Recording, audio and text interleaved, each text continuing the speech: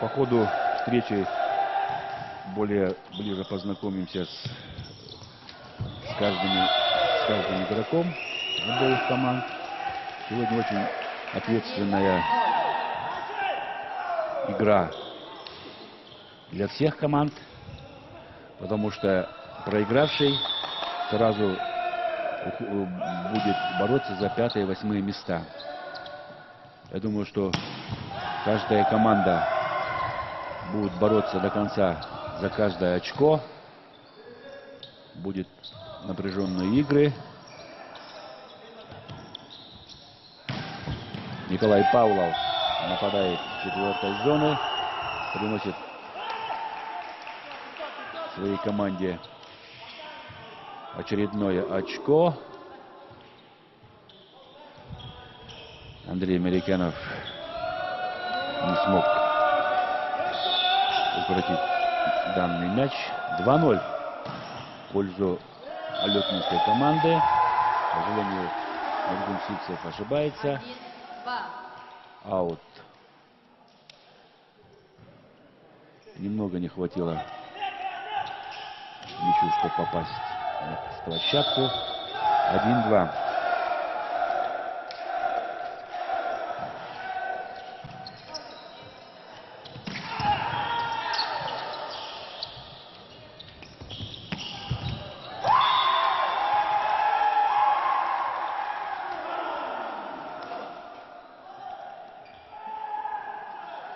Два-два.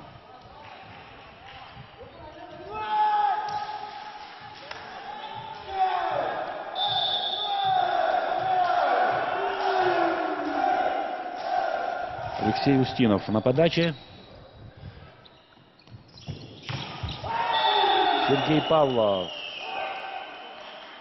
от блока. 3-2. Мяч улетает в аут после его сильного удара. Одиночный блок был в исполнении Сергея Бельчитова. Капитан команды Алекминского района Николай Павлов. Хорошая подача силовая, но, к сожалению, она улетела в аут.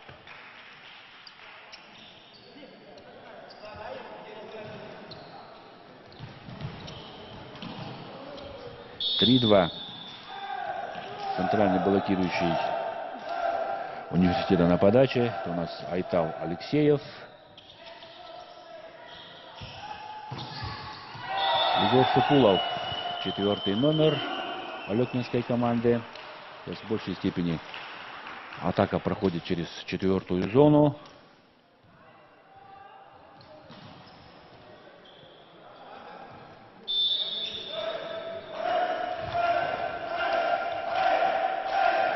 Василий Горбунов на подаче.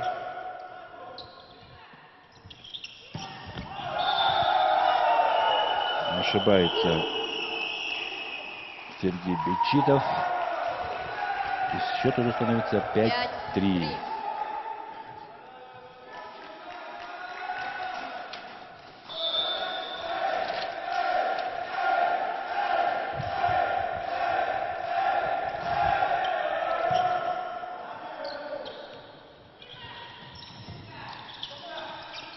Эркин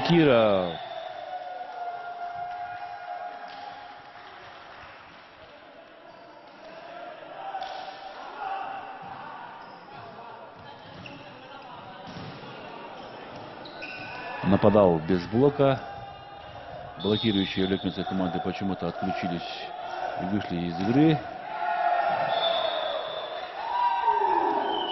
Не полетела первая подача у Эркина Кирова. 6-4. Но это, думаю, что первый и последний раз. Очень хорошая силовая подача у Эркина Кирова. Вчера неоднократно, позавчера и вчера неоднократно выигрывал очки эйсом.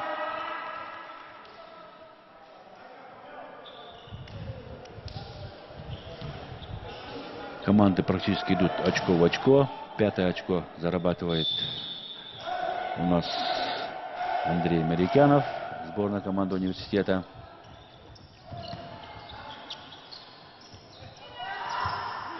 Не получается атакующий удар.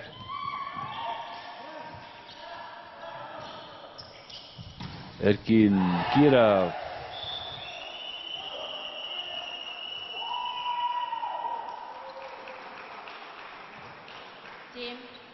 Аут. Улетает мяч. 7-5. Егор Сукулов на ваших экранах. Аут.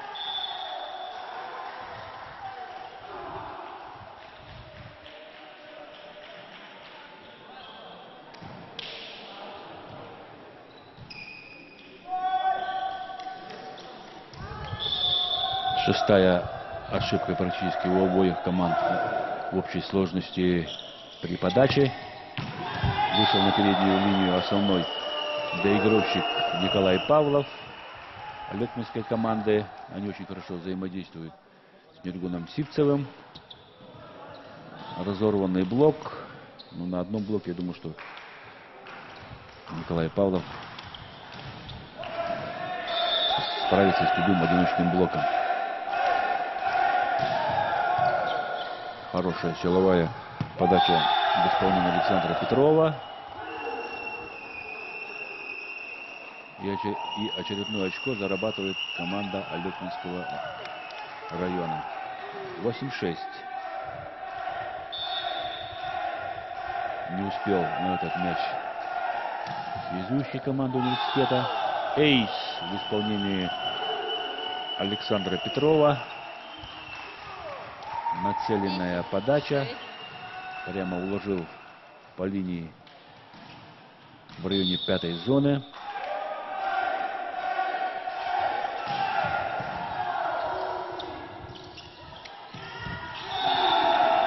Ошибается Андрей Мирукянов.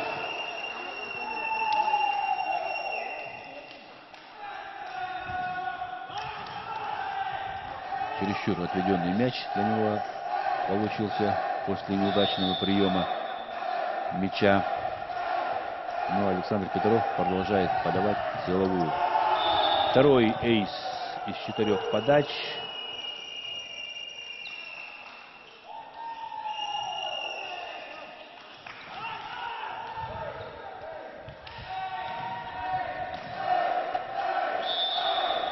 Не справился с приемом либера команды университета Константин Андреев. Аут.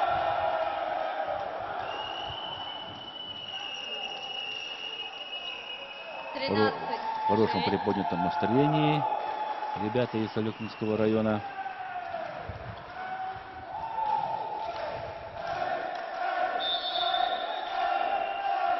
Очередной эйс в исполнении Александра Петрова. На этот раз попадает в аут.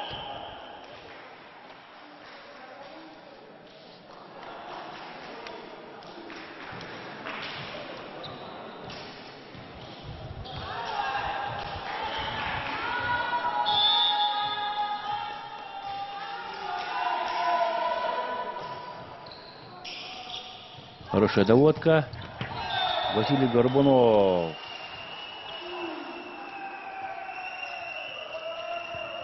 Это у него один из излюбленных приемов. Нападение из-за головы.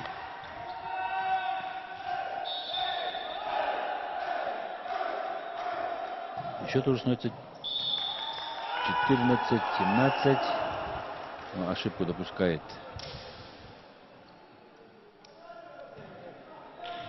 при подаче Нергун Сивцев. 8-14.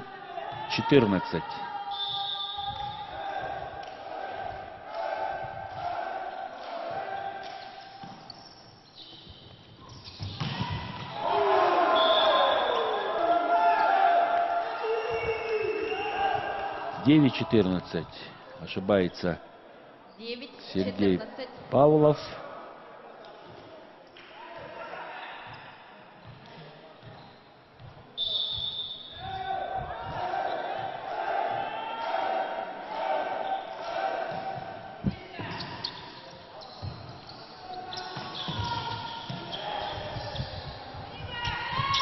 Эркин Киров нападает.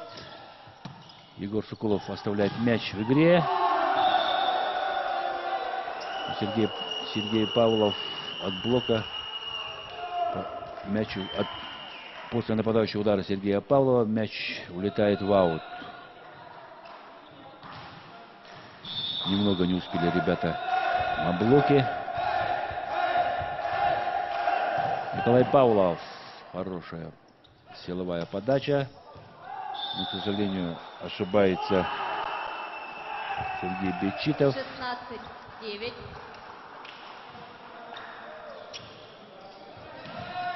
Перебрасывал из четвертой зоны в четвертую. И мяч улетел в аут. 16-9. Разрыв увеличивается. 10-16 после ошибки Николая Павлова. Вчера ребята Северо-Восточного федерального университета встречались с командой из Ленского района. Очень хорошая игра. Особенно во второй партии. Во второй партии счет закончился в пользу ленских волейболистов со счетом 33-31. Упорная, силовая, показали хороший открытый силовой волейбол обе команды. Настрой у ленских игроков был отменный. Четверо волейболистов подают мощные силовые подачи. Я думаю, что мы еще налюбуемся игрой ленских волейболистов. Ну а сейчас следим за игрой сборных команд Алютминского района и Северо-Восточного федерального университета. На подаче Эркин Киров, капитан команды университета. Хорошая доводка. Разорвал связующий блок. И на одном блоке Сергей Павлов выигрывает 18 очко. Андрей Американов не справился на блоке супротив Сергея Павлова. Хороший прием. Низковат мяч для Андрея Американова. Ошибается связующий. Низковат и узковат. 19-11.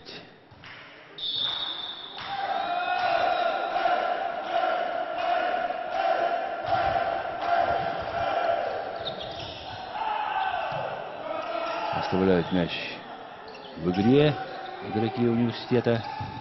Подключается со второй линии Николай Павлов. 12, да. Извиняется перед связующим, то что допустил ошибку. 12-9.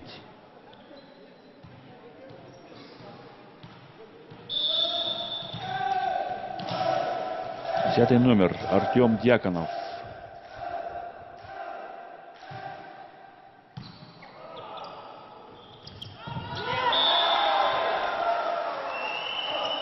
Александр Петров изменяет направление мяча.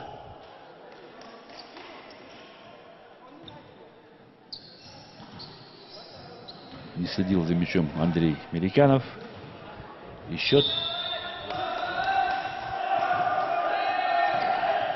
уже 20-12. Блокирует Андрея Американова. 21-12. Вчера в игре с ленской командой Андрей Американов очень здорово нападал. Мощно, быстро. С высокого съема. Подключает первый темп. Но, к сожалению, и здесь не получается у игроков команды университета. Двойной блок. Закрыли Аяна Сыромятникова. 22-12.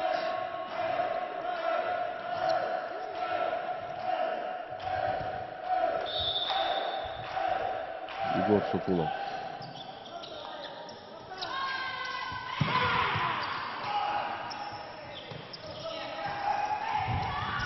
Николай Павлов.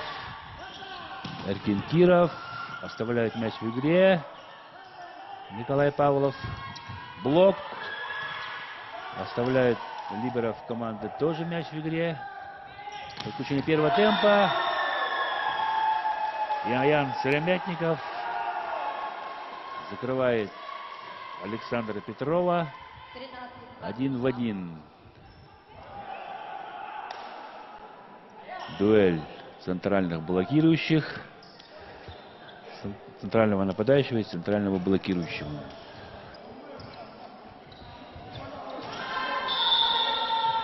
(13-22).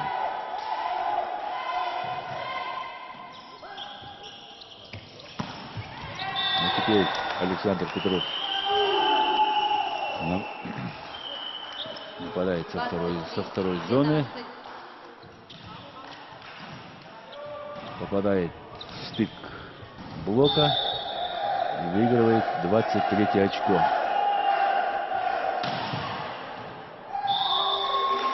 Аут после подачи Александра Петрова. 14-23. Разрыв сохраняется.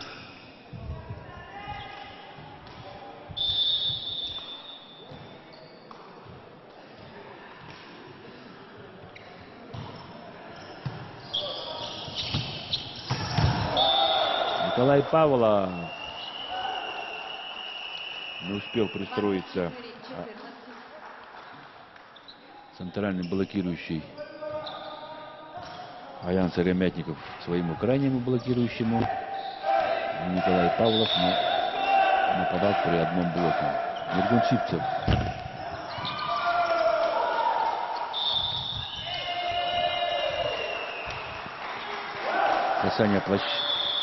Касание площадки фиксирует судья.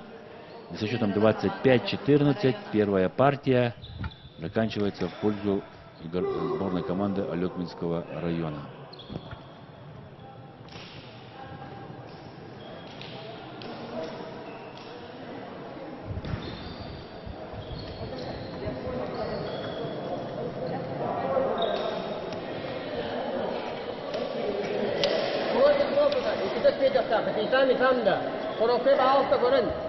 Короке кардан давайсан да кенне попта тоотора мостора гадита.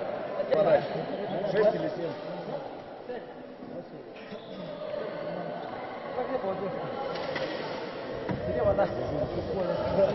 Tahu halah jangan babam. Oh tipikan bis. Seloi pada je Allah dalam jalan tu. Para mana kemat.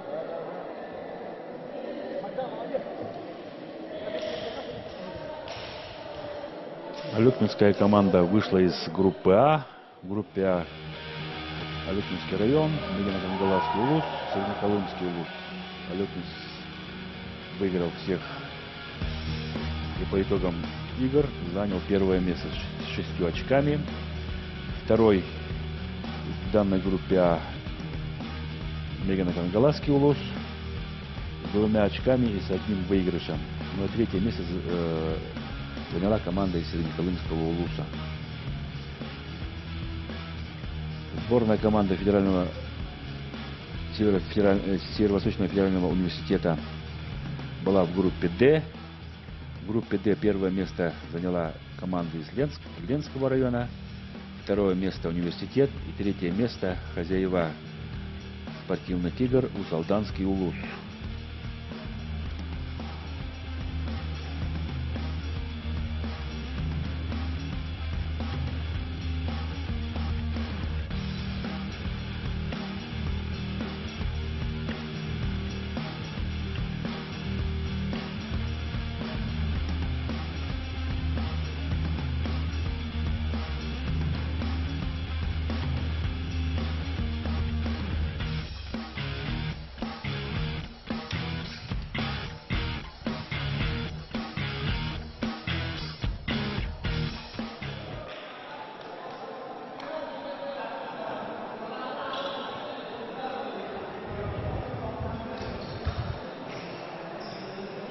Капитан команды Алекминского района Николай Павлов дает рекомендации своим коллегам. можно сказать, своим подопечным. У нас он в этой в команде капитан команды, лидер команды. Необходимо ребятам из университета собраться, показать. Они еще не показали на все свои возможности. В первой партии у них два лидера. Это Андрей Марикянов, ну и, конечно, капитан команды Эркин Киров.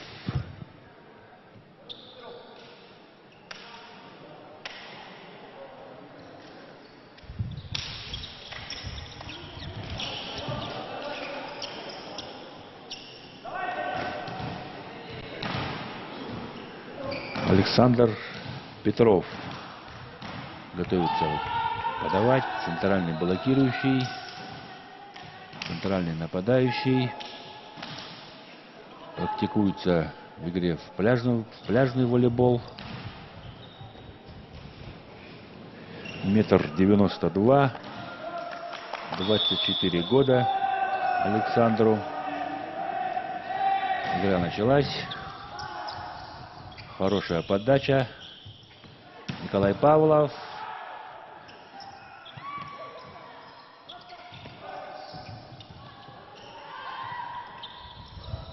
Эркин Киров. Подключается к первому темпу Василий Горбунов. И выигрывает первое очко. Чуть-чуть не успел среагировать Евгений Пермяков, лидера команды университета. Вторая подача в исполнении Александра Петрова улетает в аут.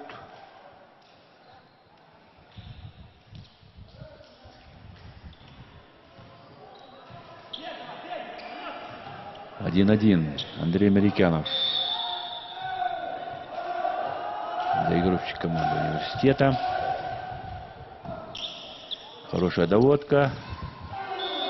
И снова комбинацию за головой. Либо комбинация зона за головой. Василий Горбунов выигрывает второе очко.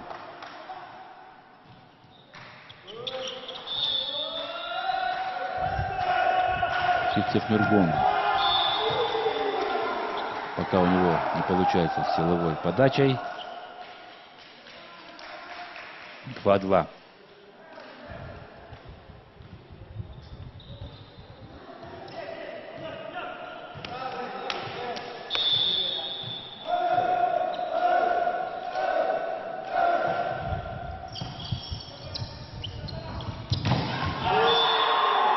Закрыли блоком Николая Павлова. 3-2. После таких блокирующих действий, после хороших акцентированных нападающих ударов, начинается игра по-новому. Каждый игрок воспринимает победу в данной игровой ситуации. Игра становится более интересной. После хороших защитных действий Николай Павлов.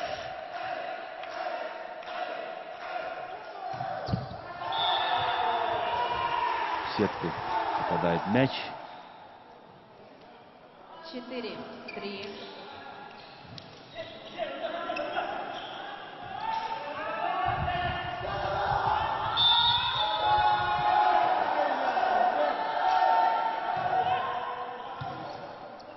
Хорошая доводка в исполнении Богдана Кулагина. Хорошая доводка мяча до связующего. Хороший пас. И как доказательство выигранное очко. Егор Шукулов выигрывает 4-е очко.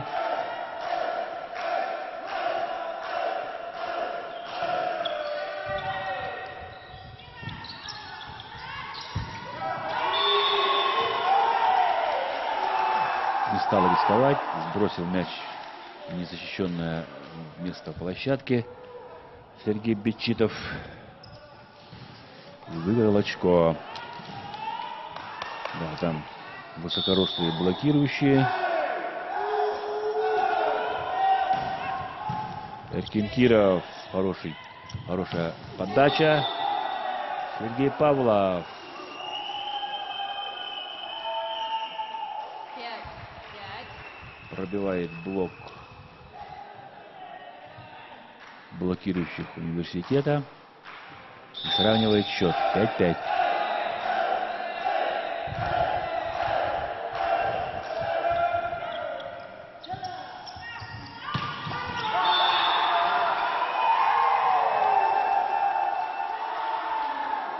Выигрывает очко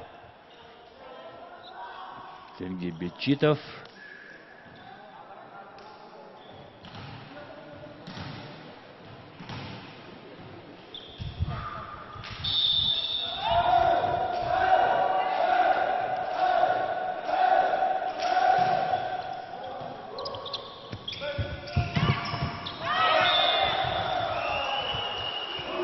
Не успевает Евгений Пермяков обработать мяч после сильного нападающего удара. И мяч улетает от его рук в аут. Егор Шукулов нападал.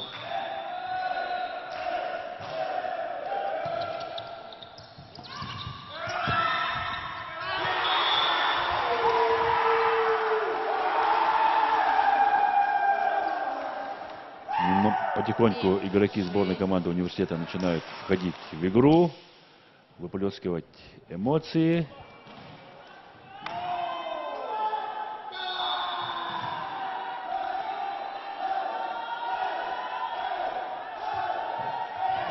Аян Сыромятников.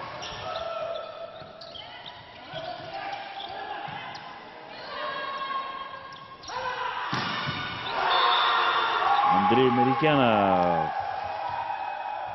7-й номер сборной команды университета. Выигрывает очко. Обводит блок Александра Петрова. 8-6. Команда СФУ выходит на 2 очка вперед.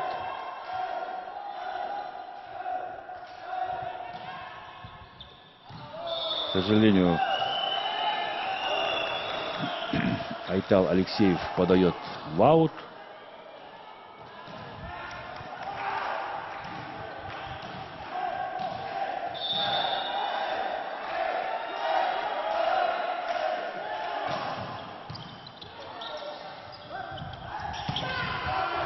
Подключается со второй линии Андрей Бечитов. Да, ну, не успели подстраховать друг друга игроки университета.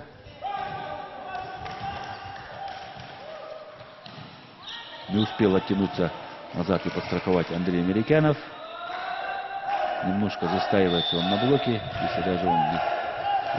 Даже если он не прыгает на блок, должен был оттянуться от блока. Еще раз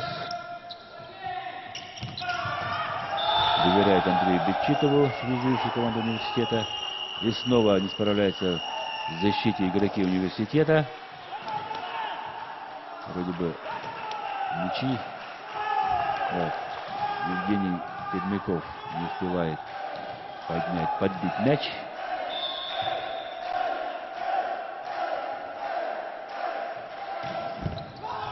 Начал рисковать Александр Петров. И ошибается при третьей подаче.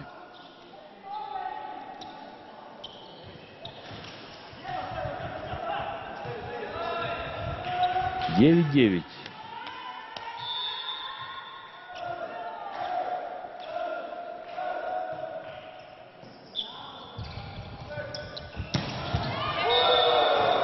Как я уже говорил, что один блок для Николая Павлова, это, конечно, 9. не блок. Пробил при одиночном блоке, да еще поверх мяч пролетел Алексея Устинова. 10-9. Сиксет Миргон на этот раз не стал рисковать. Простую подачу.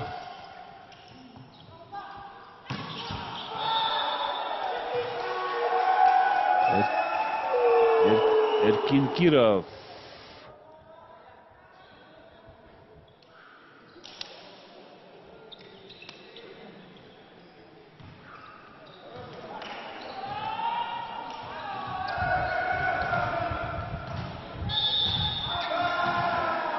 Десять-10.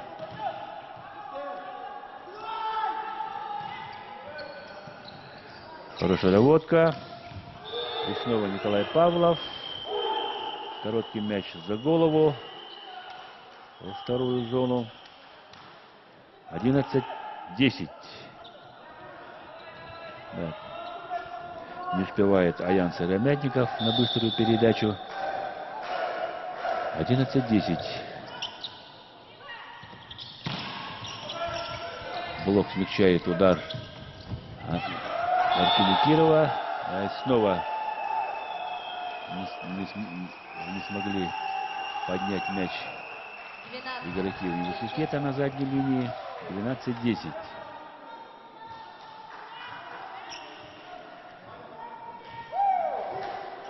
Буквально чуть-чуть не хватает защитных действий у игроков университета.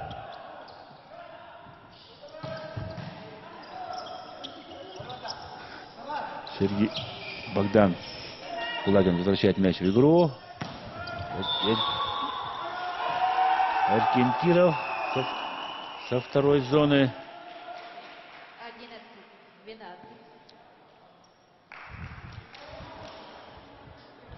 11-12. 11-12.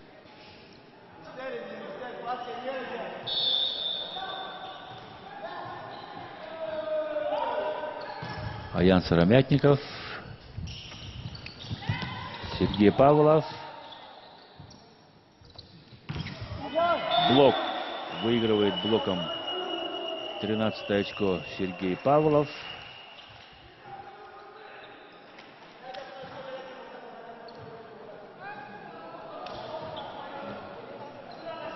Тринадцать 11.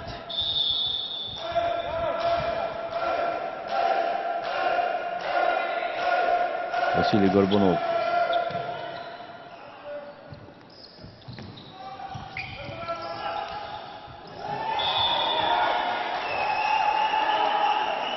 Чересчур отведен 13. близкий мяч к сетке оказался для доигровщика университета, но Сергей Бечитов вышел из этого положения победителем. 12-13. Эркин Киров подает в аут. Плюс 2 сохраняется за Алекминской командой.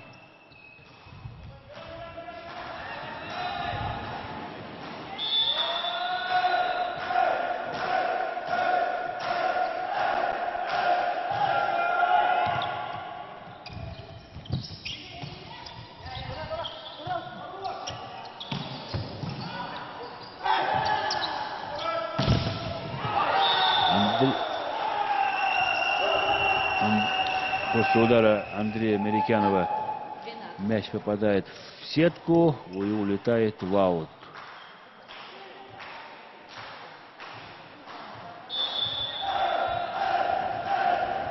(15-12).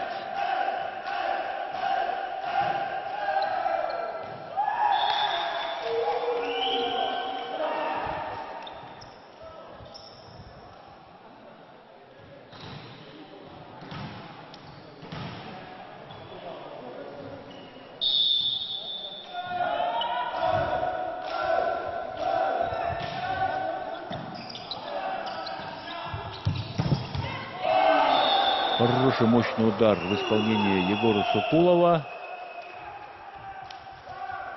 16. Евгений 12. Пермяков занял хорошую позицию в защите, да, но не успел, не сумел укротить сильный нападающий удар в исполнении Егора Сокулова.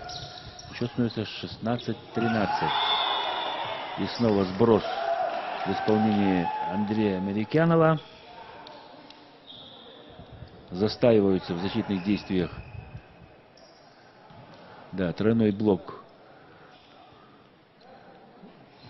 хотели поставить Андрею Америкянову. Допустили ошибку.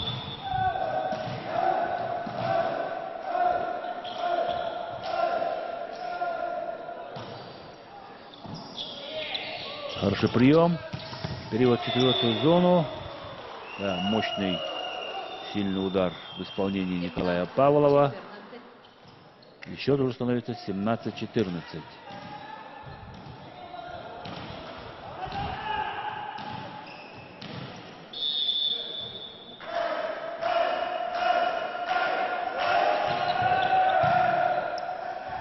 Отведенный мяч.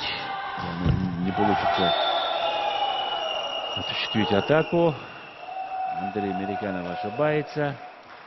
Да, такие ошибки желательно было бы исключить против таких своих сильных соперников.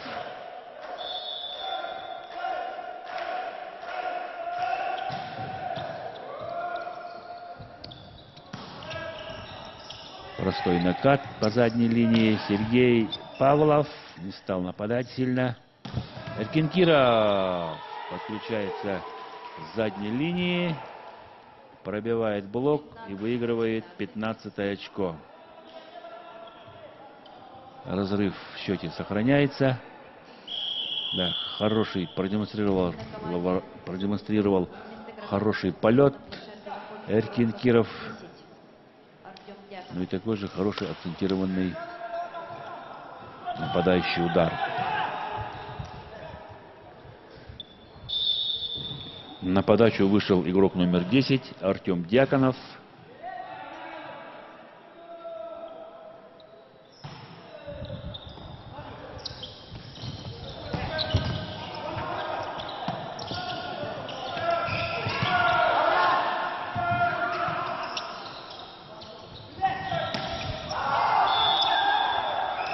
Пролетел под мячом Егор Сокулов и ошибся. Мяч улетел после удара в аут.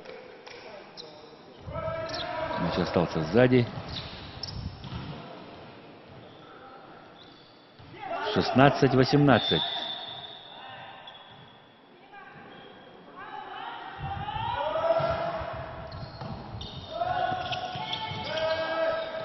И снова команда Ленинского района остается, Александрийского района остается без нападения. Но грамотный блок в исполнении Горбунова Василия Николая Павлова приносит 19 очко своей команде. Закрыли основного доигровщика команды университета Эркина Кирова.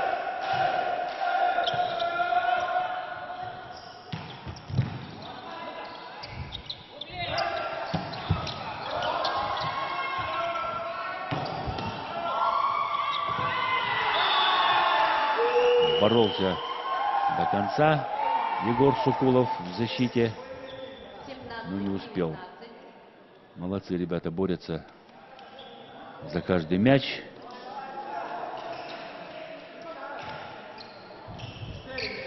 Хотя в передней линии на подстраховке застаиваются игроки сборной команды Алёкинского района.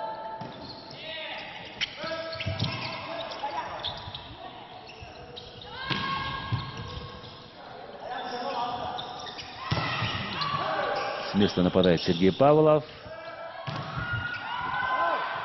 Хорошо среагировал Евгений Пермяков. Сетку фиксирует второй судья у Эркина Кирова. Касание сетки. Да, коснулся сетки. Спиной. 20-17.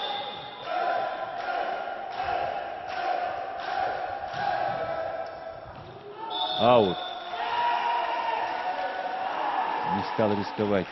Начал подавать планирующий планер Николай Павлов, но мяч улетает 20. в аут. 18-20.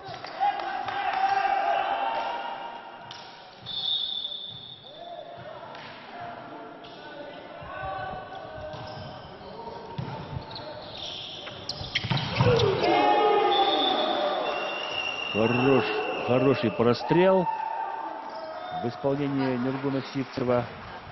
И мощный удар производит Василий Горбунов. 21-18.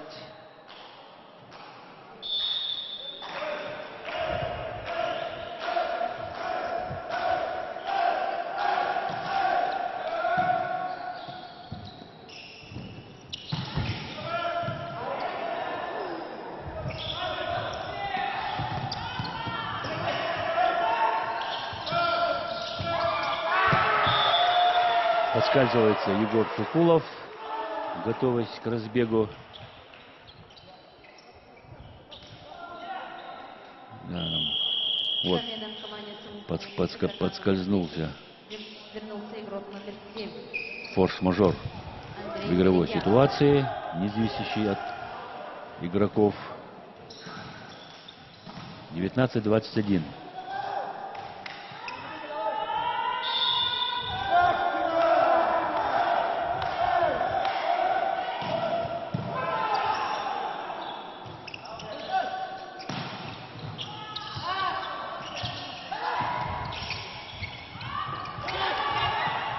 Оставляет мяч Сергей Бечитов.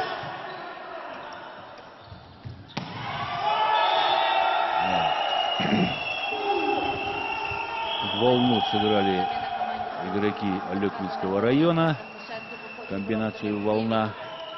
9 Сергей Сивцев. Чуть-чуть блок не успевает заблокировать Егора Сокулова. 22-19. Сергей Павлов на подаче. Хорошая доводка. Андрей Марикянов. Егор Сокулов. Чехляк Егора Сокулова. Исполнитель чехла 22. Айтал Алексеев.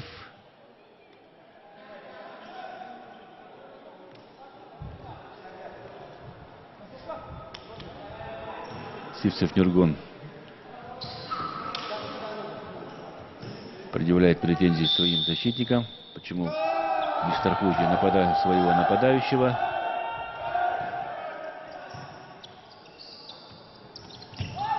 Не получилось атакующего удара у Александра Петрова. Но в этой безобидной ситуации ошибается 23-20. Андрей Марикянов. Не добросил мяч, не смог перебросить мяч через блок. При счете 20-23. 20. Тайм-аут команде Сумы. 23. Тайм-аут берет команда Северо-Восточного федерального университета.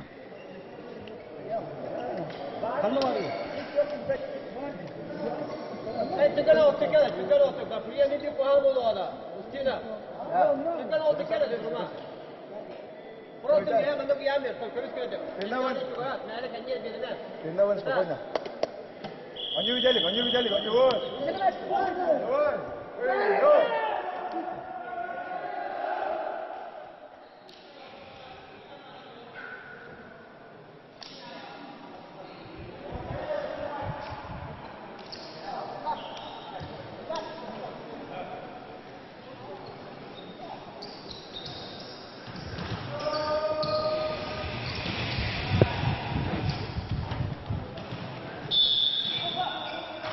23-20. Егор Сокулов на подаче.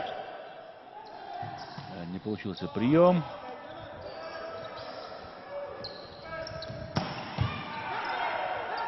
Евгений Пермяков оставляет мяч в игре. Хороший удар в исполнении Андрея Марикянова. Опять неразбериха в стане сборной команды университета. Ну и Александр 24, Петров 20. ставит точку в этом розыгрыше мяча.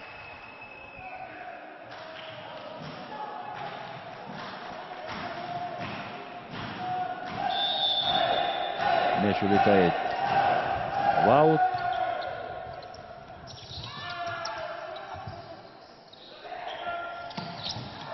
Снова Александр Петров. Среагировал на этот мяч Николай Павлов. И снова трижды подряд доверяет Миргун Сивцев своему центральному нападающему Александру Петрову, который выигрывает 25-е очко. 25-20. Вторая партия в пользу алекминской команды.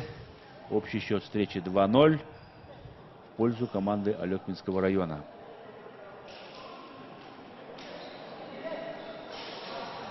Уважаемые гости-участники, сегодня у заместителя главного судьи 8 спортивных игр Народной Республики Саха-Якутия Арианы Егоровича Тарасова день рождения. Поздравляем!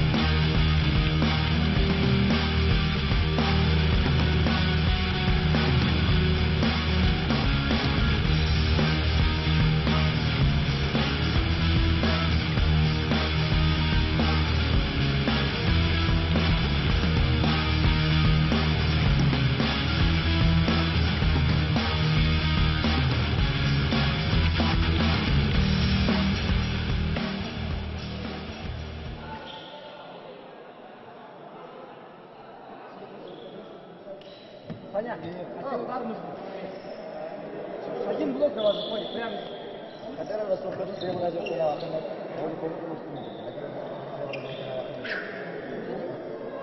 Вася блок аут. Все. Нажимали, где по линии живет.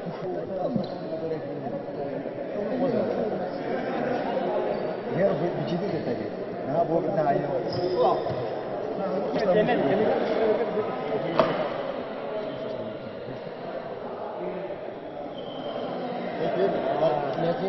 Kita ni ada. Boleh dia tahu aku nak.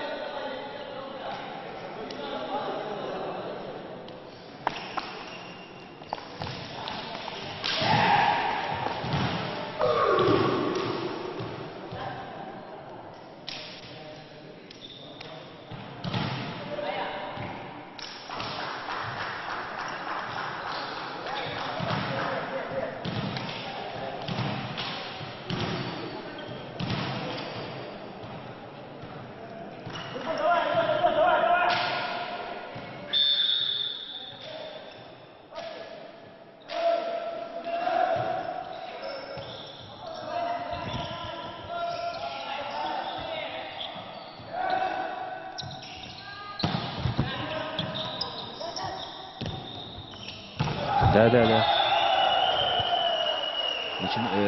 Продолжаем вторую партию между командами Алекминский район, Северо-Восточный федеральный университет. 1-0 после мощнейшего нападающего удара Николая Павлова.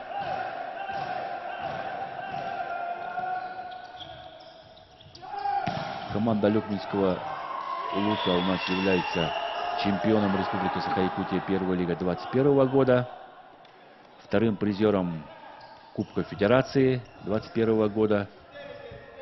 И в 2022 году на чемпионате республики команда Алекминского Улуса заняла 4-е место. Там отсутствовали ряд ведущих игроков в команде.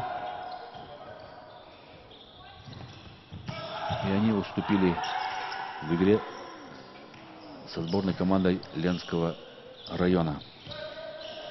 Ну а команда Северо-Восточного федерального университета практически ежегодно обновляется, так как игроки заканчивают высшее учебное заведение, 2-1. уходят в другие команды, защищают, либо уезжают в свои родные улусы.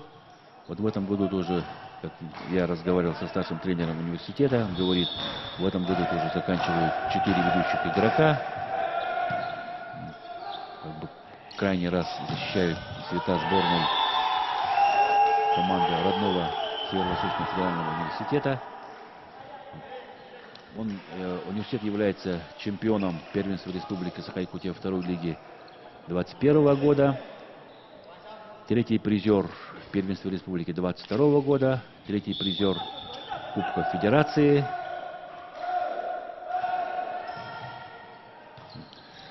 Ребята практически все играют в чемпионате города Якутска за свои команды.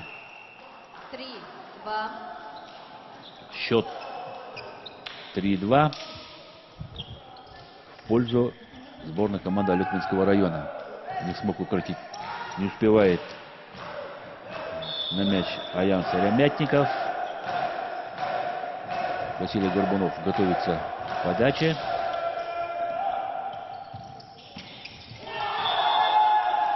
Айтал Алексеев.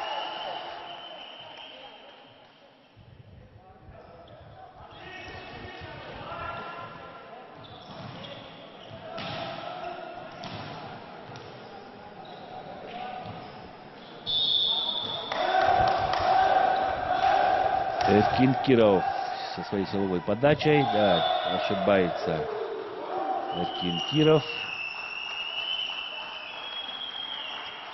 4-3.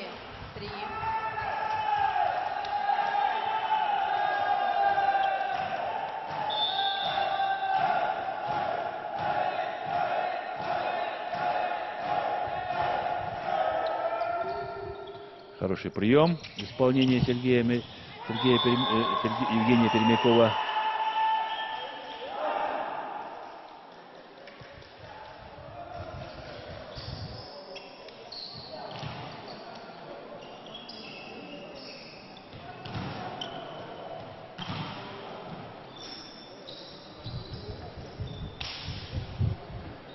Сашка в спортзале. Подающий даже вышел на улицу, глотнул свежего воздуха.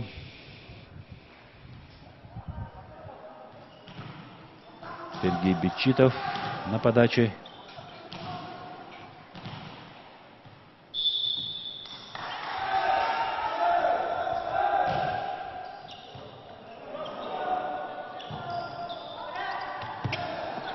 Мяч перекидывается без нападения. Николай Павлов оставляет мяч в игре. Егор Сукулов. К сожалению, 5-4. шел неподготовленный на этот мяч. Отправил мяч в аут.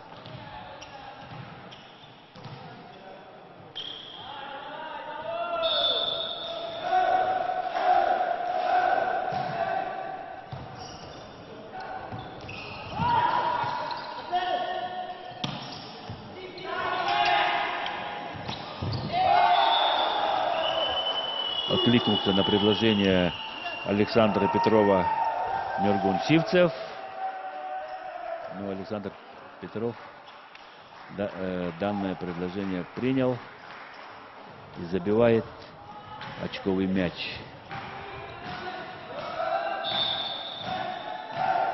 Егор Сукулов.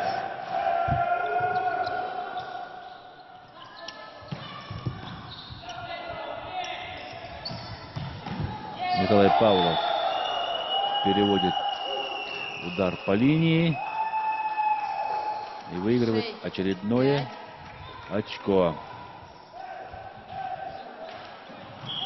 Команда Алекминского района выходит вперед в третьей партии. На подачу выходит игрок номер 9. Сергей Цивцев. Молодой игрок 2001 года.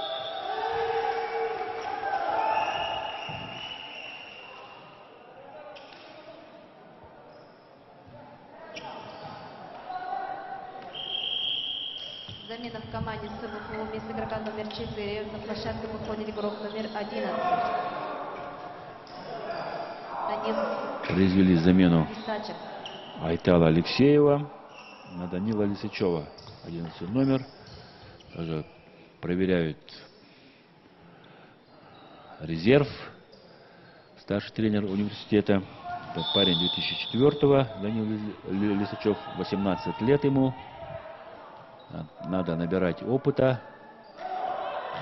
К сожалению, ошибается. Расстроился. Поддерживает его Евгений Пермяков.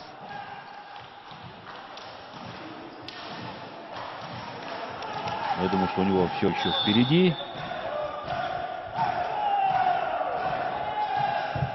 А тем самым подает Александр Петров. Тем временем достает сложный мяч Николай Павлов.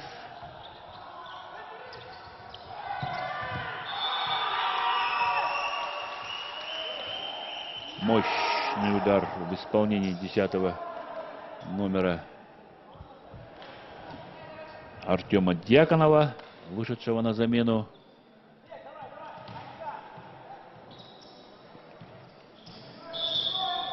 Артем Дьяконов.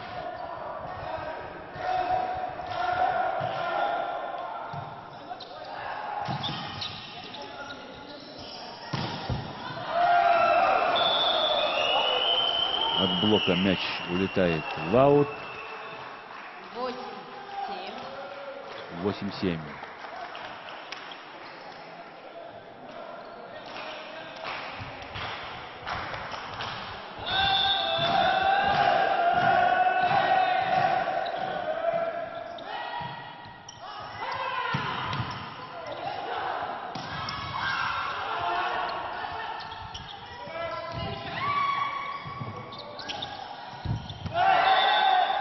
Ошибается, к сожалению, Николай Павлов, перебрасывая мяч через сетку. 8-8.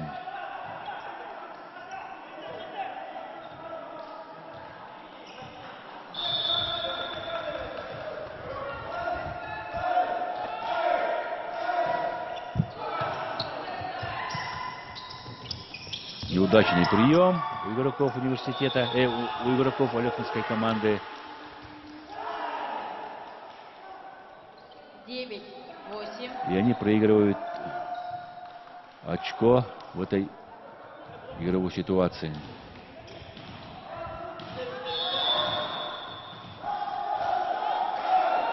Алексей Устинов. Подают постоянно на Богдана Кулагина, либера команды. Очередное выигрышное очко. 9-е по счету у Алекминской команды.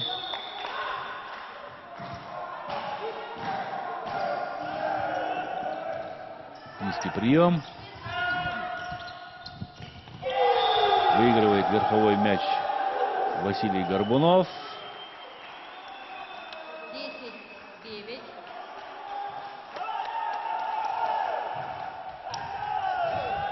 переиграл Василий Горбунов Аяна Сыромятникова. Счет становится 10-9. Подключается Эркин Киров. Бесполезно.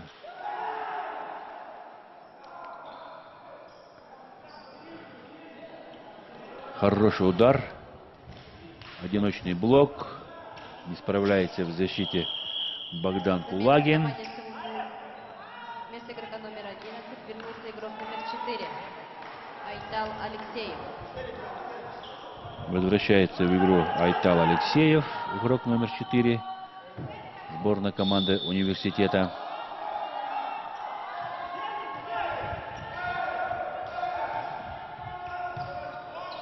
Хороший прием в исполнении Богдана Кулагина. Сергей Павлов. После хорошего приема идеальная доводка до своего доигровщика. И счет становится 11-10.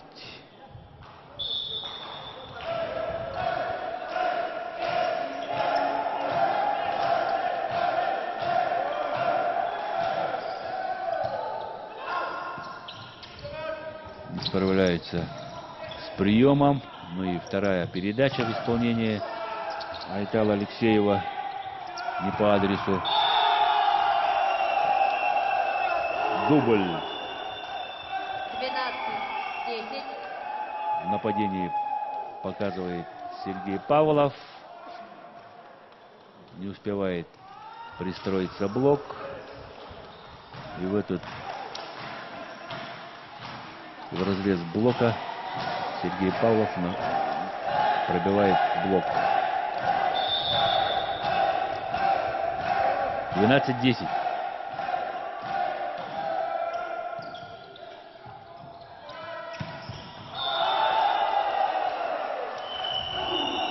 В аут мяч улетает после удара Артема Дьяконова.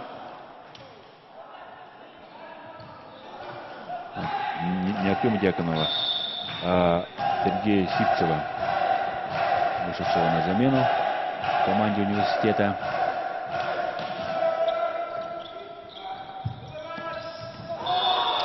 Айтал Алексеев. Замена команде СУ. Первый темп. Игрока номер 10 вернулся игрок номер 7 Андрей Мерикянов. 13-10. После отдыха возвращается в игру Андрей Мерикянов. 7-й номер.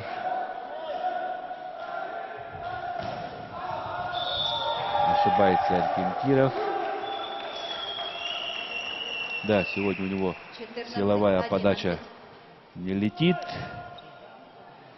14-11.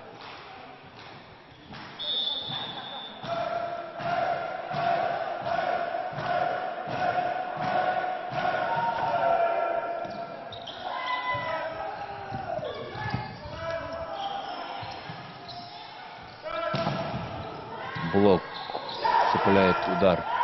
Мяч после удара Николая Павлова. Да, чересчур близко к сетке 12-14. стоял Богдан Кулагин. Не успел. И мяч был переброшен через него. 12-14. На подаче 9-й номер Сергей Сивцев. Сборная команда университета. Справляется с приемом Егор Цукулов. Ну, одиночный блок. Не справляется с нападающим ударом Александра Петрова.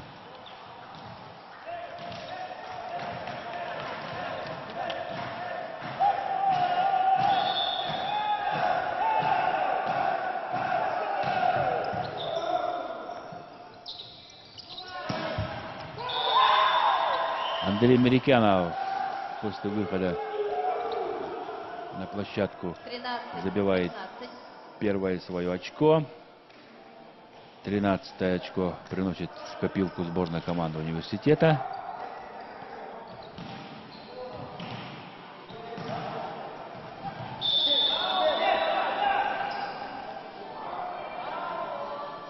Это Алексеев выискивает. На этот раз заблокировали Алексея Горбунова. Ждали блокирующие эту комбинацию. Просчитали.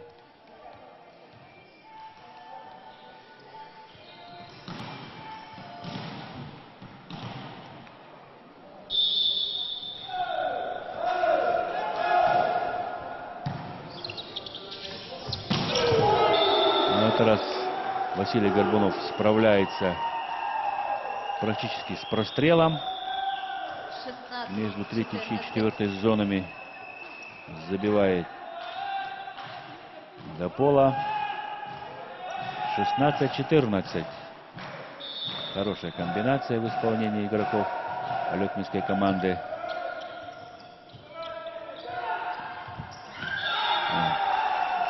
Не долетает мяч до четвертой зоны, до Андрея Мерикянова. 17-14. И уже 17 очко выигрывает команда Алекминского района.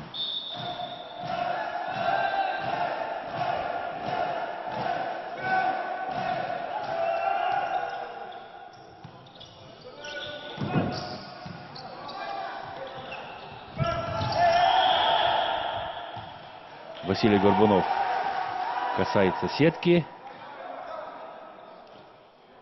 15-17.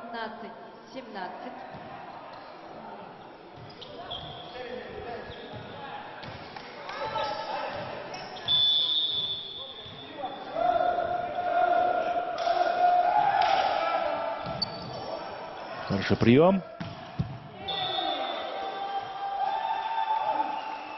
Со второй зоны по вторую зону нападает Николай 18, Павлов. 15. Да, притом там Эркин Киров выставлял одну левую руку на блоке.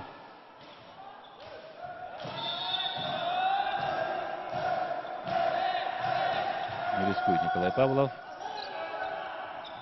Эркин Киров останавливает сброшенный мяч. Блокирующий Алекминского района. Нападающий удар в исполнении Сергея Павлова. Эркин Киров перебрасывал. Подключается с задней линии Николай Павлов. Эркин Киров. Да, к сожалению, мяч после броска Эркина Кирова попадает в аут. Хороший игровой эпизод. Да, в аут. При счете 15. Апеллировал судья Эркин Киров, что было касание блока. Николай Павлов уступает свое место пятому номеру Станицкому Максиму.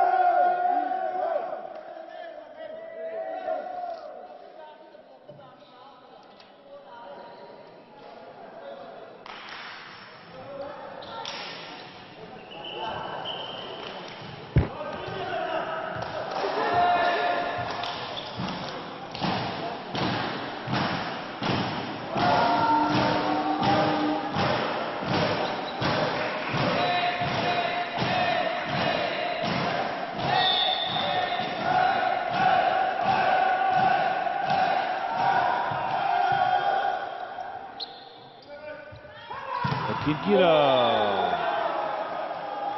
Блок в исполнении Василия Горбунова и Сергея Павлова. Выигрывает очко. 20-е по счету.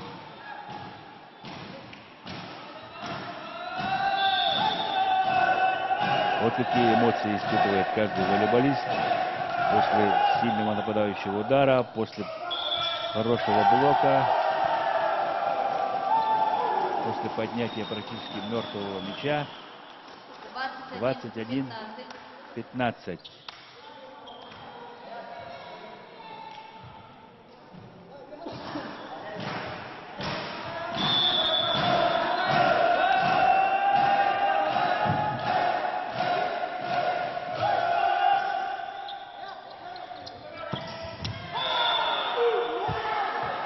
Нападающий удар в исполнении Аяна 16, Сыромятникова. 21. 16-21. Да, приложился к этому мячу Аян Сыромятников.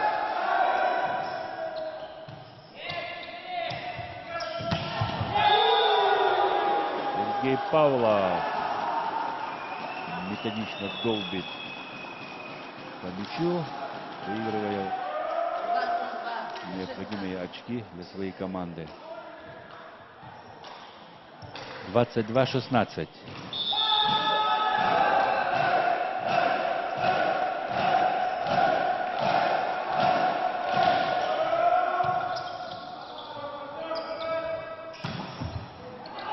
Блок цепляет мяч.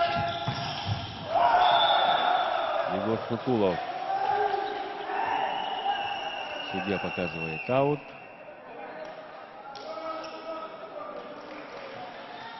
Не спорит с мнением судей Егор Сукулов.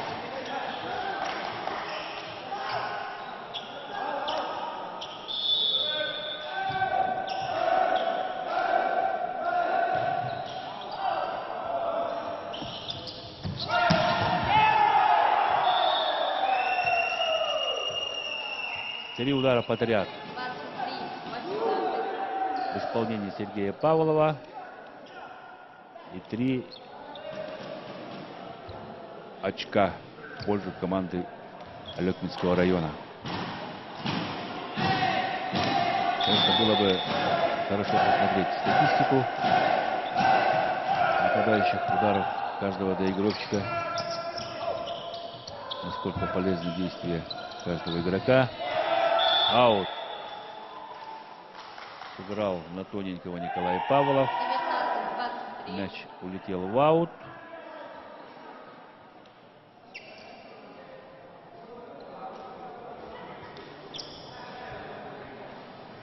Евгений Пермяков, либеро команды университета. Но это у нас первый судья встречи Владимир Захаров. 19-23.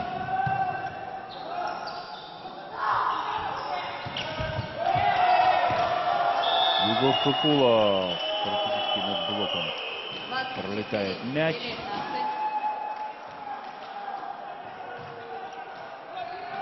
Да.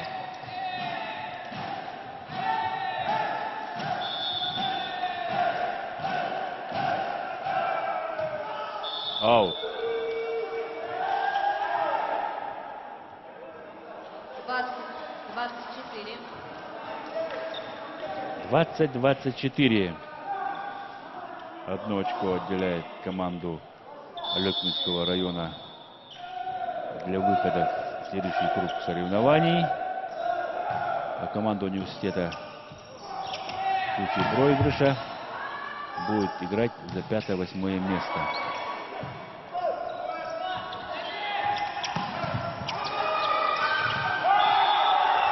Александр Петров ставит точку в этой встрече. Со счет 25-20. И в третьей партии со счетом 25-20 выигрывает команда Алекминского района. Общий счет встречи 3-0 в пользу команды Алекминского района. Поздравляем сборную команду Алекминского района с выходом в дальнейший круг соревнований. Пожелаем побед дальнейших ребятам. Но то же самое и желаем ребятам из команды сборной команды университета. Не получилось сегодня им противостоять против сборной команды Алекминского района. Хотя вчера во второй партии достойно бились со сборной командой Ленского района. Еще раз напоминаю, что сейчас выйдут на площадку сборные команды Намского и Амгинского улусов. Тоже будет интересная встреча.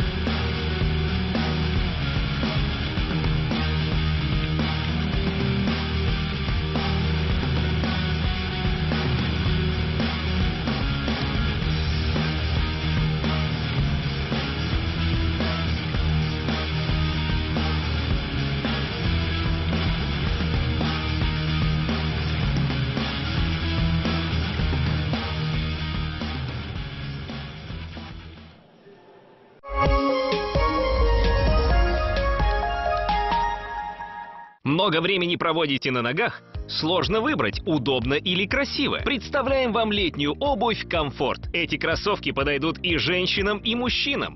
Они имеют широкий размерный ряд от 37 до 45 и универсальный дизайн. Идеальная пара. Удобная, долговечная и недорогая. Невероятное предложение! Цена летней обуви «Комфорт» от 799 рублей. Кроссовки представлены в 5 цветах: бордовый, светло-серый и темно-синий, а также в классических черном и белом цветах. Светло-серый идеально дополнит современный повседневный образ. Бордо подойдет ярким, энергичным женщинам, предпочитающим более элегантный стиль. Темно-синие или серые идеально впишутся в мужской гардероб, а черные или белые – это нестареющая классика, которая будет уместна в любом образе. Не можете выбрать? Возьмите сразу 2 пары. Только сегодня действует невероятное предложение. Цена летней обуви «Комфорт» от 799 рублей. Подошва кроссовок амортизирует при ходьбе. Эффект достигается благодаря особому вспененному материалу, из которого она сделана. Верх кроссовок сделан из сверхпрочного износостойкого сетчатого материала. Благодаря своей особой структуре он позволяет ноге свободно дышать.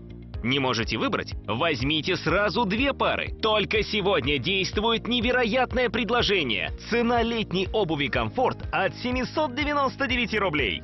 Закажите кроссовки «Комфорт» на лето себе и своим близким. Благодаря тянущимся свойствам верха, летние кроссовки «Комфорт» подойдут на ногу любой полноты.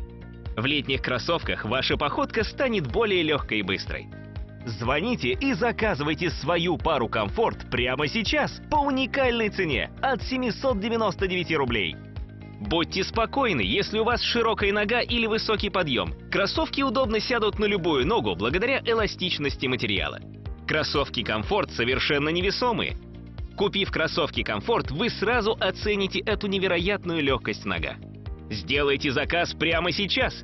Красиво? Да, но главное, очень комфортно. Ведь в летних кроссовках не только удобная гибкая подошва, эластичный верх, но еще и дышащая стелька, что особенно важно в жаркую погоду. Кроссовки «Комфорт» стираются в обычной стиральной машине. Они легко очищаются, быстро сохнут и не теряют форму. Вы можете купить эти кроссовки не только себе, но и в подарок. Вам просто нужно знать размер. Это идеальная дистанционная покупка. Наши кроссовки садятся на ногу любой полноты и подъема. Эта универсальная модель подходит и мужчинам, и женщинам. Размерный ряд от 37 до 45. Звоните и заказывайте свою пару «Комфорт» прямо сейчас по уникальной цене от 799 рублей. Звоните прямо сейчас. Предложение ограничено.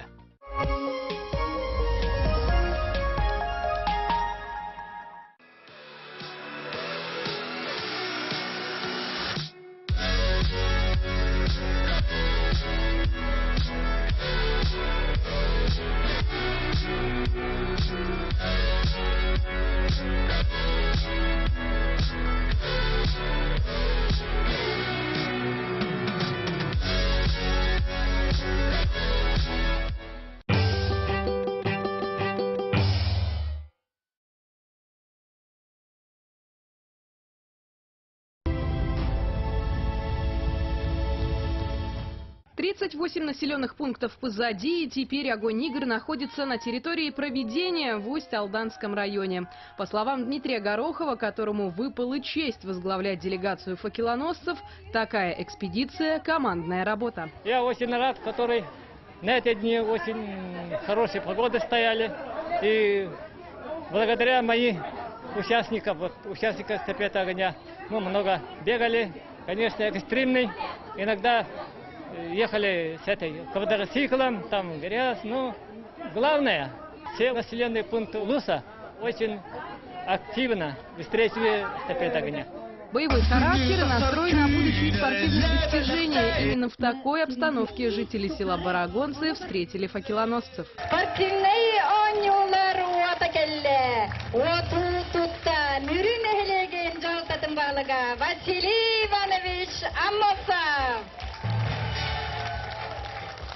Не случайно именно огонь является символом спортивных соревнований, потому что он несет в себе свет побед, дружбы и начинаний, которые так присущи различного рода спортивным состязаниям. В эту игру играли только во дворах и на уличных спортивных площадках. Сегодня же она включена в олимпийскую семью. Это, конечно же, баскетбол 3 на 3. Соревнования по этому виду спорта начались сегодня в Барагонта. За медали 8-х игр борются 12 команд. Противостояние на площадке очень жаркое, и речь тут далеко не о погоде. Ведь каждая команда приехала за победой. Сегодня в баскетболе можно было сразу сделать вывод, определить финалистов. Я бы сказал, наверное, 3 команды, 3 максимум 4. Но здесь, к счастью, из 12 команд порядка 6-7 команд могут в финальную часть попасть. То есть это как раз таки показатель того, что все команды равные, все хорошую игру показывают, даже начиная с первых игр. Команды готовились к играм серьезно, на подготовку у них был целый месяц, и все ради одного заветного желания – показать на площадке свое мастерство и профессионализм. Настрой отличный, приехали, был день отдохнуть у нас, опробовали площадку, все понравилось, час побегали, размялись, в принципе готовы. Все команды настроены, заряжены, по всем видно, у всех форма отличная. Прекрасная, спортсменская. Вот, физическая форма отличная у всех, поэтому будем рубиться со всеми. Похоже, что интрига чемпионства сохранится до финалов. Тем интереснее будет следить за играми. Сегодня стартовали бои по боксу до 48 килограмм. Из 8 участников всего 2 дойдут до финала и поборются за звание победителя. Сегодня первый день соревнований, а обстановка накалена уже как на финальных боях. Всего на ринге встретятся 99 участников из 24 улусов. Сегодня боксируется 48 килограммов, 57, 67 и 80 килограмм, две пары. Соревнования проходят в течение 5 дней. 8-го у нас полуфинальные бои и 9-го финальные бои. На старте четвертьфинального боя в поединке сошлись боксер из Нюрбы Эдуард Попов и Эдуард Слепцов из Вилюйска.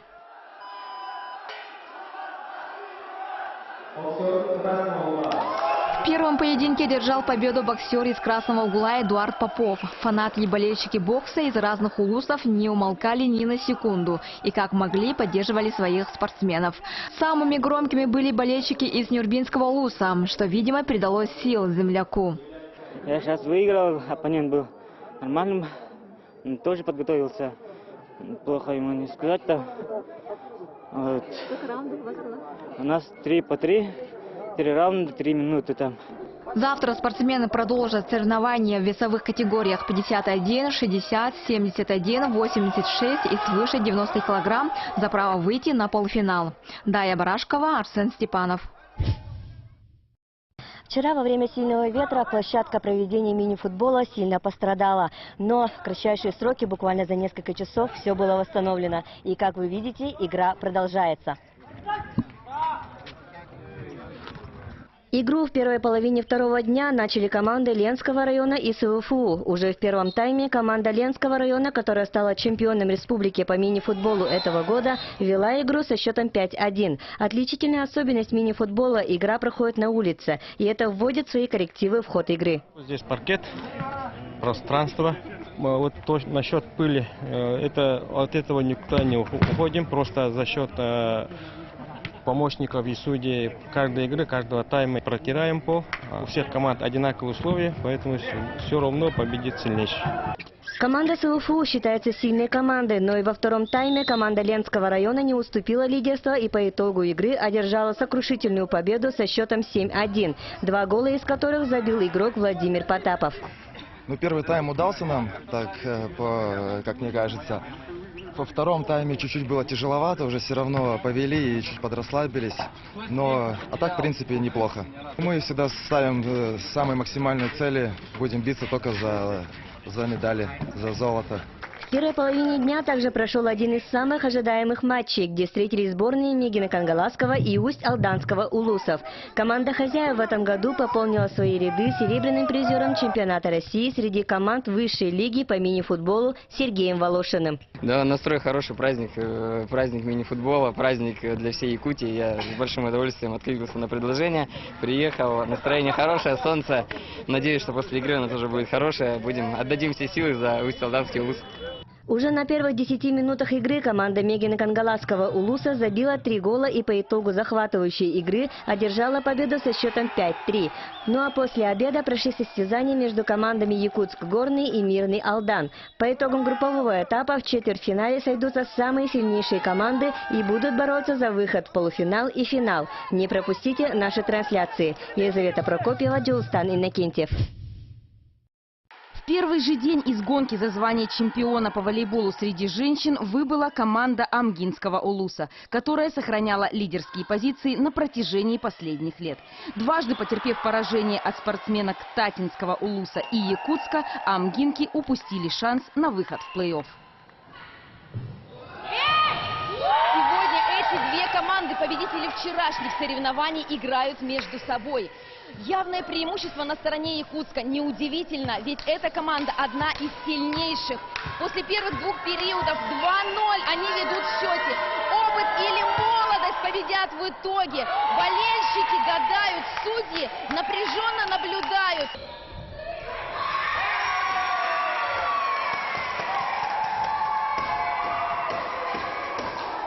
Разгромный итог 3-0 в пользу команды из столицы. Ну, хорошая игра была, мы были очень сильно настроены, старались отыграть свою полную силу. Девчонки были очень сильно заряжены, все хотели только победить, и у нас вроде все получилось. Мы довольны своей игрой, все правильно сложилось, тактика и все остальное. Но у дебютантов есть еще возможность завоевать кубок.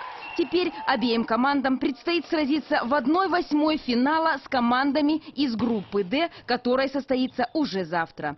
А сегодня за шанс получить чемпионский титул также боролись волейболистки из Мегина Кангаласского, Сунтарского, Алекминского, Хангаласского, Намского, Горного улусов и один из лидеров республиканского чемпионата этого года – Усть-Алданский улус. На спортивных площадках, откуда ведутся прямые трансляции, проложены километровые кабеля. Всего задействовано 3 ПТВС, например. Сегодня до обеда мы вещаем в прямом эфире с площадок мини-футбола и волейбола. Ежедневные прямые трансляции, включения, утренние выпуски и дневники. По всей Якутии телевизионную картинку и радиоканал передает национальная вещательная компания «Саха» в количестве 110 сотрудников.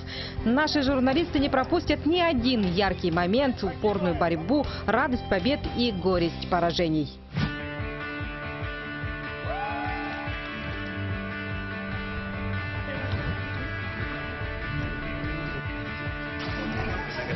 На играх задействовано 12 объектов, но не все площадки будут охвачены в прямой эфир. Все остальные виды спорта можно увидеть в ежедневных дневниках, а культурную часть в утренней программе «Сангакюн». Мы запускаем каждое утро с 6 часов «Сангакюн» на якутском языке. Каждый вечер у нас дневники. Здесь работают 6 режиссеров, 12 корреспондентов. Помимо НВК «Саха» на освещение 8-х спортивных игр народов Якутии аккредитовано 92 журналиста. Администрация Усть-Алданского улуса выделила 2 транспорта. Министерство инноваций на всех объектах подключило Wi-Fi точки. Аккредитацию на игры прошли 92 журналиста, все опытные специалисты из больших республиканских изданий, а также представители улусных медиа. Да? Мне очень понравилось уже. Сегодня вот у меня 2-й день, и начинаются уже соревнования у спортсменов, поэтому мы будем освещать эти мероприятия оперативно. Следите за работой журналистов на всех республиканских площадках средств массовой информации. Юргана Егорова, Георгий Григорьев, Барагонцы.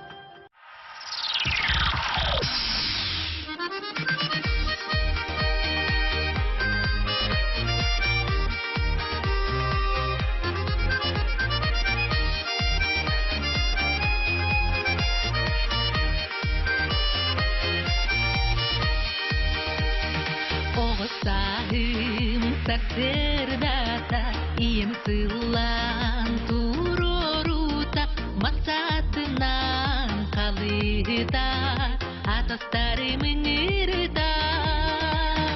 Оғыстайым сарсердата, бұспытостон сағарғата, юғдолғуна көлейен күнтегірі қалажыда, күнтегірі қалажыда.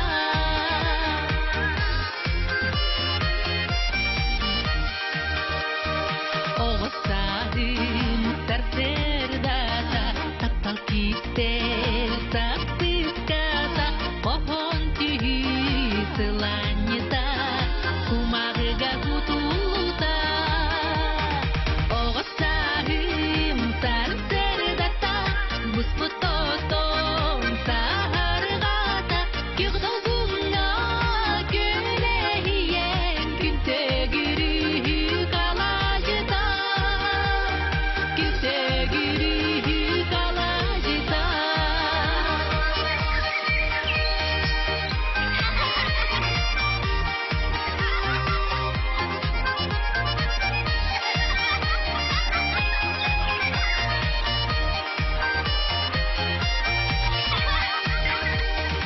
Оғыстайым сарсердата, ием сылан турорута, масасынан қалыта, атастары мыңырда. Оғыстайым сарсердата, бұспытостон сағарғата, юғдолғуна көлейен күнтегірі қалажыда, күнтегірі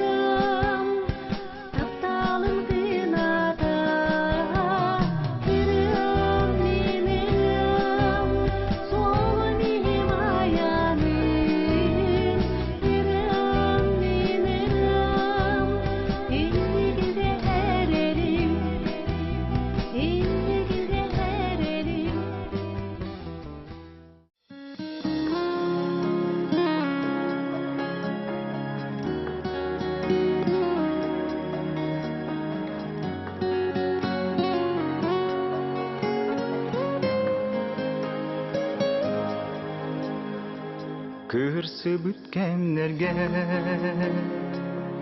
мине яқы көрдүбүн хаттан тыллар сибекке әреккәс кыз керетие юуни бирде йөрөкөтө турары жиктитик иминкее Össü topsan gelerin Omunaktık burahan Eder dönmör yeyerebe Olaminin nırava Sılan yiyen yürerebe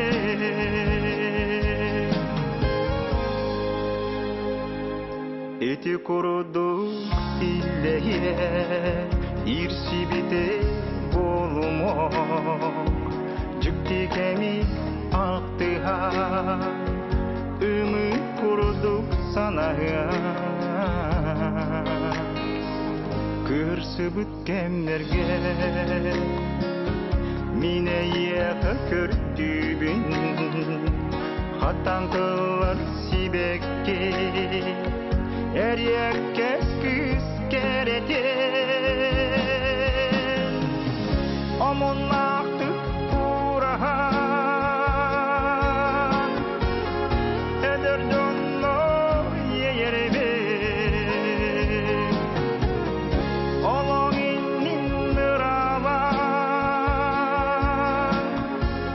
Sılan yiyen yürerebe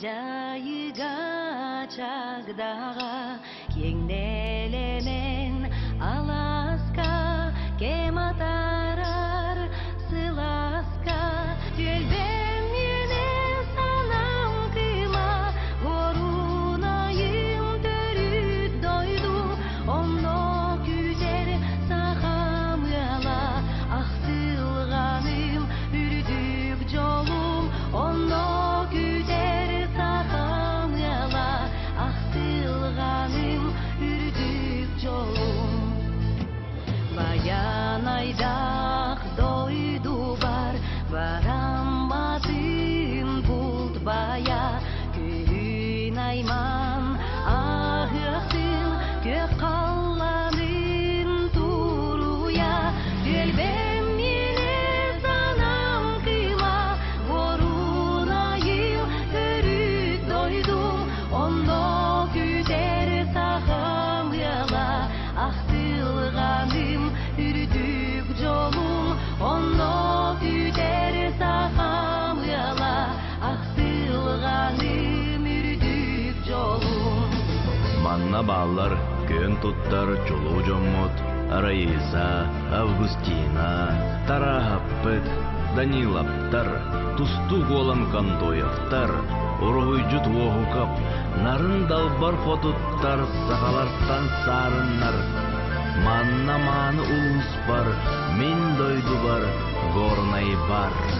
Унар тунар сине бер, утуй буттар очостар, маса үрек үрдүгер, чагыл хайдар сулустар, төлбем мене санам кыма, горунайым төрүт дойду, оно күтер сахамыла, ахсылганым үрдүк жолум, оно күтер сахамыла, ахсылганым үрдүк жолум. Даяк кыллах ардайгам, женкирулах үлехтер, сахам тына айылгам, өрү баллар сүрехтер. Төлбем мене санам кыма, горунайым дойду, оно күтер сахамыла, ахсылганым үрдүк жолум, оно күтер сахамыла, ахсылганым үрдүк жолум, оно күтер сахамыла, мен дойду бар, горнай бар.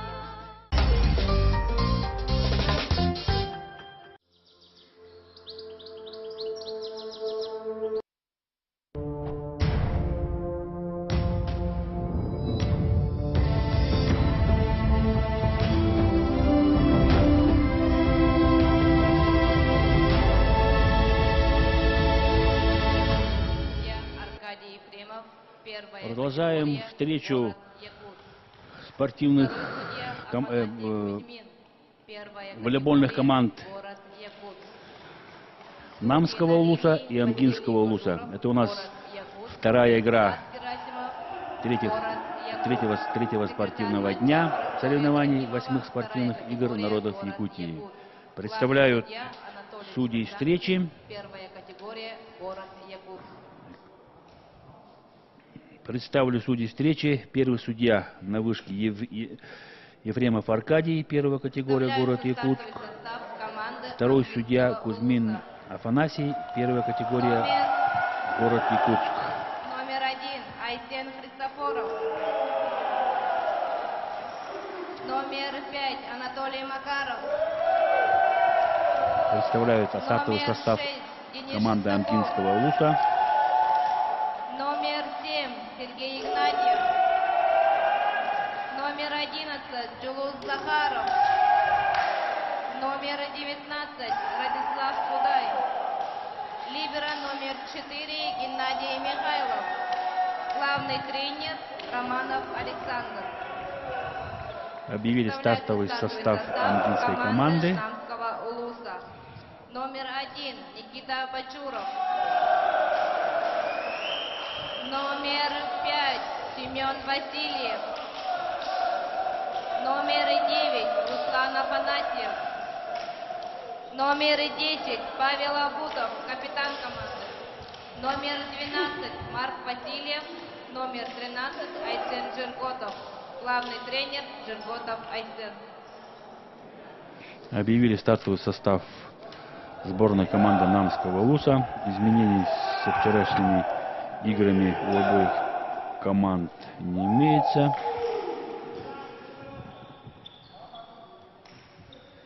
Так, секретарь встречи Трофимова-Поросковья, вторая категория, город Якутск, и помощник секретаря Терентьева Агафья, город Якутск. Все готово к началу второй встречи. До этого сыграли команда Алёкминского района, сыграла с Северо-Восточным федеральным университетом.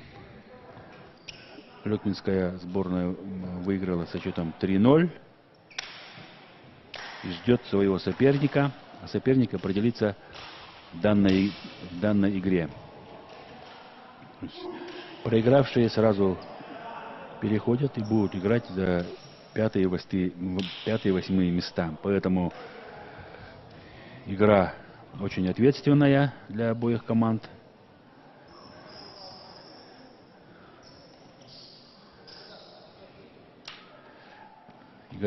Волейболисты будут биться за каждый мяч.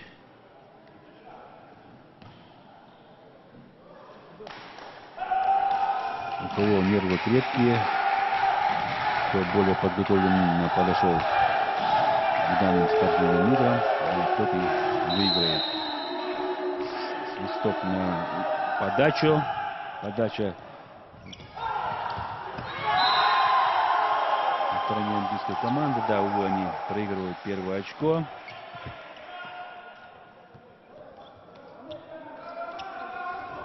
Павел Абутов, капитан команды, приносит первое очко команды Намского УЛУСа. На подаче 13 номер Айсен Джирготов, тренер команды. Не стал нападать сильно Анатолий Макаров.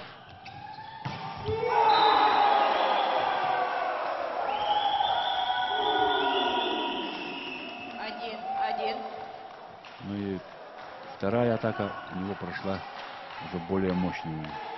1-1.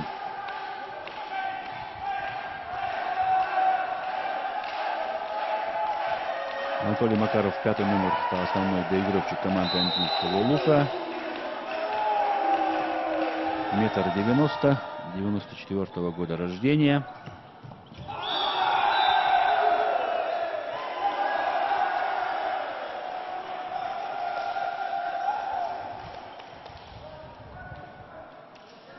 Сетку задевает блокирующий команды, крайне блокирующий команда английского УЛУСа.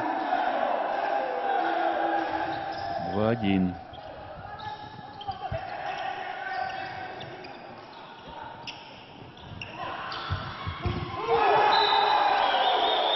Блокирует простой сброс в исполнении Никиты Бачурова.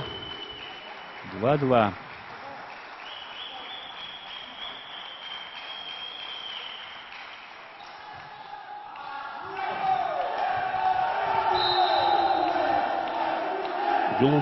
Джулус Захаров, 11 номер. К сожалению, подает в аут. 3-2. Счет 3-2 на табло. Павел Абутов, силовая подача. На вылет. Не справляется с приемом Джулус Захаров. Первый эйс первой партии.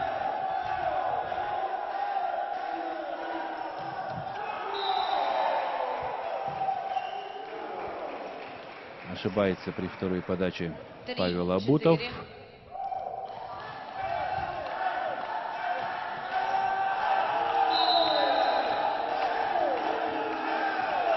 Анатолий Макаров. У него тоже не полетела подача.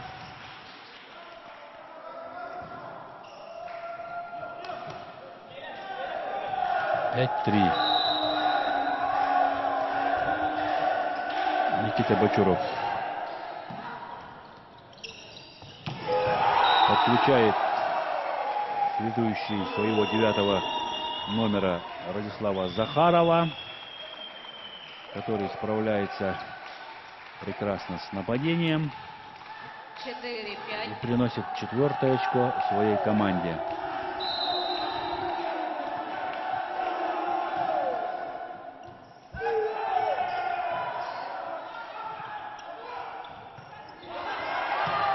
Ошибается, к сожалению, 19-й номер Радислав Захаров при доигровке. Ну и 6-е очко зарабатывает команда. Не оставляет шансов Семен Васильев. 6-4. Марк Васильев на подаче. 12-й номер.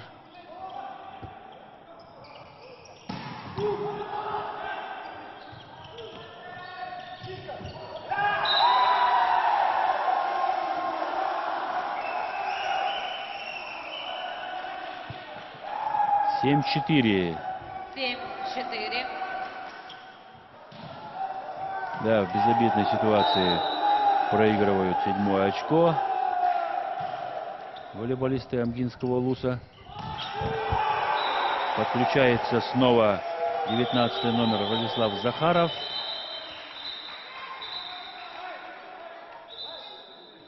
Край блока и очко. 5-7. Хорошая доводка.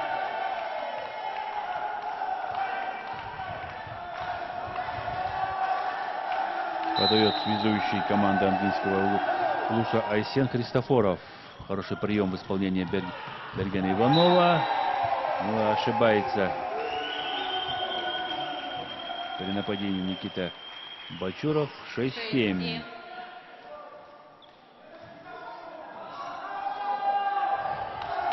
Опаздывал на этот мяч. Прием.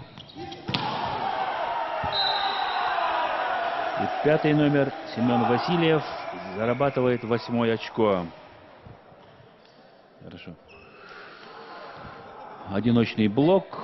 Не справляется Джолус Захаров. Но все еще впереди.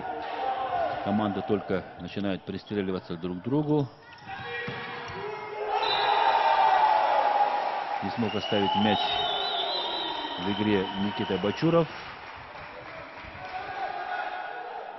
После нападающего удара Сергея Игнатьева. 7-8.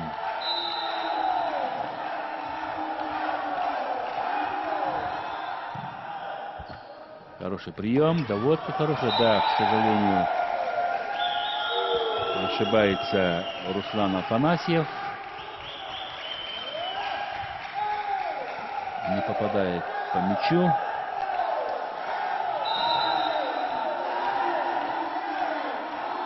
Амга начинает просыпаться. Сергей Игнатьев целенаправленно подает на Семена Васильева. Первый мощный удар в исполнении Анатолия Макарова.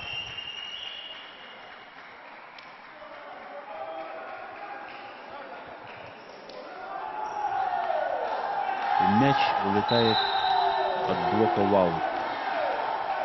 Сергей Игнатьев. Да, низкий прием. Быстрая передача, адресованная Павлу Абутову. Хорошая комбинация, и Павел Абутов успевает на эту быструю передачу. 9-9.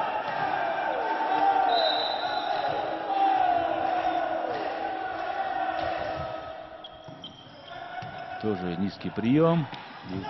Егор Макаров не стал рисковать. Доводка. Подключение доигровщика со второй зоны. Начинают разыгрываться амгинские волейболисты. Связующий разрывает блок. —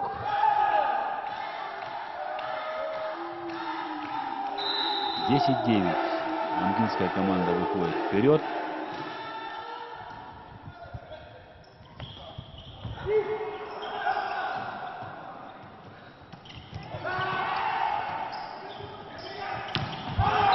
Хороший удар левой рукой демонстрирует Никита Бачуров.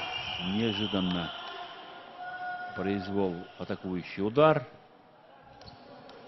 Практически с места, с одного шага. Счет сравнялся. 11 номер. Захаров практически прострельная передача была в его адрес. 11-10. Не успевал. Принял единственное правильное решение сбросить мяч и выиграть очередное очко 11-го для своей команды. Аут. Простая подача, на которая улетела в аут.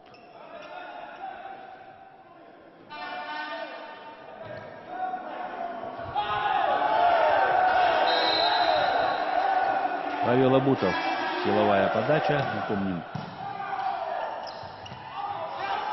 успевает изменить направление мяча первый номер Алексей Христофоров.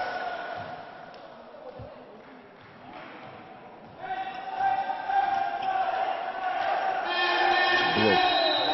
Признается Алексей Христофоров, что было касание блока. Аут. Вторая подача у Павла Абутова улетает в аут. Команды идут очко в очко. Анатолий Макаров, 5-й номер. Силовая справляется Берген Иванов. Блок английской команды тут как тут. Марк Васильев. Ошибается, да, ошибается. Попадает в трос. Низкий по высоте мяч для него, для высокорослого Марка Васильева. Блок выигрывает очередное очко для амгинской команды. Хороший грамотный блок выстроили, успели выстроить амгинские волейболисты. Анатолий Макаров на лаз-патронах, основной забойщик команды амгинского Улуса. Не успел среагировать на отскочивший от сетки мяч Никита Бачуров. И при счете 12-14 тайм-аут берет команда Намского Улуса. Еще раз хочу напомнить, что победитель данной игры встречается с командой Алекминского района, которая выиграла первую встречу команду Северо-Восточного федерального университета.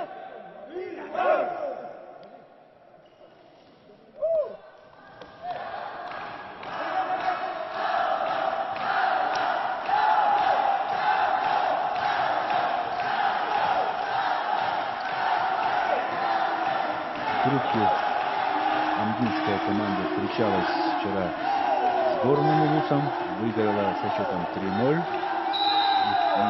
То есть позавчера встречалась с Горным Улусом, а вчера встречалась с сборной командой города Якутска и проиграла со счетом 1-3.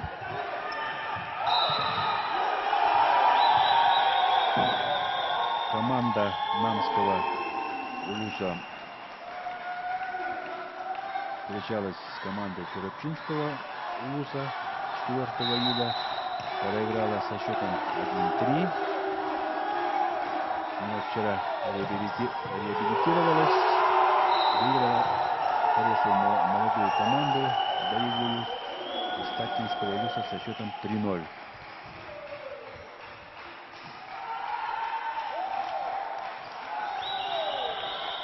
Анатолий Макаров продолжает подавать. Счет на табло 17-12.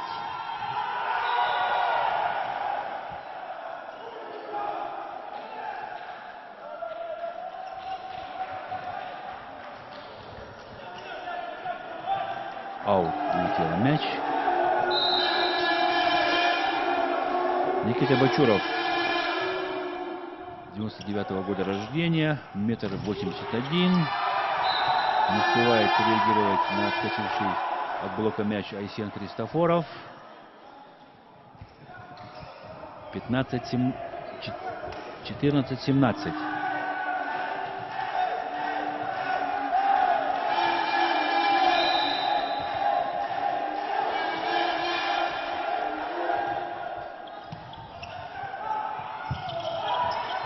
Оставляет мяч в игре Сергей Игнатьев. Ошибка в исполнении Семена Васильева. Мяч улетает в аут. Да, при одиночном блоке переводил мяч по линии. 18-14. Ошибается. 18-14.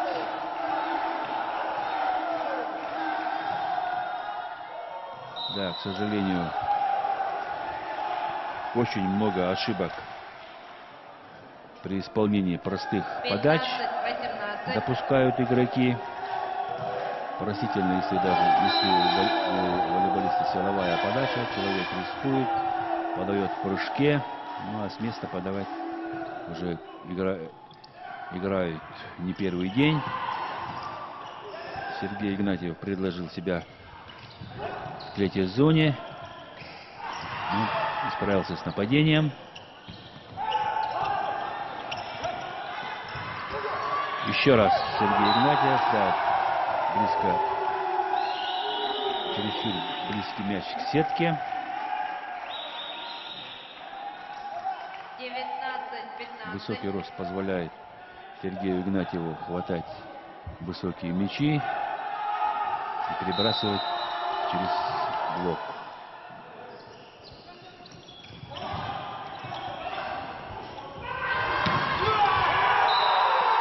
Одиннадцатый номер амдинской команды — это Джулус Захаров. Вчера несколько раз выходил на замену. Джулус Захаров тоже хорошо проявил боевые качества.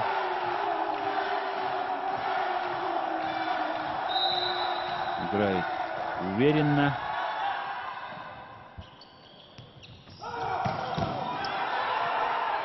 Оставляет мяч Сергей Игнатьев.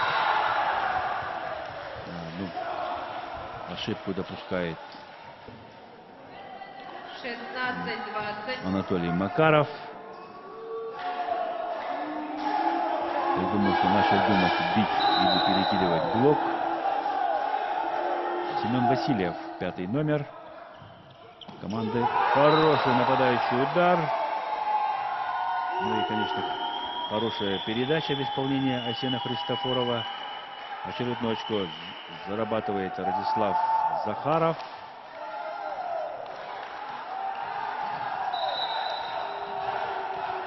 Сергей Игнатьев, молодой игрок в команде амдинской.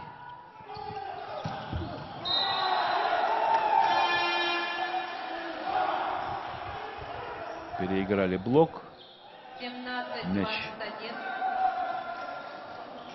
Да, там одиночный блок при нападении Павла Абутова. Точнее, Павел Абутов опытный игрок, прекрасный доигровщик, видит очень хорошо поле. 21-17. Сейчас нужен хороший прием амдинской команде. Да, не получается с приемом, но очень грубую ошибку совершают связующий и Руслан Афанасьев, 9-й номер. Практически подарили 22-е очко английской команде.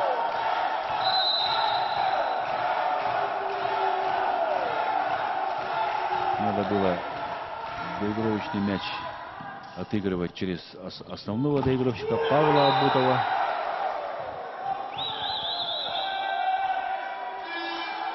Особенно при таком счете.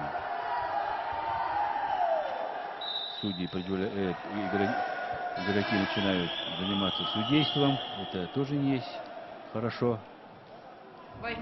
Задача игроков играть, показывать зрелищный волейбол, а не заниматься судейством. Анатолий Макаров от блока смахивает мяч в аут. Вот немножко, да, неудобная была передача в его адрес.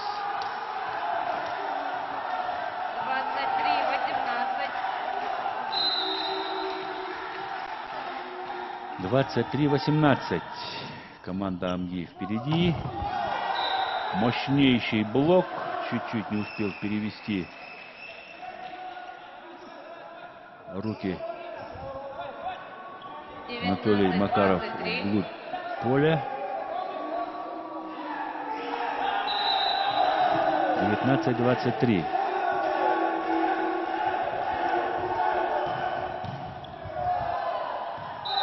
Не справляется с приемом Анатолий Макаров. 20-23. Отдача на вылет в исполнении Павла Абутова.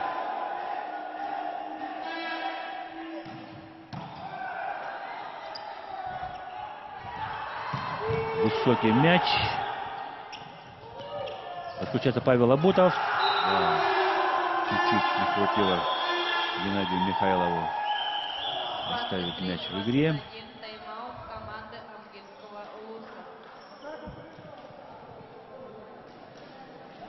Не, это был Джулус Захаров. Немного не хватило оставить мяч в игре после нападающего удара Павла Абутова. 21 при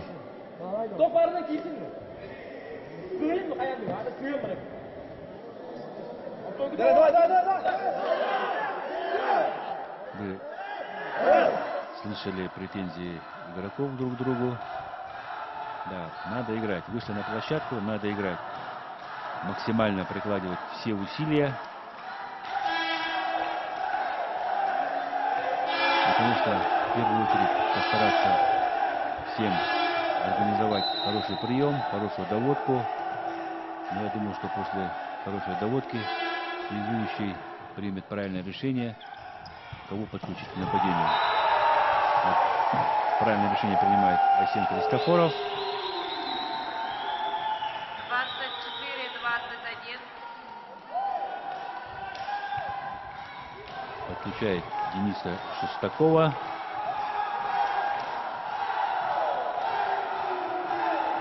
Егор Макаров, Анатолий Макаров на подаче. К сожалению, мяч попадает в сетку.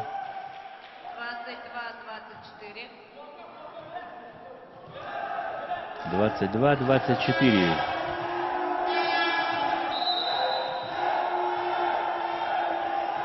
Никита Бачуров, номер 1. Команда Амкинского Улуса. Стоят ребята. В защите не принимают участие. 24-23. Тайм-аут команда Амкинского. На прямых ногах Анатолий Макаров. Мяч упал перед его ногами. Понял, да? Прием надо вот так, прием надо.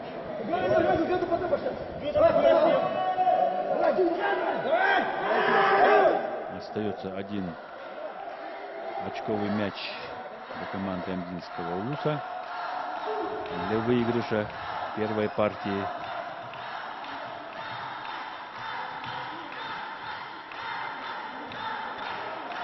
необходимо организовать хороший прием. У Никиты Бочурова прием простой для опытных игроков. То есть простая подача для опытных игроков.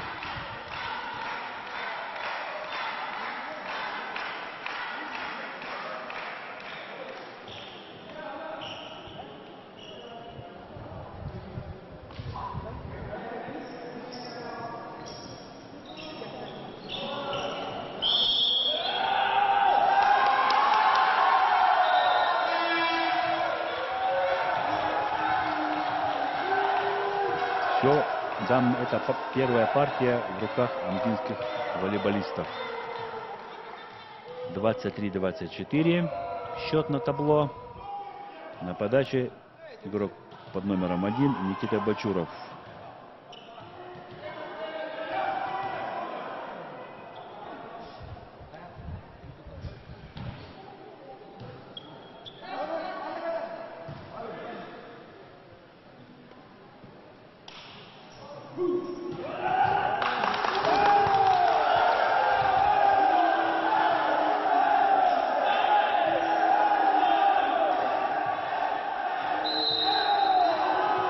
Прозвучал.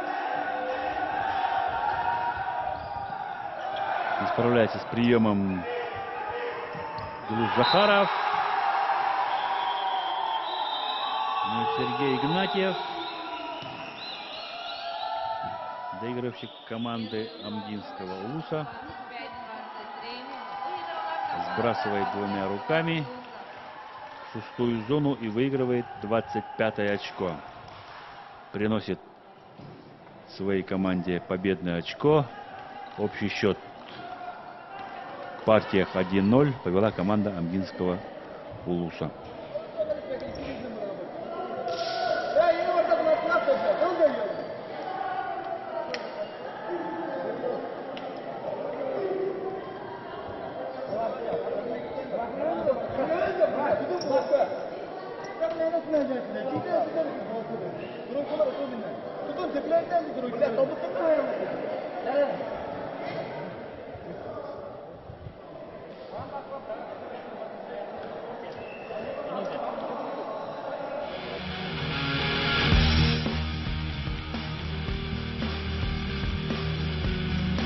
Сброс в исполнении Павла Абутова.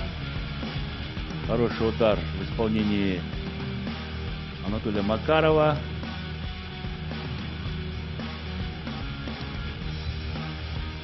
Нападающий удар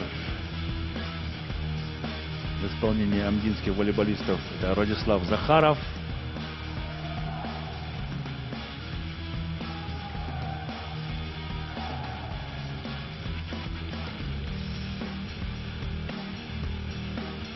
Сергей Игнатьев. 11-й номер Джулус Захаров. Радостные эмоции амгинских волейболистов. Хороший акцентированный удар Никиты Бочурова.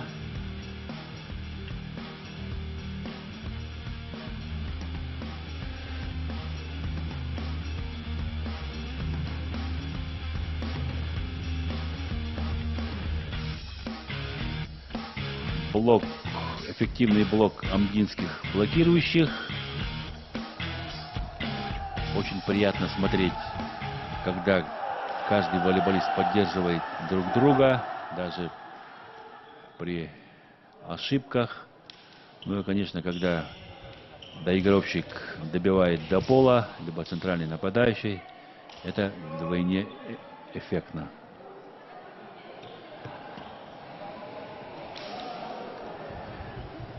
Задел амгинская команда сделала. Я думаю, что вторая партия должна протекать более по спокойному русле для амгинских игроков. Счет 0-0. Начинаем вторую партию. На подаче Семен Васильев.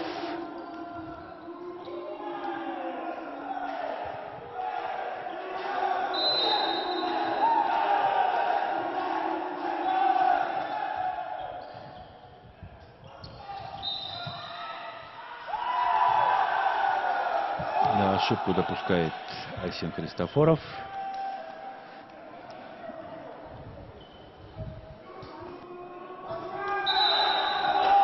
Неудачный прием. 1-0. Амгинская команда повела во второй партии. Сергей Игнатьев, Анатолий Макаров оставляют мяч в игре. Мощный удар в исполнении Радислава Захарова.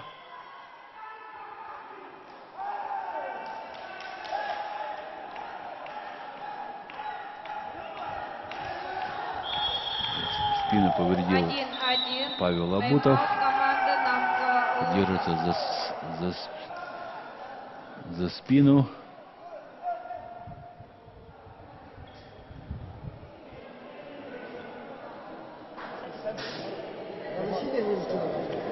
Медицинский перерыв берет команда Намского Улуса.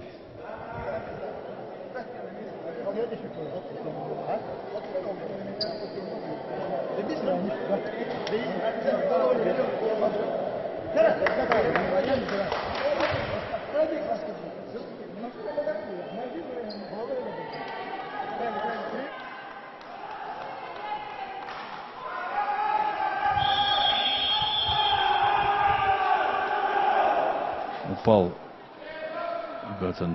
на спину Павел Абутов.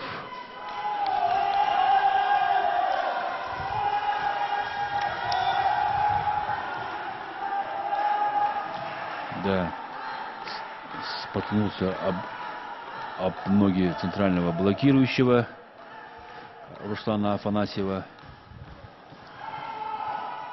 Но самое главное, что вернулся на площадку Павел Абутов. Все обошлось. Игра продолжается. 1-1.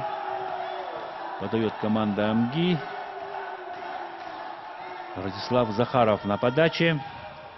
Хороший. Вовремя среагировал на переходящий мяч.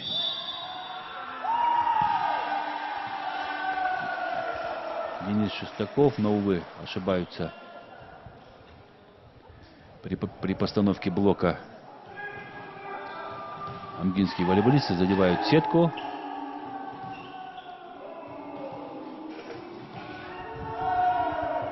Айсен Джарготов подает.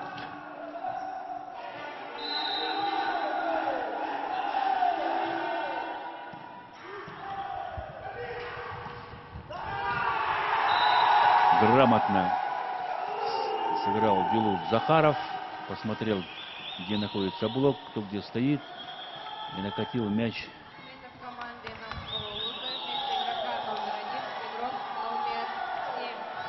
На площадку соперника. И получил одобрение от своих коллег.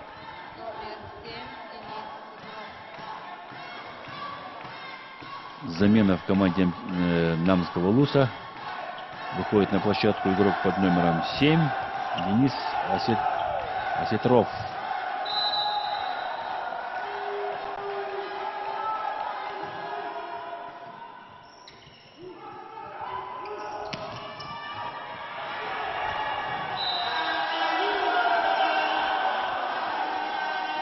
Приветствуем телезрителей канала НВК Саха и присоединившихся к спортивной трансляции.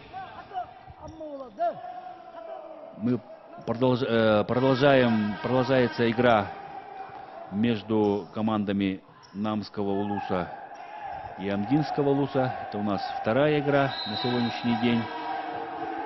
Первая игра состоялась между командами Алекминского района и командой Северо-Восточного федерального университета. Со счетом 3-0 выиграла команда Алекмы и ждет победителя данной встречи. Ну а команда Северо-Восточного федерального университета будет играть за 5-8 место. Вчера как раз прервалась трансляция в ходе встречи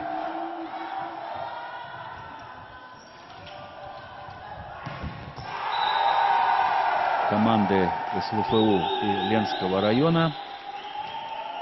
Была очень интересная, захватывающая встреча между этими командами. И волевую победу выиграла сборная команда Ленского района 3-0. Интересная была вторая партия, где команды дошли до счета 33-31 в пользу команды Ленского района. Это вот краткие новости, которые мы вам сейчас довели. Ну а первая партия встречи завершилась в пользу Амгинского улуса.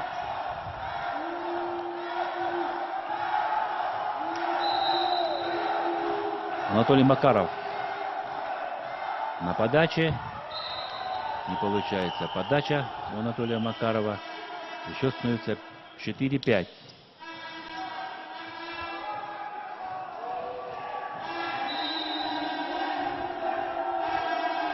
Павел Абутов. Так. Хороший прием. Так, к сожалению, Семен Васильев попадает в трос. А до этого прекрасно среагировал в защите Берген Иванов.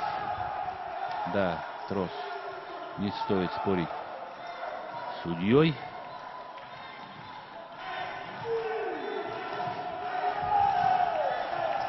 Денис Шестаков. Амгинский улус. 6-4.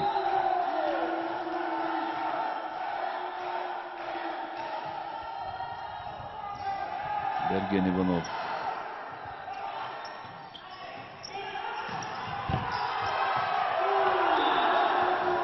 Марк Васильев блокирует 19 номера Радислава Захарова. Да, практически одной рукой закрывает его.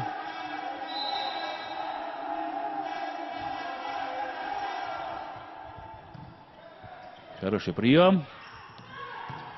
Сергей Игнатьев. Блокаут.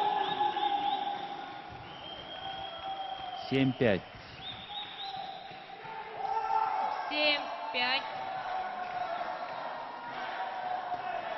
Ну вот и расстановки я бы рекомендовал связующим амгинской команды больше использовать в нападении Сергея Иванова, основного забойщика команды на первой линии. Ну а временами подключать первый темп. Пока Сергей Иванов почувствовал мяч, блокирующие не успевают. Марк Васильев из команды Намского улуса. Хороший прием. В крест, комбинацию крест разыграли амгинские волейболисты.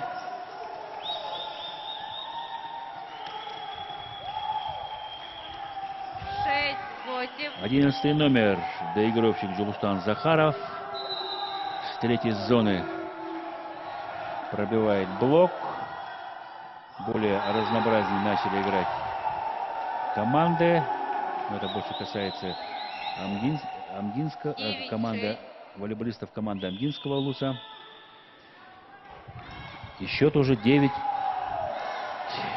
Не справляется с приемом молодой игрок Денис Осетров, вышедший на замену. Блок.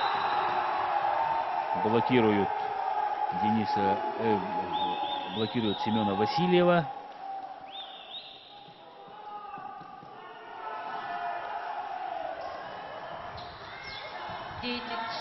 Хороший, грамотный блок в исполнении блокирующих. Сергей Игнатьев подает, цепляет за мяч Джулус Захаров. Павел Абутов нападает со второй линии. Анатолий Макаров. Да, к сожалению, ошибается связующий. Молодой игрок, 19 номер при передаче. Павел Абутов. Остается мяч в игре. И 11-й номер Джулус Захаров приносит 10-е очко своей команде. 11-е очко своей команде. Очень грамотно сыграли в доигровке. Амгинские волейболисты, да, не успевал центральный блокирующий пристроиться. Это у нас Марк Васильев. Это Руслан Афанасьев.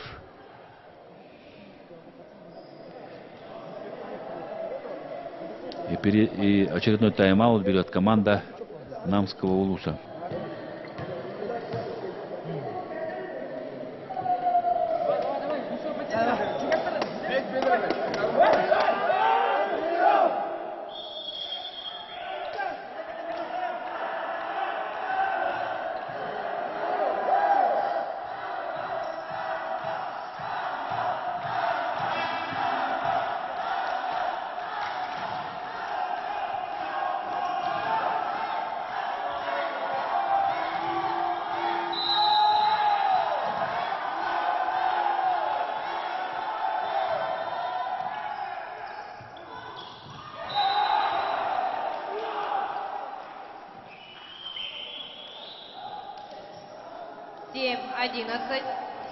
Седьмое очко зарабатывает команда Намского Улуса. Семен Васильев подает.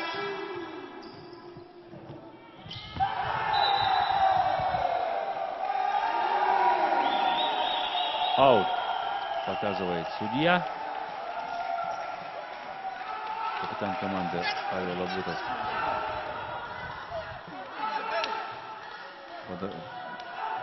подошел к первому судье.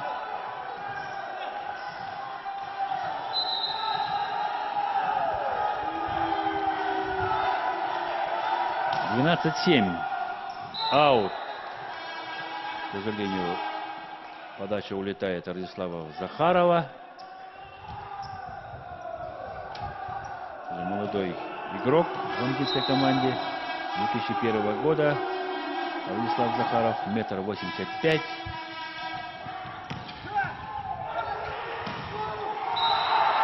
Разыгрались доигровщики амгинской команды. Как хочет отметить сейчас в данной ситуации Джулуса Захарова, 13-8. Анатолия Макарова.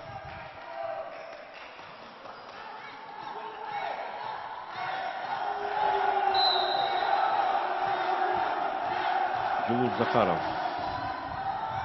подает. Хороший удар в исполнении Павла Абутова. Сыграли в волну.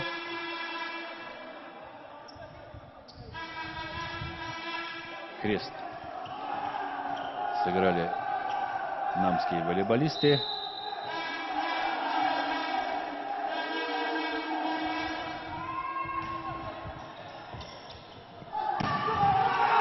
Да, сегодня 11 номер Джулус Захаров в ударе поймал кураж.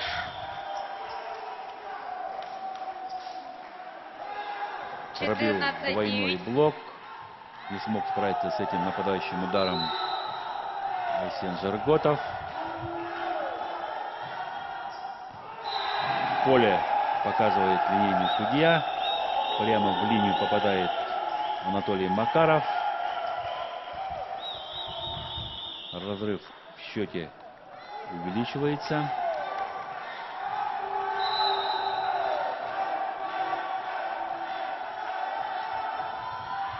Да, перемудрил Анатолий Макаров. Хотел сыграть, укорачивая мяч. Я вам напомню, что команда Амгинского Улуса является чемпионом спортивных игр 2014, которые проводились в селе Намцы. Они встречались с командой города Якутска и выиграли первое место. Павел Абутов ошибается при подаче. 16 очко зарабатывает команда Амгинского Улуса. 16-11.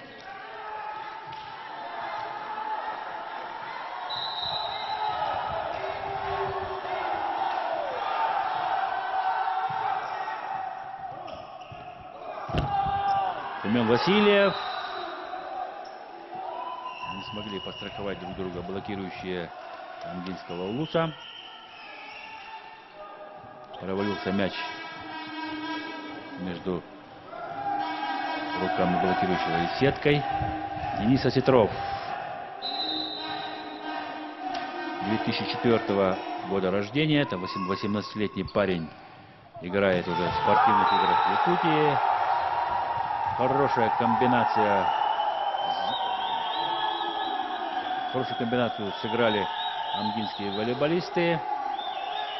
Зону за головой. Без блока. 17-12. В исполнении 19 номера Радислава Захарова.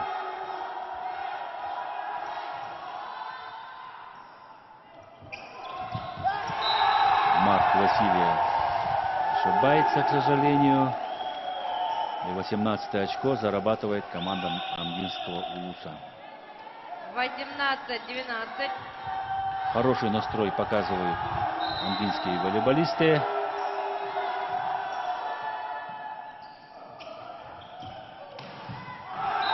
В аут улетает мяч после нападения Павла Абутова. И счет становится 19-12 в пользу команды Амгинского Улуса.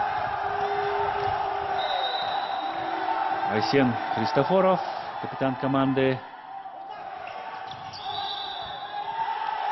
Сетки касается игрок Намского Улуса.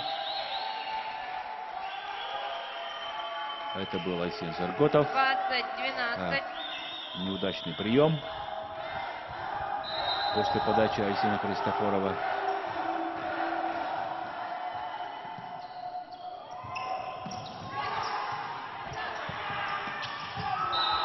Марк Васильев разбирается с верховым мячом. 13-20.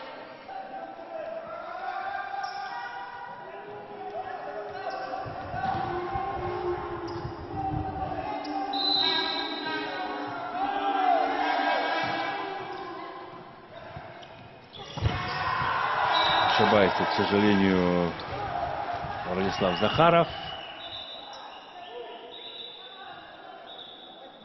14-20. В трос попадает. 14-20. Марк Васильев подает.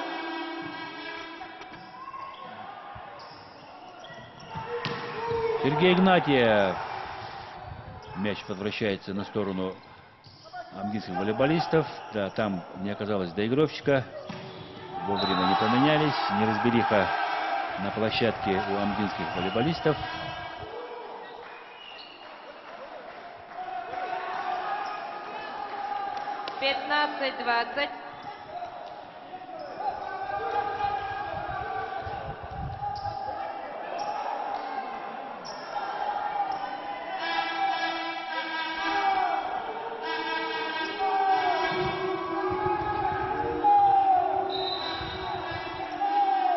15-20.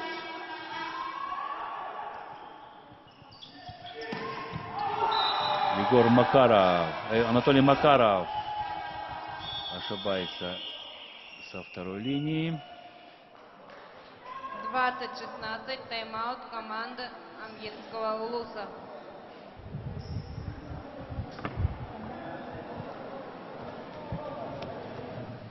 Я не знаю, что работаем.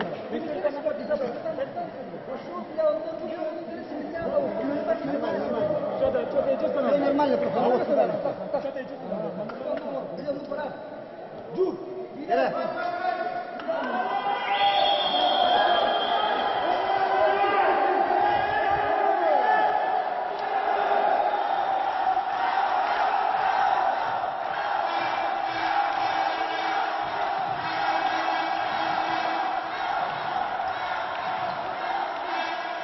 «16-20».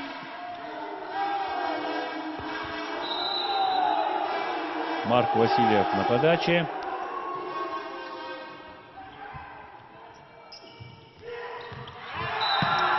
Ошибается Джулус Захаров. Какая уже по счету ошибка у амгинских волейболистов.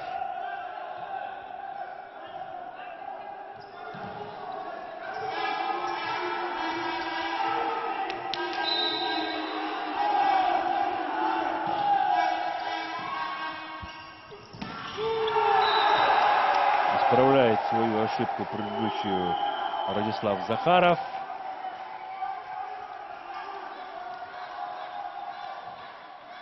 (21-17). На первую линию возвращается Анатолий Макаров.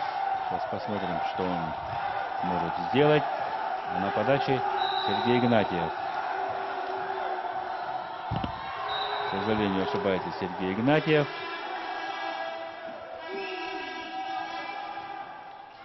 18-21.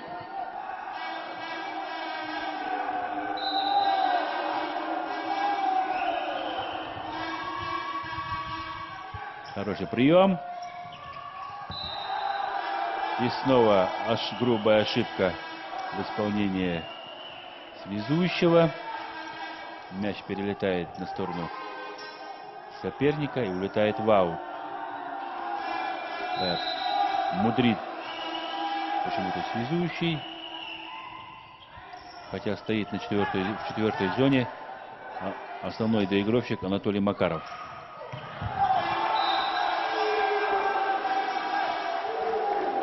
Аут. Дарит очко.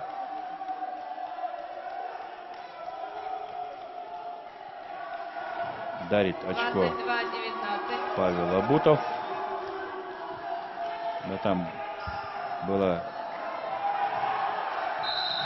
существенное расстояние от рук блокирующего до антенны. 22-19. И снова ошибаются амгинские волейболисты.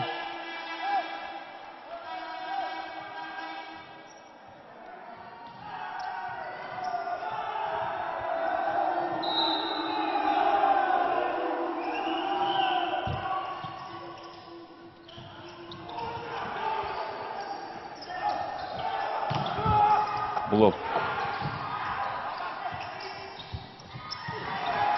Оставляют мяч в игре. Анатолий Макаров. Вот и все. Основной доигровщик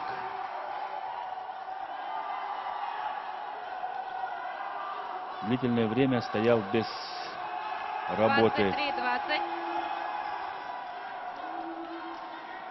Пробивает блок.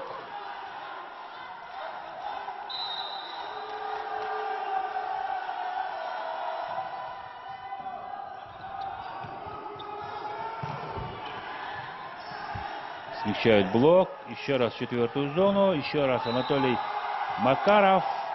И приносят 24-е очко своей команде. Не в полную силу использует связующий своего доигровщика. Особенно в концовке встречи.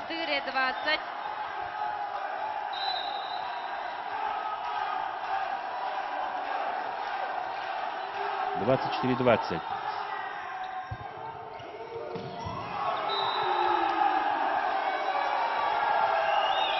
Аут, показывает линейный судья. 25-е очко выигрывает команда амгинского Улуса. Счет в партиях 2-0 в пользу команды амгинского Улуса. Выиграла команда амгинского Улуса.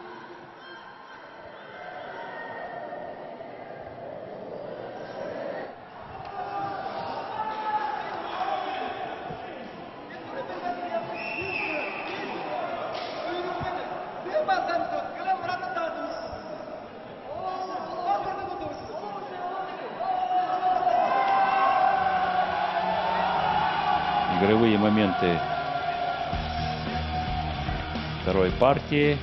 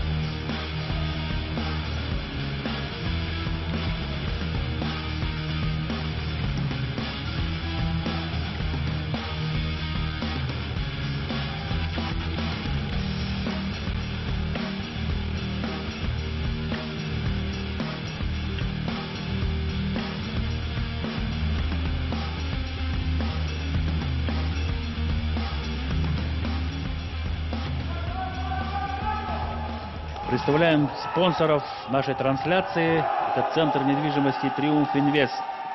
Мы занимаемся продажей и покупкой любой недвижимости и строительством частных домов. С нами вы воплотите мечты в реальность. Спонсор трансляции «Алмаз Кредит Сервис», крупнейший кредитный союз Республики Саха-Якутия, на протяжении 18 лет помогает развитию качества жизни. «Алмаз Кредит Сервис».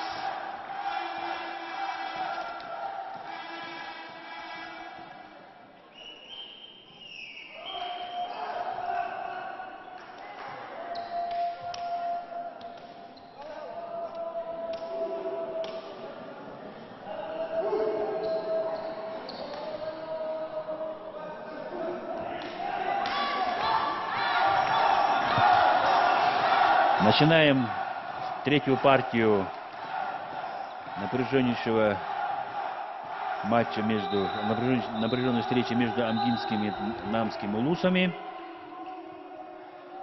Счет в партиях 2-0 ведет команда Намского улуса.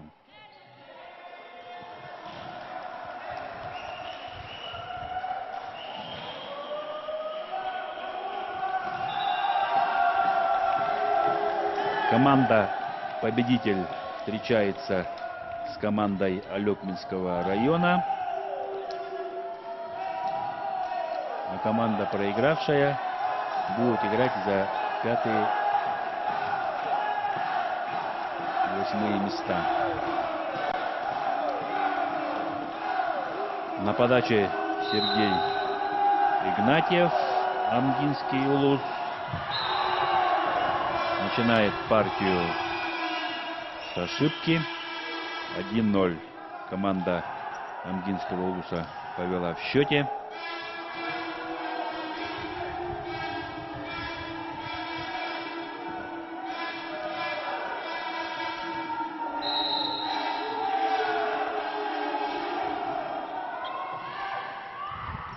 Хороший прием. Достает мяч Семен Васильев.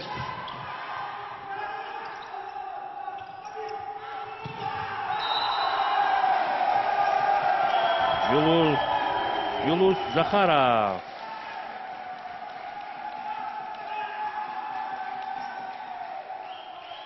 Очень хорошо сыграл в первых двух партиях. Настрой боевой. Нацелен только на победу. На выигрышное очко. Прием. 9-й номер. Руслан Афанасьев. Приносит очко команде Намского улуса.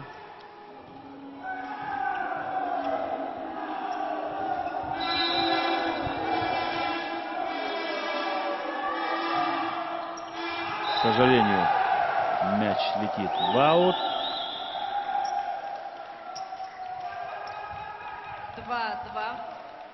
2-2. Счет в начале партии. Юлус Захаров. Вторая подача подряд превращается в ошибку у амгинских волейболистов.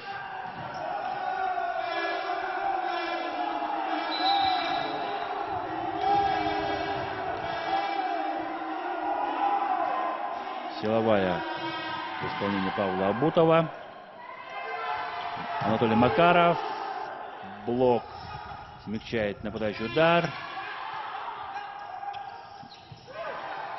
Подключается Марк Васильев. Анатолий Макаров.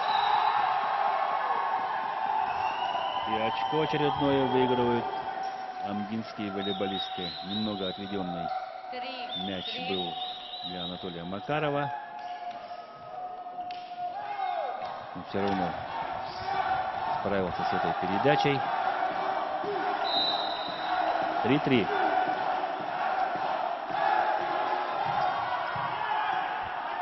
Силовая в исполнении Анатолия Макарова.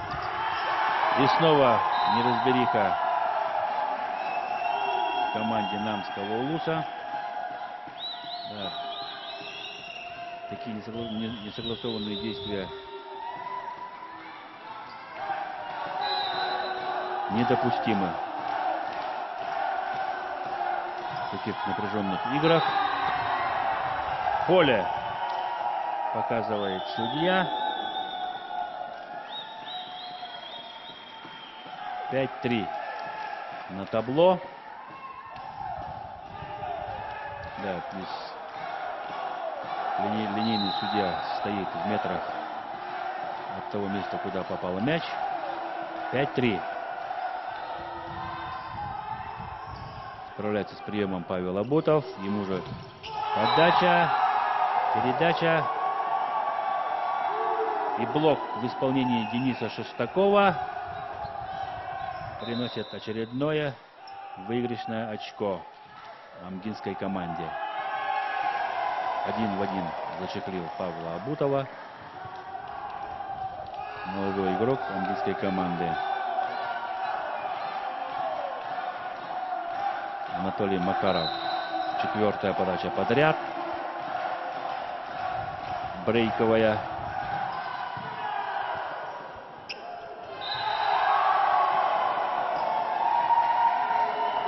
Ошибка.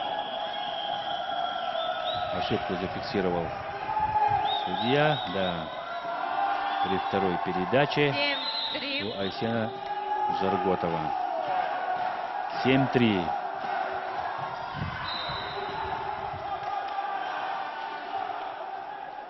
Ошибается Анатолий Макаров.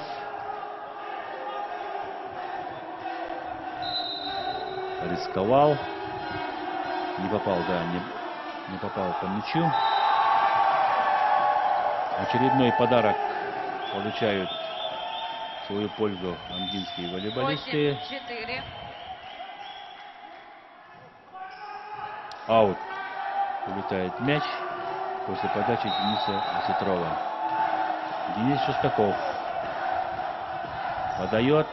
Очень высокая по траектории подача. Среагировал Анатолий Макаров в защите, но не подстраховали его амгинские, ну, можно сказать, блокирующие. Застоялся на своем месте 19-й номер Радислав Захаров. 8-5.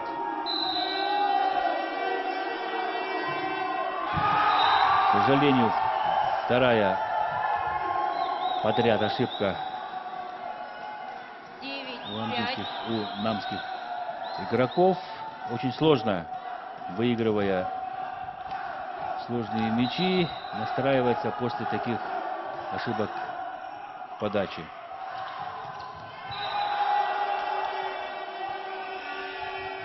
Один из немногих нападающих ударов в исполнении Руслана Афанасьева 6-9. в третьем сете.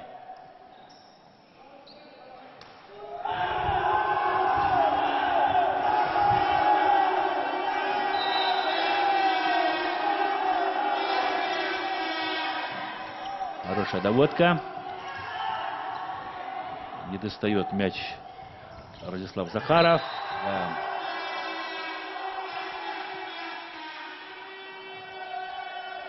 Мяч поменял траекторию после касания блока.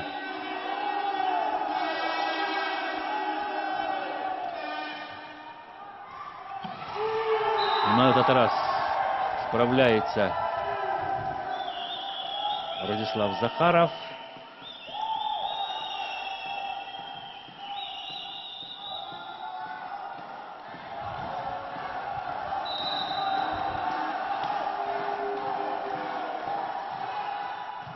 Сергей Игнатьев.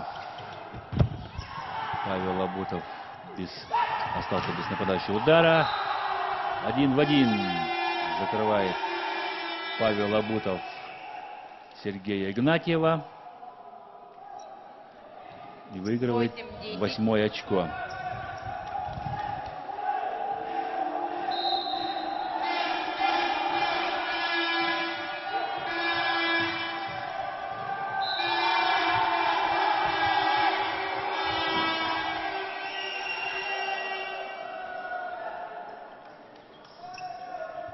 Девять, 10. 9-10. Сокращают разрыв в счете намские волейболисты. Наконец-то хороший прием. Анатолий Макаров.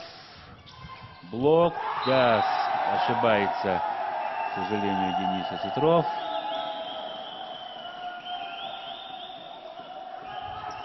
Производя скидку, в сетку попадает. Конечно, этому парню не хватает опыта. 18-летний волейболист. Павел Абутов. Даже не шелохнулись. Грамотная обводка блока. 10-11. 10-11.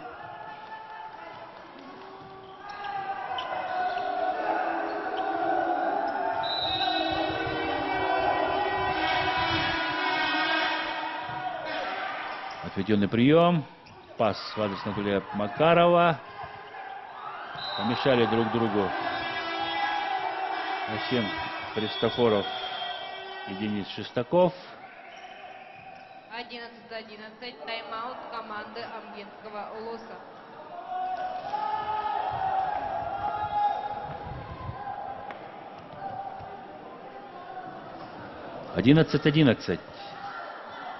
Растеряли свое преимущество на этом игровом отрезке амгинские волейболисты.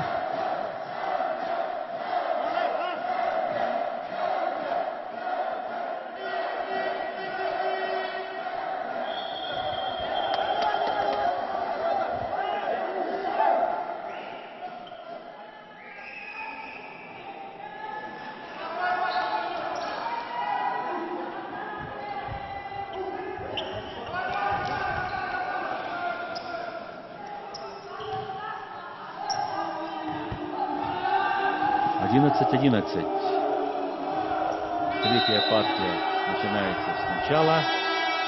На подачу Руслан Афанасьев.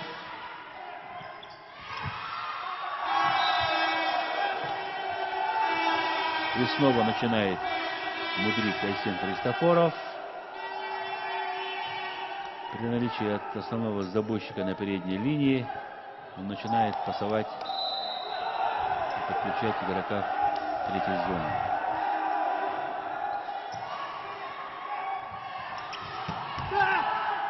Оставляют мяч в игре намские волейболисты. Передача Анатолию Макарову. Он не стал сильно бить. Павел Абутов. Блок смягчает. Анатолий Макаров посылает мяч в аут. Застоялся доигровщик без игры третьей партии и начал ошибаться.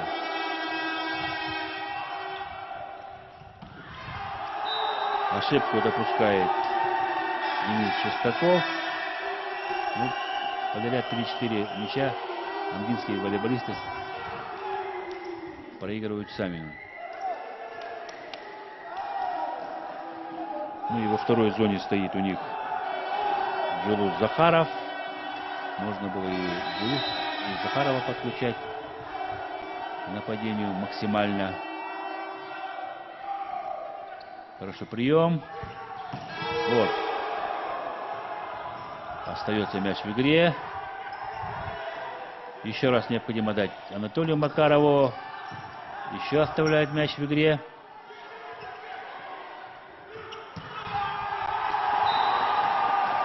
Ну и Джулус Захаров выигрывает очко. 12-е очко. 12-14. Это очень хорошая расстановка у амгинских волейболистов.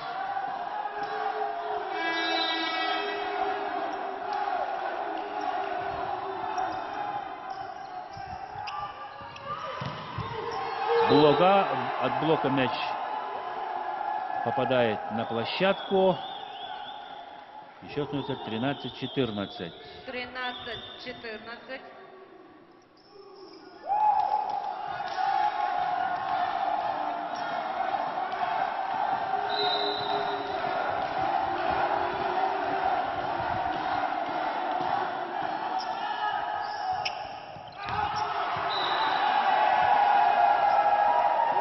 Ошибка в исполнении Марка Васильева. 14-14. Но это следствие плохого приема.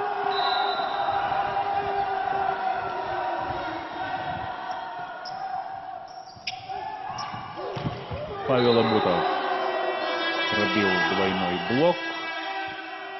Немножко не успел пристроиться центральный блокирующий. Запаздывал, да. И по рукам центрального блокирующего пролетел мяч. Хорошая доводка. Первый темп в исполнении Дениса Шестакова.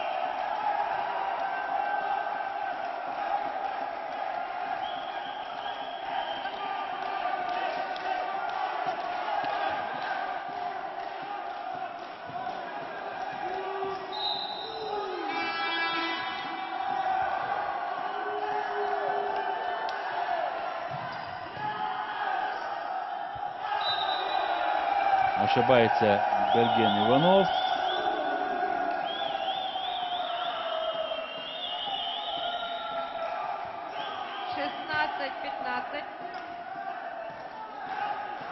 Чрезмерно начали апеллировать игроки намской команды в адрес судей.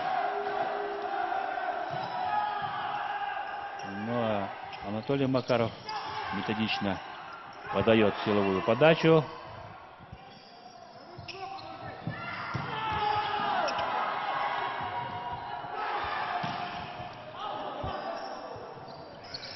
Павел Абутов подключается со второй линии.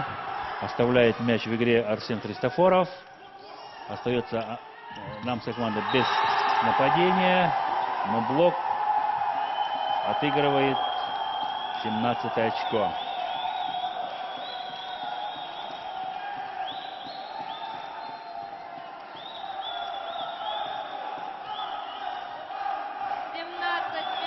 «17-15». Намские сильная группа поддержки намских волейболистов.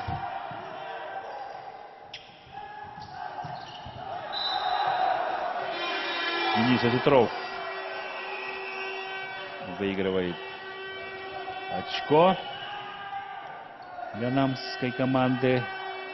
Еще становится 16-17. Разрыв небольшой.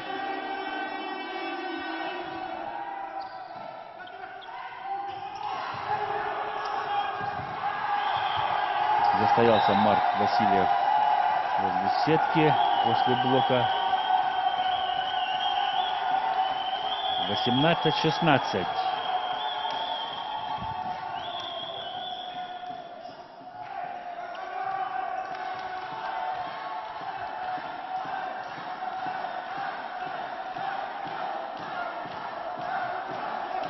Денис Шестаков на подаче. При подаче 18, при счете 18-16. Марк Васильев. Блоком закрывает Радислав Захаров Марка Васильева. 16-19. Тайм-аут команды Намского Улуса. Ошибается, да. Ошибся Марк Васильев. Нападал с места.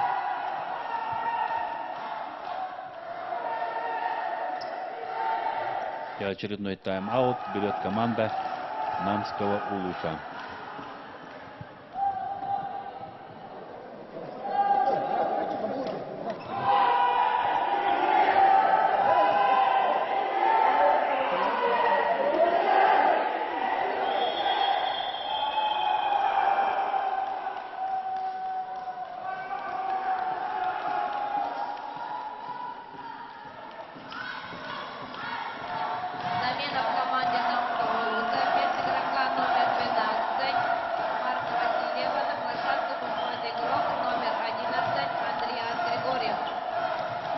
команде Намского Улуса замена.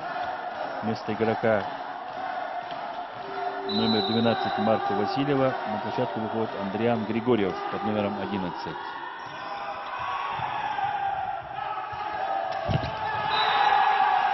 Рисковал Семен Васильев.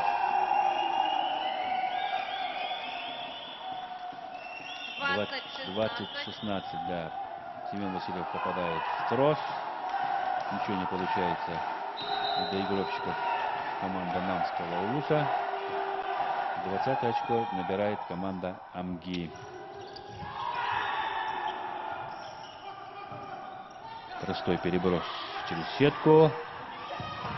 Сергей Игнатьев. Амгинцы сыграли комбинацию волна. —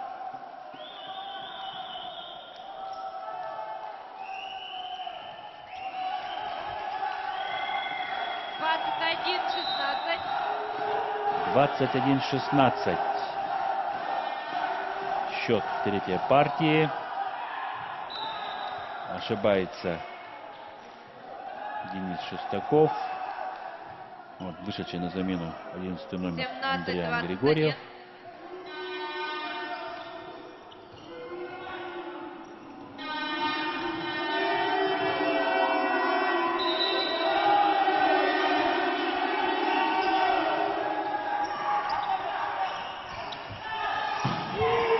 Сергей Игнатьев разыгрался в концовке третьей партии. Хороший прием, хорошая передача, вторая передача, адресная. Ну, Сергей Игнатьев выполнил свою задачу на 100%.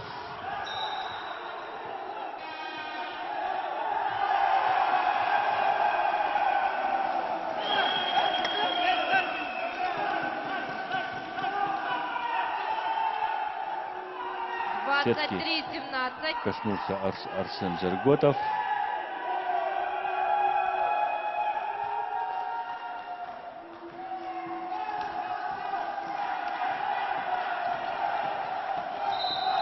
23-17.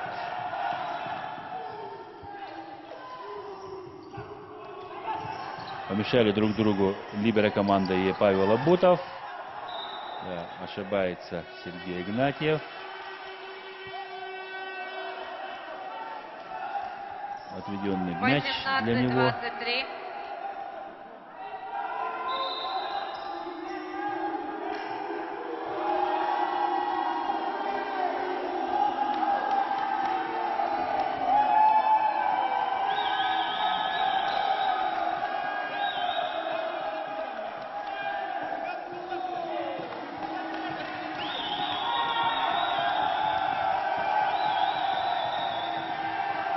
24-18 в пользу команды Амги.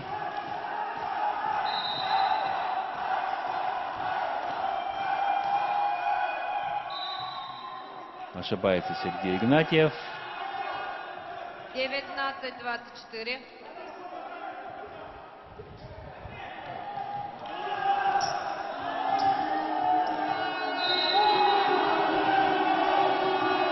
19-24 на подаче Айсен Жерготов. И 25-е очко выигрывает команда Амги. В исполнении Анатолия Макарова. Ликование в амгинской команде. Общий счет встречи 3-0. Проходит дальше. И будет встречаться с командой Алекминского района. Поздравляем команду Амгинского Улуса с заслуженной победой.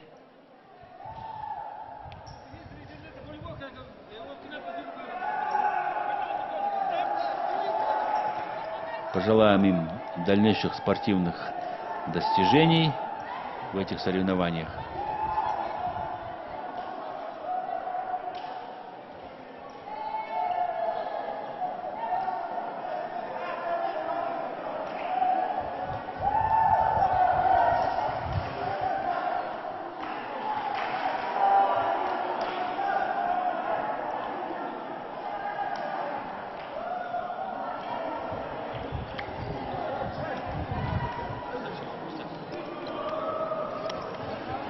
Приветствуют друг друга волейболисты обоих команд.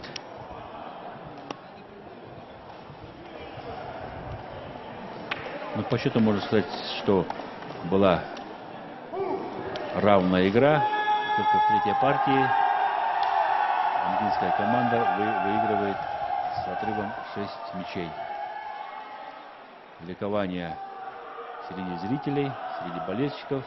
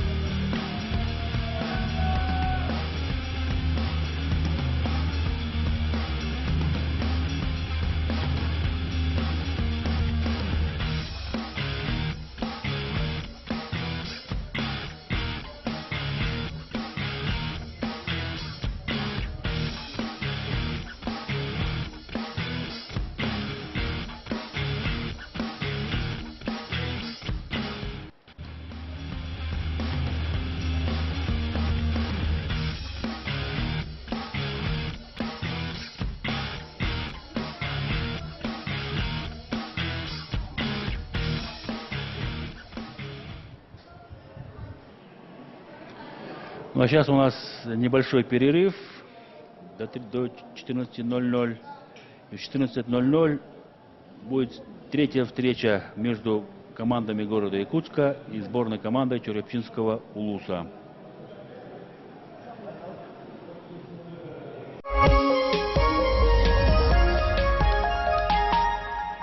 Уборка отнимает много времени. Вам нужно множество чистящих средств, и даже самые токсичные химикаты не работают. Избавьтесь от грязи, жира и вредоносных бактерий раз и навсегда. Представляем вам средство для уборки «Кратер», которое заменит вам сразу десяток дорогостоящих средств. Используйте его для уборки на кухне и в ванной комнате, для чистки мебели и ковров, для стирки одежды и обуви, для мойки окон и зеркал. Секрет заключается в мощной концентрированной формуле пены, которая эмульгирует остатки жира и грязи, проникает глубоко в поры и разрушает грязь даже в самых мелких трещинах. Распылите пену и протрите, и все снова выглядит как новое. Даже самая застарелая грязь удаляется с поверхности мгновенно. Пена безвредна, не токсична и не оставляет следов. Поверхностно-активные вещества премиум-класса придают невероятный блеск. С мощной пеной ваш дом засверкает чистотой. Кратер. Экономия сил, времени и денег. Эксклюзивно и только у нас. Новейшая разработка российских ученых. Средства для уборки Кратер всего за 990 рублей. А если вы позвоните и сразу сделаете заказ, то в подарок получите очиститель для кухни, очиститель для сантехники и пенообразователь. Такого набора хватит на целый год. Забудьте об изнурительной многочасовой уборке. Цепкая пена, удерживаясь на поверхностях, легко расщепляет застаревшие загрязнения, копоть и жир, нагар, масляные пятна и известковые отложения. Концентрация активных веществ премиум-класса позволяет справиться даже с въевшейся ржавчиной и сложными пятнами на одежде, мебели и коврах. Пена начинает работать сразу после распыления. Она охватывает большую поверхность по сравнению с обычным средством. Мощная формула очищает без лишних усилий. Просто распылите пену, оставьте на 30 секунд и сполосните чистой водой. Благодаря плотной текстуре пена экономично распределяется по поверхности, размягчает засохшую грязь, растворяет и смывает без следа масляные загрязнения, копоть и жир. Используйте набор концентрированных средств для уборки на кухне и в ванной комнате, для чистки мебели и ковров, для стирки одежды и обуви, для мойки окон и зеркал. Пена безвредна, не токсична и не оставляет следов. Секрет заключается в мощной концентрированной формуле пены, которая эмульгирует остатки жира и грязи, проникает глубоко в поры и разрушает грязь даже в самых мелких трещинах. Кратер. Экономия сил, времени и денег. Эксклюзивно и только у нас. Новейшая разработка российских ученых. Средства для уборки Кратер всего за 990 рублей. А если вы позвоните и сразу сделаете заказ, то в подарок получите очиститель для кухни, очиститель для сантехники и пенообразователь. Такого набора хватит на целый год.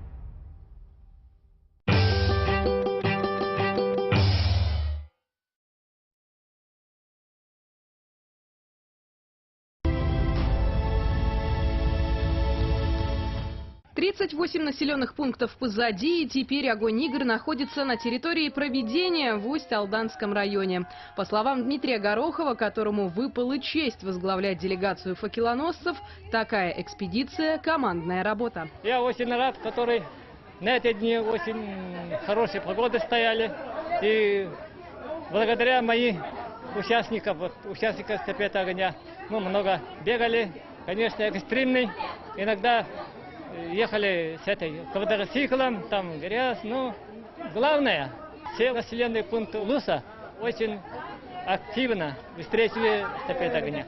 Боевой характер и настрой на будущие спортивные достижения. Именно в такой обстановке жители села Барагонцы встретили факелоносцев.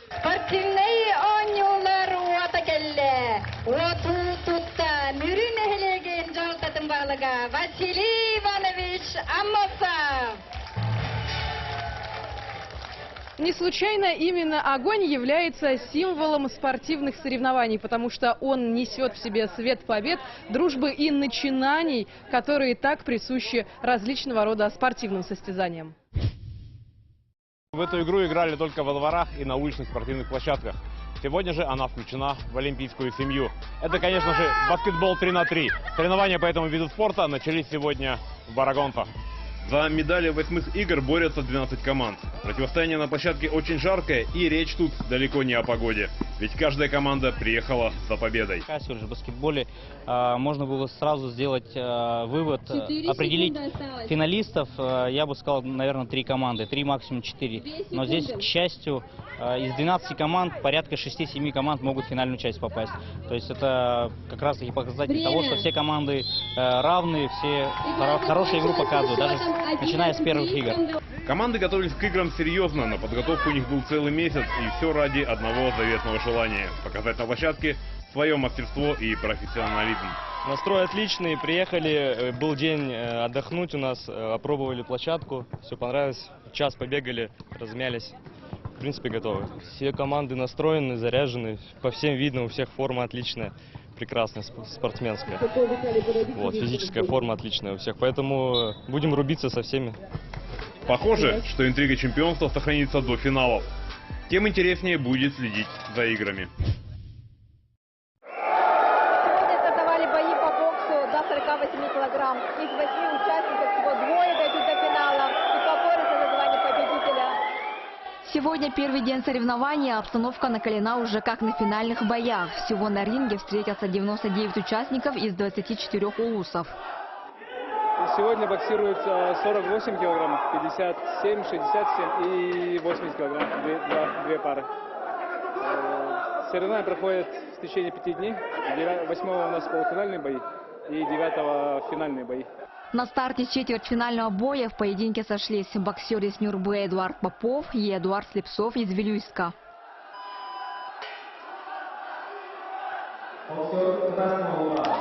В первом поединке держал победу боксер из Красного Угла Эдуард Попов. Фанаты и болельщики бокса из разных улусов не умолкали ни на секунду и как могли поддерживали своих спортсменов. Самыми громкими были болельщики из Нюрбинского улуса, что, видимо, придало сил земляку. Я сейчас выиграл, оппонент был нормальным, тоже подготовился. Плохо ему не сказать-то. Вот. Сколько раундов у вас было? У нас 3 по 3, 3 раунда, 3 минуты там. Завтра спортсмены продолжат соревнования в весовых категориях 51, 60, 71, 86 и свыше 90 килограмм за право выйти на полуфинал. Дая Барашкова, Арсен Степанов. Вчера во время сильного ветра площадка проведения мини-футбола сильно пострадала. Но в кратчайшие сроки, буквально за несколько часов, все было восстановлено. И, как вы видите, игра продолжается.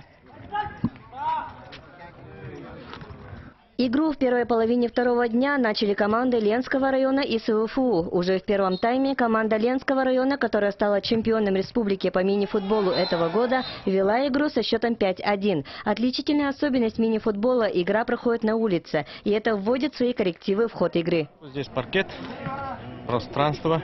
Вот то, насчет пыли, от этого никуда не уходим, просто за счет помощников и судей каждой игры, каждого тайма протираем пол. У всех команд одинаковые условия, поэтому все равно победит сильнейший. Команда СВФУ считается сильной командой, но и во втором тайме команда Ленского района не уступила лидерство и по итогу игры одержала сокрушительную победу со счетом 7-1, 2 гола из которых забил игрок Владимир Потапов. Ну, первый тайм удался нам, так, как мне кажется. Во втором тайме чуть-чуть было тяжеловато, уже все равно повели и чуть подрасслабились. Но, а так, в принципе, неплохо. Мы всегда ставим самые максимальные цели, будем биться только за медали, за золото. В первой половине дня также прошел один из самых ожидаемых матчей, где встретились сборные Нигино-Кангаласского и Усть-Алданского улусов. Команда хозяев в этом году пополнила свои ряды серебряным призером чемпионата России среди команд высшей лиги по мини-футболу Сергеем Волошиным. Да, настрой хороший, праздник мини-футбола, праздник для всей Якутии. Я с большим удовольствием откликнулся на предложение, приехал, настроение хорошее, солнце. Надеюсь, что после игры оно тоже будет хорошее. Отдадим все силы за Усть-Алданский улус. Уже на первых 10 минутах игры команда Мегина Кангаласского улуса забила 3 гола и по итогу захватывающей игры одержала победу со счетом 5-3. Ну а после обеда прошли состязания между командами Якутск-Горный и Мирный Алдан. По итогам группового этапа в четвертьфинале сойдутся самые сильнейшие команды и будут бороться за выход в полуфинал и финал. Не пропустите наши трансляции. Елизавета Прокопьева, Джилстан Иннокентьев. В первый же день из гонки за звание чемпиона по волейболу среди женщин выбыла команда Амгинского улуса, которая сохраняла лидерские позиции на протяжении последних лет. Дважды потерпев поражение от спортсменок Татинского улуса и Якутска, амгинки упустили шанс на выход в плей-офф. Сегодня эти две команды, победители вчерашних соревнований, играют между собой. Явное преимущество на стороне Якутска. Неудивительно, ведь эта команда одна из сильнейших. После первых двух периодов 2-0 они ведут в счете.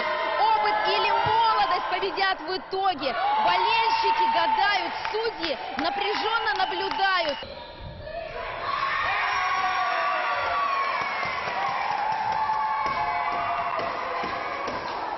Разгромный итог 3-0 в пользу команды из столицы. Ну, хорошая игра была, мы были очень сильно настроены, старались отыграть свою полную силу. Девчонки были очень сильно заряжены, все хотели только победить, и у нас вроде все получилось. Мы довольны своей игрой, все правильно сложилось, тактика и все остальное. Но у дебютантов есть еще возможность завоевать кубок. Теперь обеим командам предстоит сразиться в 1/8 финала с командами из группы «Д», которая состоится уже завтра. А сегодня за шанс получить чемпионский титул также боролись волейболистки из Мегина Кангаласского, Сунтарского, Алекминского, Хангаласского, Намского, Горного улусов и один из лидеров республиканского чемпионата этого года – Усть-Алданский улус. На спортивных площадках, откуда ведутся прямые трансляции, проложены километровые кабеля. Всего задействовано 3 ПТВС, например. Сегодня до обеда мы вещаем в прямом эфире с площадок мини-футбола и волейбола. Ежедневные прямые трансляции, включения, утренние выпуски и дневники. По всей Якутии телевизионную картинку и радиоканал передает национальная вещательная компания «Саха» в количестве 110 сотрудников. Наши журналисты не пропустят ни один яркий момент, упорную борьбу, радость побед и горесть поражений.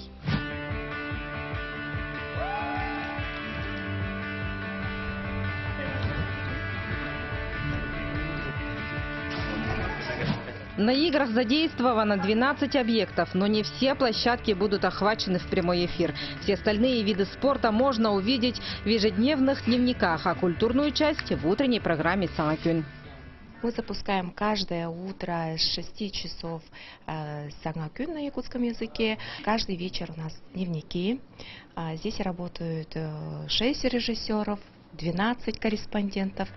Помимо НВК «Саха» на освещение 8-х спортивных игр народов Якутии аккредитовано 92 журналиста. Администрация Усть-Алданского улуса выделила 2 транспорта. Министерство инноваций на всех объектах подключило Wi-Fi точки. Аккредитацию на игры прошли 92 журналиста, все опытные специалисты из больших республиканских изданий, а также представители улусных медиа. Да? Мне очень понравилось уже. Сегодня вот у меня 2-й день, и начинаются уже соревнования у спортсменов, поэтому мы будем освещать эти мероприятия оперативно.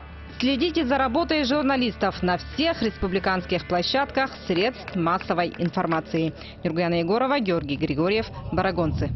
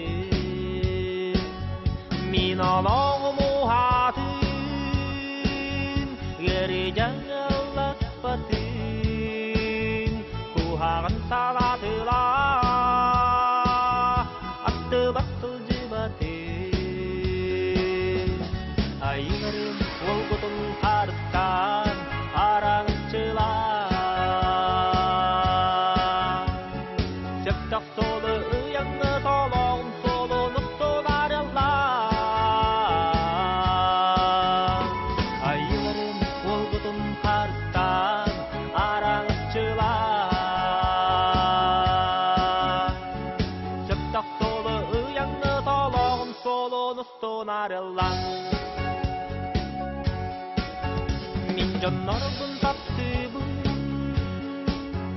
олуғын жанаттабын, қарақпын бұға тимән, кенелері көрәбін, мен алаққа турабын, ұчым бұға тынабын, тобып барықпын түйән, иясыттен көттеттін. Иясырым бір жылы барыста, араңыз жылап. Сөптақ толы ұяңыз кенелері өрі қарыста. Иясырым бір жылы барыста, араңыз жылап. Сөптақ толы ұяңыз кенелері өрі қарыста.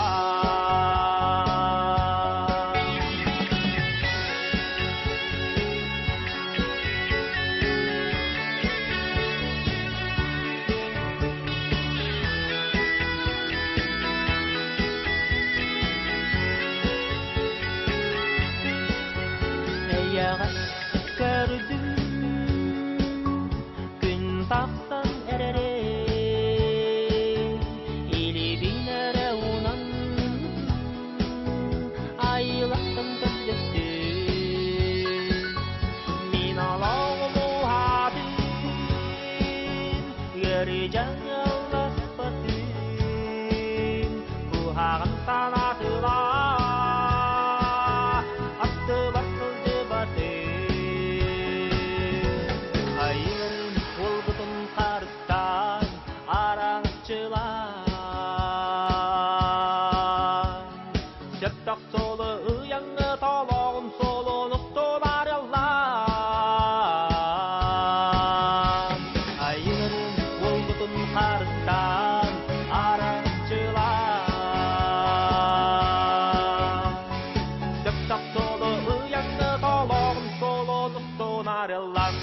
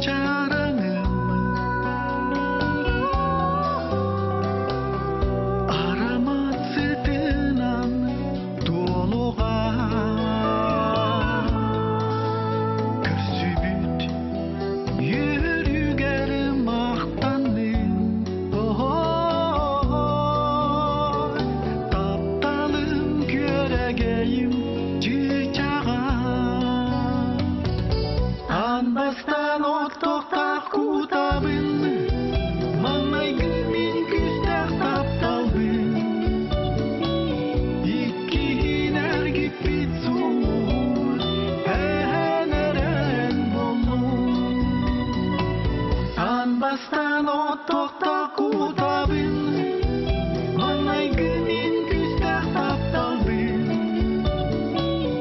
Иккихин әргіп бит сұлуым Әнәрән болуым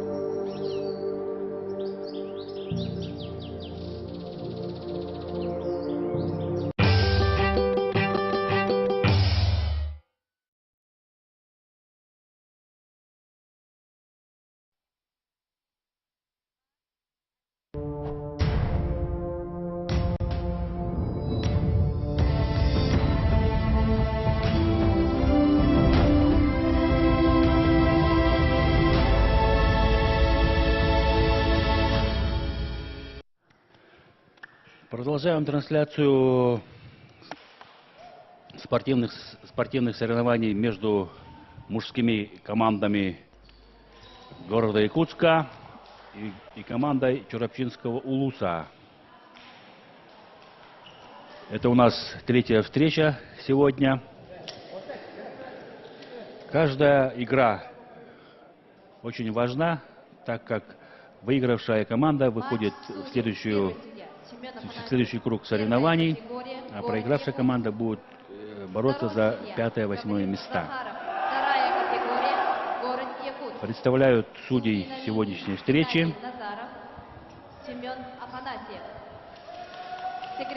Первый судья Афанасьев Семен, первая категория, город Якутск. Второй судья Захаров Гаврил, вторая категория, город Якутск. Секретарь встречи Слепцова Саина, Мегнакангаласский улус. Помощник секретаря Иванова Аэлита, вторая категория, город Якутск. Центровая встреча. Объявляют стартовый состав команд. Номер 9 Дима Аржаков. Номер 10 Кускул Лавров, капитан команды. Номер 12 Альберт Бродников. Номер 3 Иннокентий Филиппов. Номер 2 Роберт Захаров. Номер 5 Игорь Афанасьев. Номер 9. Номер 4 Альберт Корякин. Номер 11 Валера Гоголев. Главный тренер Альберт Бродников. Объявили стартовый состав сборной команды Чурапчинского улуса. Приглашается стартовый состав команды города Якутска. Номер 1 Гавриил Охлопков. Номер 5 Семен Слепцов. Номер 7 Василий Тумфали. Номер 8 Егор Клухарев, капитан команды. Номер 10 Владимир Сигаров. Номер 11 Анатолий Татаев. Номер 12 Михаил Семенов. Номер 2 Иннокентий Артамонов. Главный тренер Петр Пестряков. Объявили стартовые составы обоих команд.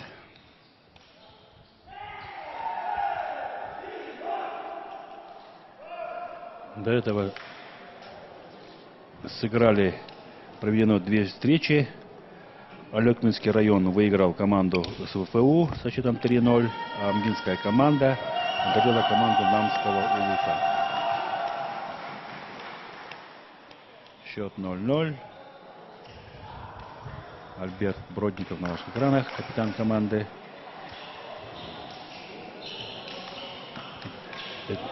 Главный тренер команды Черепчинского Улуса.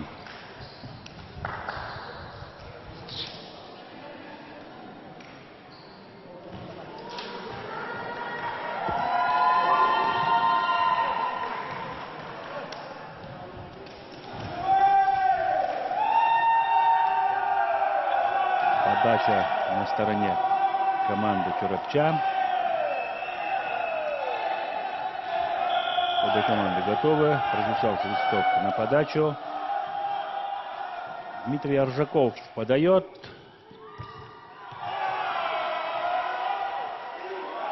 Сидоров Владимир выигрывает первое очко для своей команды. 1-0.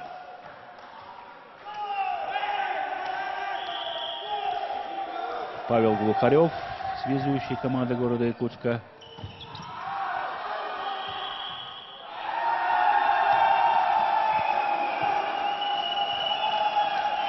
Сыграли крест.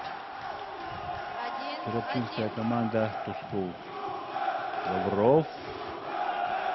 Ошибка у команды города Якутска. Тускул Лавров на подаче. Остается мяч в игре. Простой переброс мяча.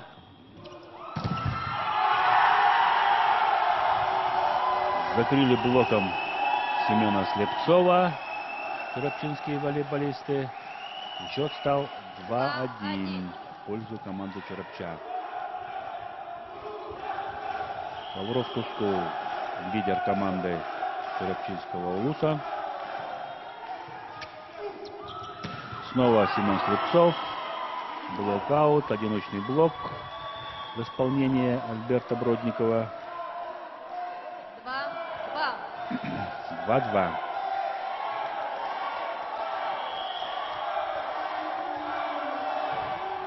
Владимир Сидоров.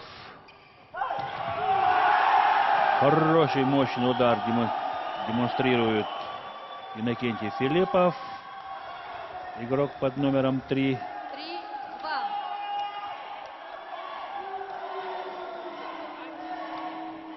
Укороченная передача.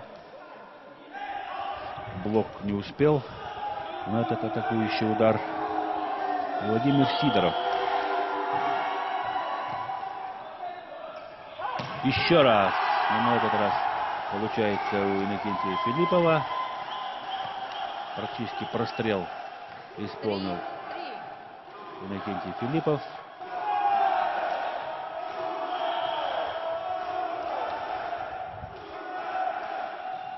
Альберт Бродников. Василий Тумфали блокаут. Первых же минут волейболисты начали показывать силовой, мощный волейбол. Да и поведение мяча хорошее. Анатолий Татаев. Тоже быстрая передача в адрес Роберта Захарова. Игоря Афанасьева, 5-й номер. Чуть-чуть не попадает мяч.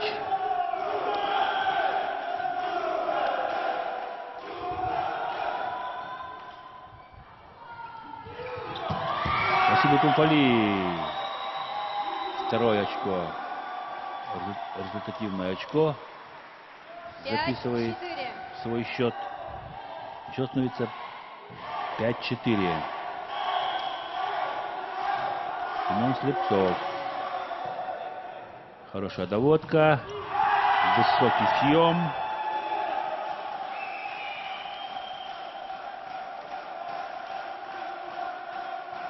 Дмитрий, 9-й номер. Это у нас Дмитрий Аржаков. 2-метровый молодой человек. 19 лет.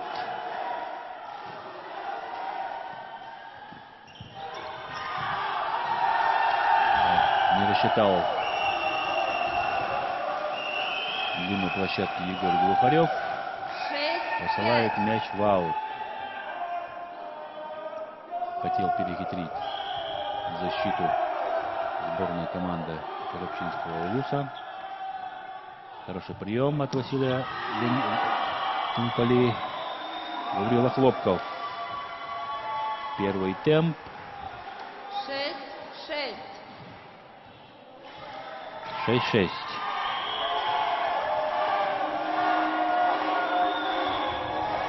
Василий Тумфали, к сожалению, ошибается при подаче.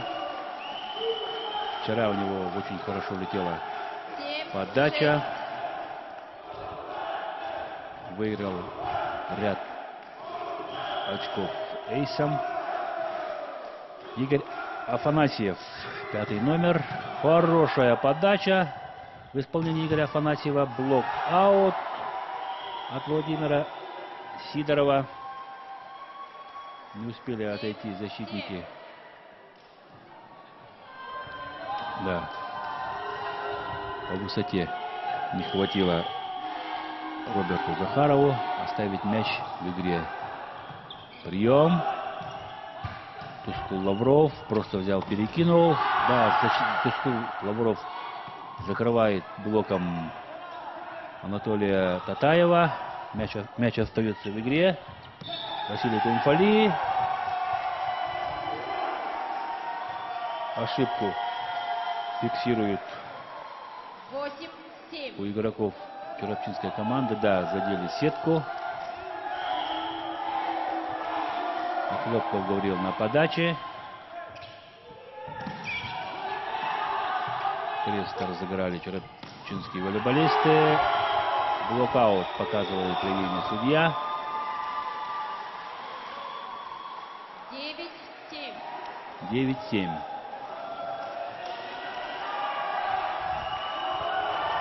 В пользу команды города Якутска. Ошибается Гаврила Хлопков. Уступает место своему лидеру Никитию Артамонову. На подаче высокий центральный блокирующий Дмитрий Ржаков. Хорошая подача у него. Анатолий Татаев нападает с третьей зоны. Это его коронка. И также его коронкой является нападающий удар Марита. Достает Альберт Бродников очень сложный мяч. Не успевает немножко на блок Тускул Лавров. 11-8. 11-8.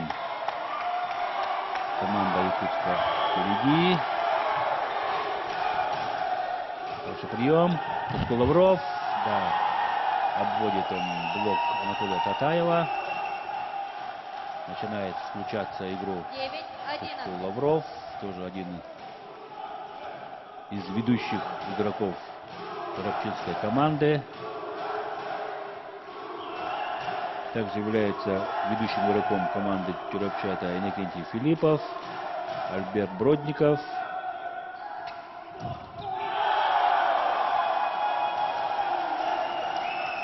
Ошибается Анатолий Татаев.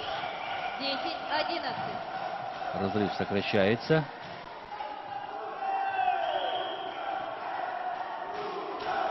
Это узкий по ширине был мяч. И по высоте тоже. Отведенный мяч атакует Семен Слепцов.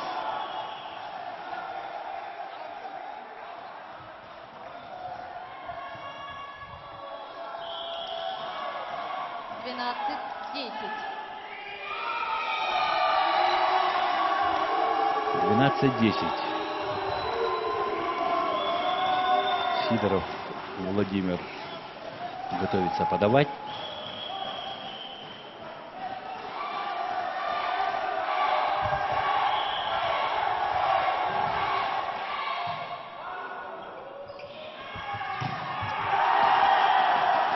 Блокаут в исполнении Роберта Захарова. Роберт Захаров уже 20-летний волейболист, 1,182 м. Уже играет на высоком уровне вместе со взрослыми, вместе со своим наставником Альбертом Бродниковым. Приносит очки в пользу своей команды. Семен Слепцов, мастер спорта России. 13-11. Стык блока, через стык блока пробивает Семен Слепцов. Ошибается игрок 13-13. команды города Якутска Анатолий Татаев. Да, вот за ним бывает, что он допускает ошибки на подаче. Викентий Филиппов, центральный блокирующий Черепчинской команды. Подключается Семен Слепцов. Третья атака подряд в исполнении Семена Слепцова. Да, одиночный блок не может справиться с нападающими ударами Семена Слепцова. Активно доверяет Альберт Бродников своему молодому центральному нападающему 13-14. Дмитрию Оржакову, который в этой игровой ситуации выигрывает очко. Аут. Летел мяч. Тускул Лавров смахивал мяч. Но этот мяч обработал Василий Тумфалеев. Он приносит 13-е очко своей команде. Да, левой рукой смахнул от блока в аут.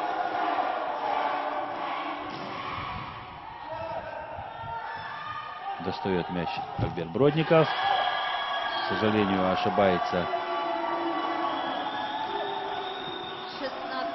16-13. Тускул Лавров. Мяч попадает в трос. 16-13. Хорошая доводка. Тускул Лавров. Да, мяч от блока попадает в первую зону, незащищенную. И при счете 13-17 первый тайм-аут берет команда Черепчинского Улуса.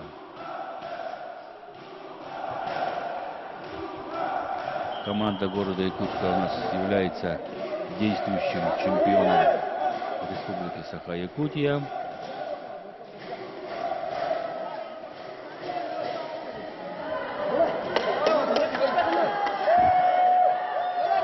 Черепчинская команда является действующим чемпионом 7-х спортивных игр народов Якутии АМГА 2019.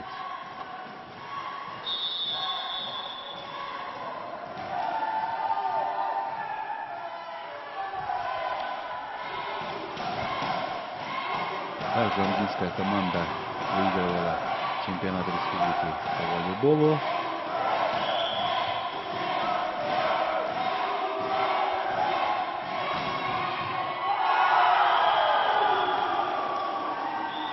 Василий Тумфалеев выигрывает очередное очко 18-13. после перерыва. Мяч, кажется, летел в аут. Он отправляется лидера команды.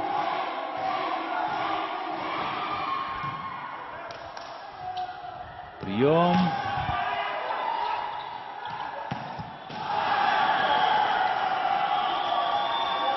К сожалению, мяч улетает в аут после атаки Игоря Афанасьева.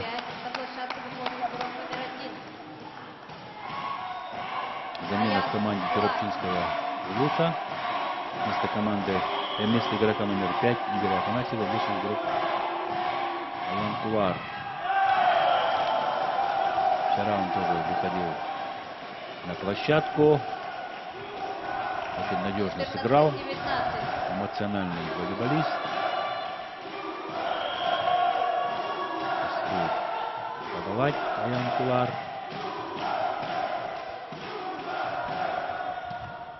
Справляется с приемом Иннокентий Аржаков. Закрывают Гаврила Хлопкова. Блок в исполнении Тускула Лаврова. 1 в 1 закрывает он центрального нападающего.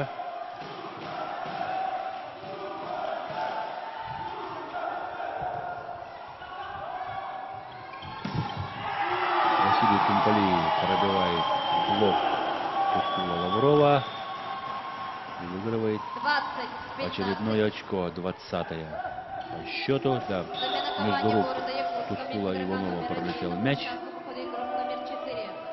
Замена в команде города Якутска. Вышел на подачу игрок под номером 4 Петр Андреев. Заменил он Гаврила Хлопкова.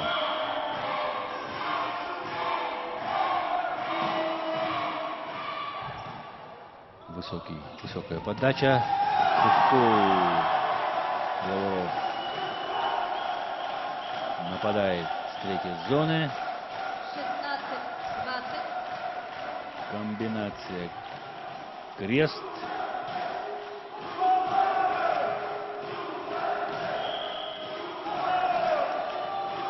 Дмитрий Аржаков, 9-й номер. Василий Сидоров оставляет мяч после его обманного удара. К сожалению, Тускул Лавров направляет мяч в аут. Счет уже становится 16-21.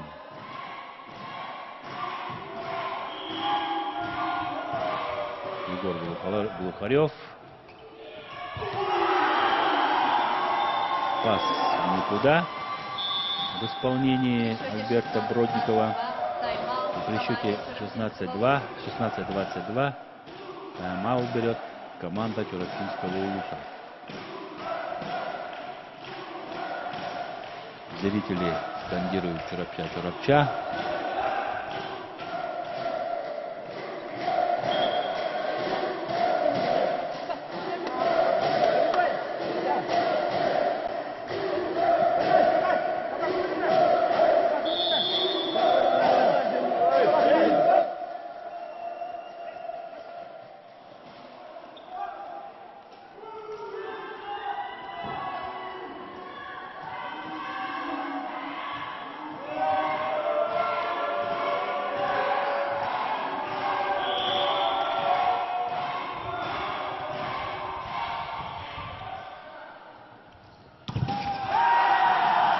Тускул Лавров нападает со второй зоны. 17-22. Одиночный блок. Не успевает центральные блокирующие переместиться на края сетки. Ошибка. Одна из немногих ошибок у Василия Тумпали. Он очень надежно играет и в защите, и в нападении. Много победных завершающих ударов у Василия Тумпали. Счет 18-22. На подачу Тускул Лавров. Закрывает блок Иннокентия Филиппова. Атакующий удар Владимира Сидорова. 19-22.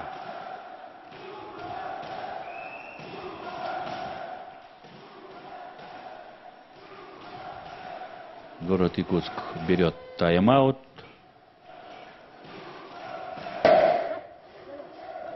Главный тренер Петр Пестряков успокаивает своих подопечных.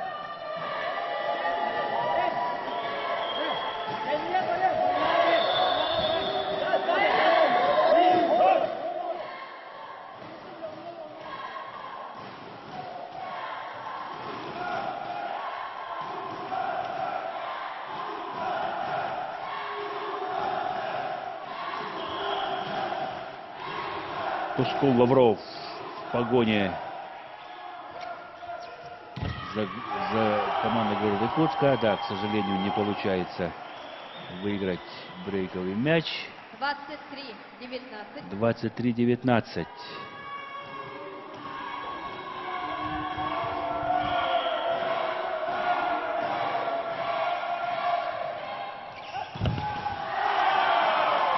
Ошибаются игроки Чурапчинской команды. 24-19. 6 сетболов у команды города Якутска.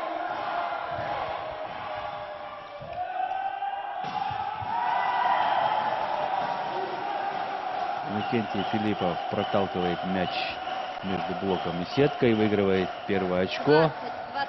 20-24. Резким движением пальцев рук. Альберт Бродников на подаче.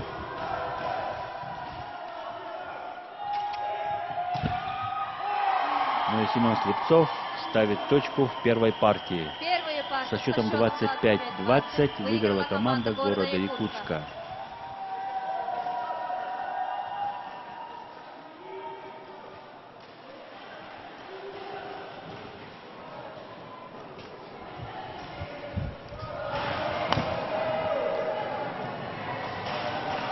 Спокойно волейболисты из города Якутска выходят с территории волейбольной площадки.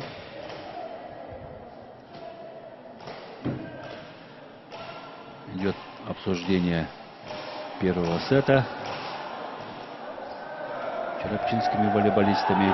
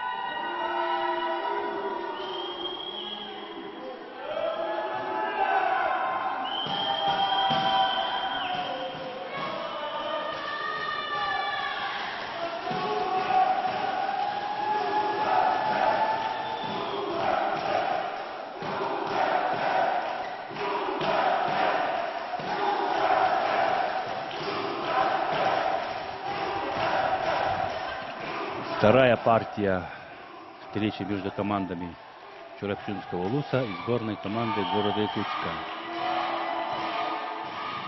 Подает Гаврил Хлопков. Поменял свое амплуа Иннокентий Филиппов. Сыграл в роли доигровщика и принес своей команде первое очко. Тускул Лавров на подаче.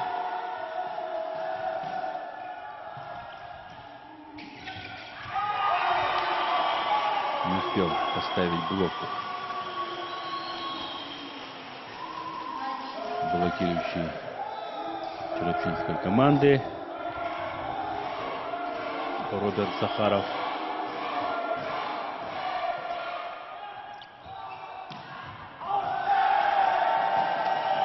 поле. Попадает мяч.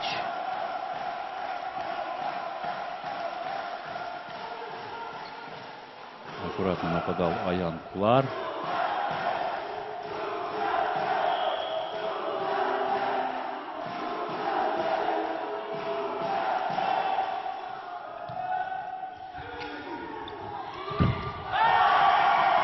Блокирует Аян Кулар Семена Слепцова.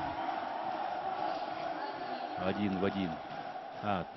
Ошибается это Семен Слепцов. Попадает в трос.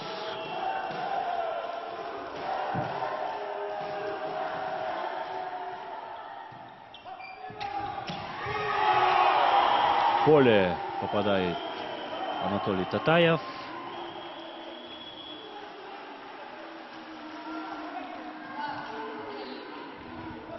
Три-два.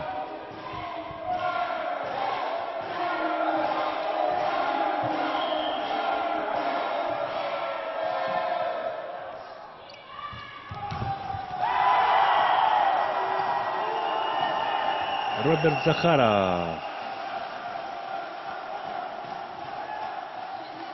делает счет 4-2.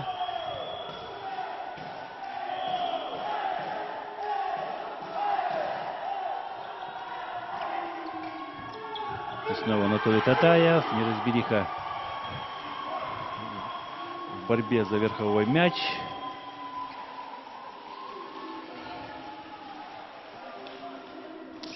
Три-четыре.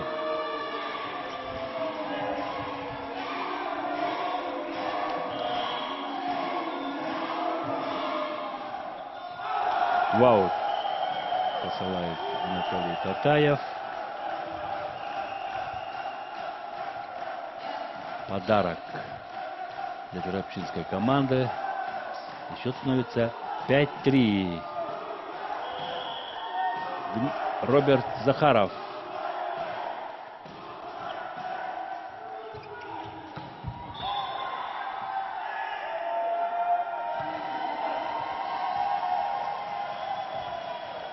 Василий Тумфалей выигрывает очко. Здесь была и ошибка у блокирующего, крайнего блокирующего при постановке блока.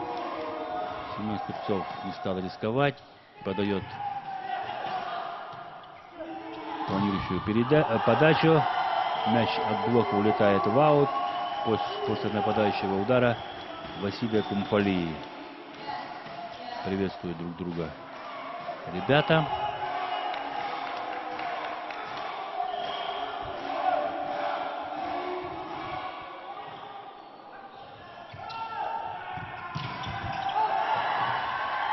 Ах, не успели подстраховать друг друга волейболисты Чоропчи.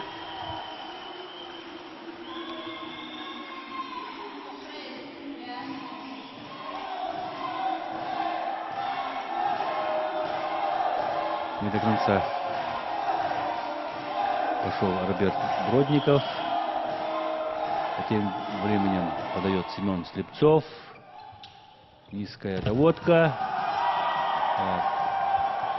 И очередной раз Тускул Лавров приносит своей команде очко.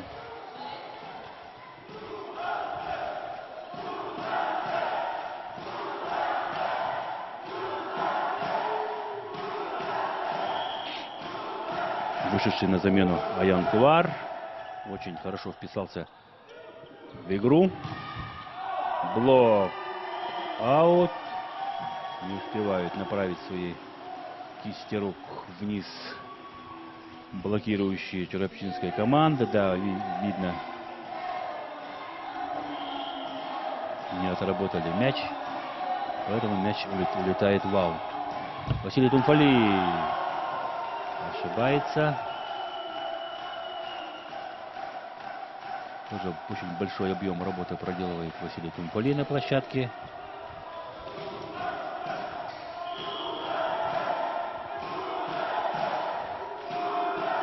Дмитрий Аржаков, к сожалению, подает в аут. Не справляется со своими эмоциями.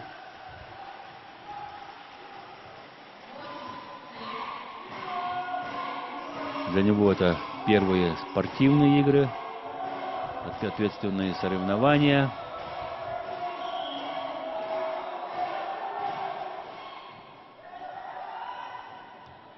Хороший пас.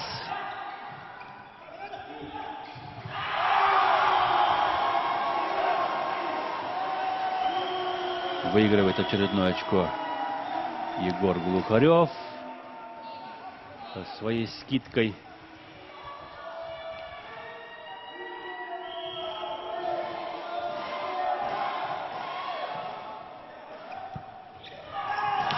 Обменялись любезностями Альберт Бродников. Дуэль связующих мы увидели. Пока 1-1.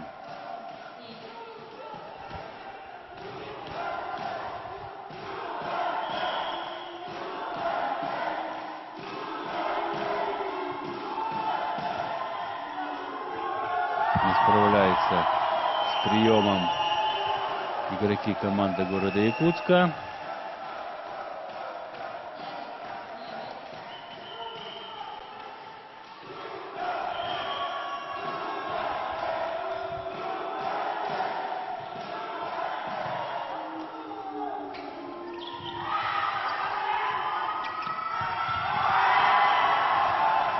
Среагировал на эту передачу Иннокентий Филиппов, хотя до этого произвел защитные действия, успел на эту передачу.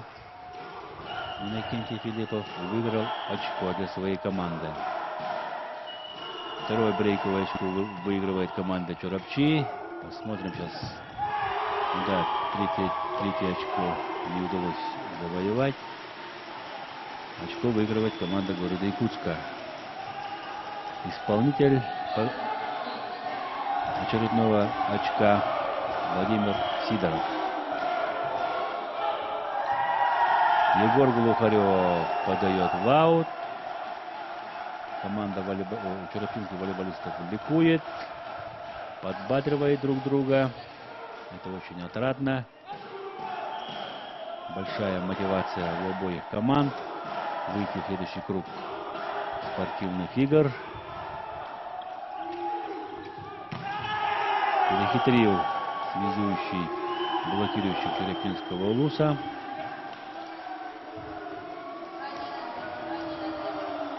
Вывел практически на один блок основного доигровщика Владимира Сидорова. Постраховал ошибка при приеме. 12-11. Не успевает на блок Иннокентий Филиппов.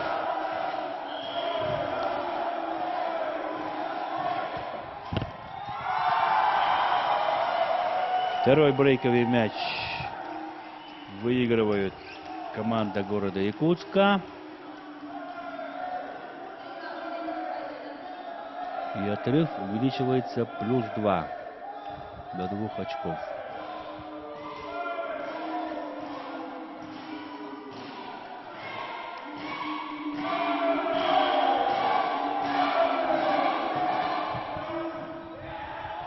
Хороший прием. Быстрая передача адресована Роберту Захарову. Приносит свой результат.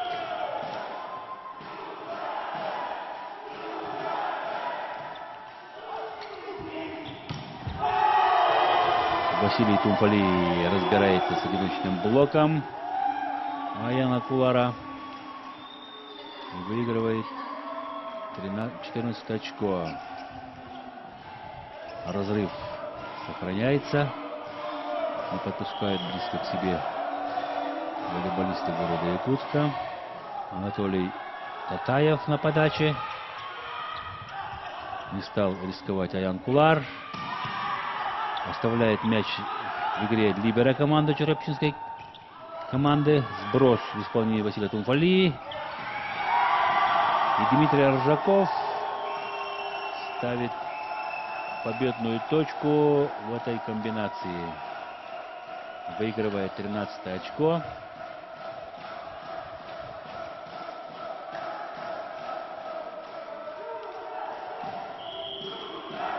Роберт Захаров, 20-летний волейболист. Прием в исполнении Иннокентия Артамонова.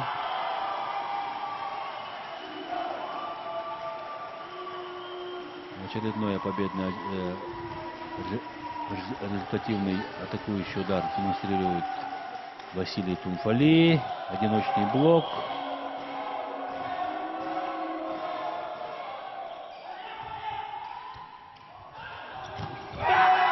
Хорошая передача в исполнении Аян Кулар.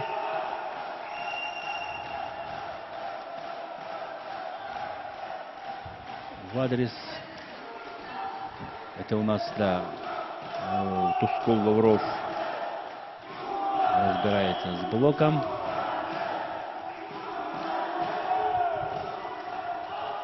Поле попадает мяч после подачи Аяна Кулара. Да, это мяч либера команды Иннокентия Артамонова.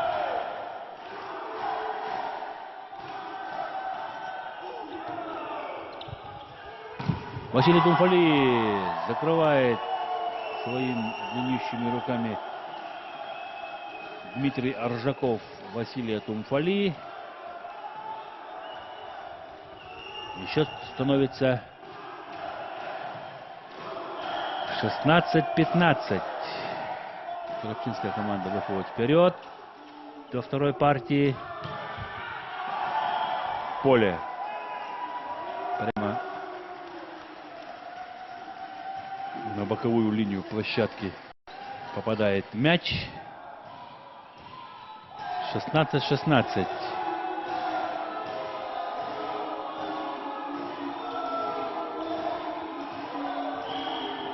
Люлюканье от болельщиков черепчинской команды.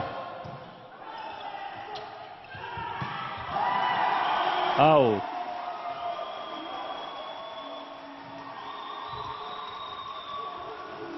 К сожалению, улетает мяч после нападающего удара Тускула Лаврова.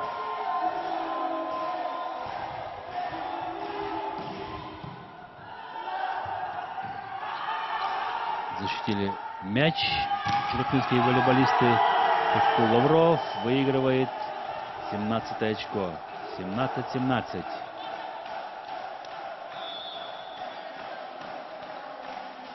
На него прыгало два блокирующих. Вместе с тем Тускул Лавров отменно справляется с поставленной задачей. 17-17. На подачу выходит Вадим Оконечников, 20-летний тоже волейболист.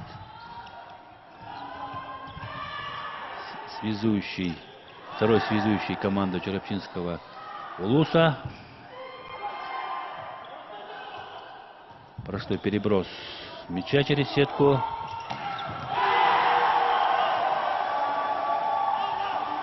Аут. Улетает мяч. Разыграли комбинацию волна. Немного не успел на блок центральный блокирующий команды черепчинского Улуса. Петр Андреев вышел на подачу.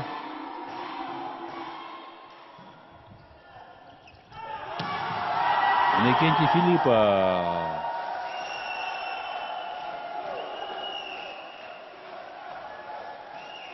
подарили ему шанс отыграться на чистой сетке. Потерял своего нападающего Анатолий Татаев. 18-18.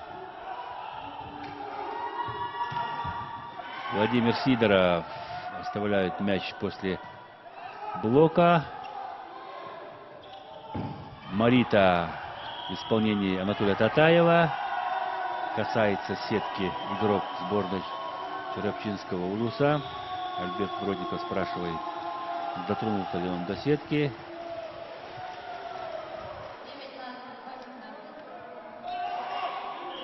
И счет становится 19-18. Прием хороший в исполнении Тускова-Лаврова. Да, к сожалению, блокируют Иннокентия Филиппова.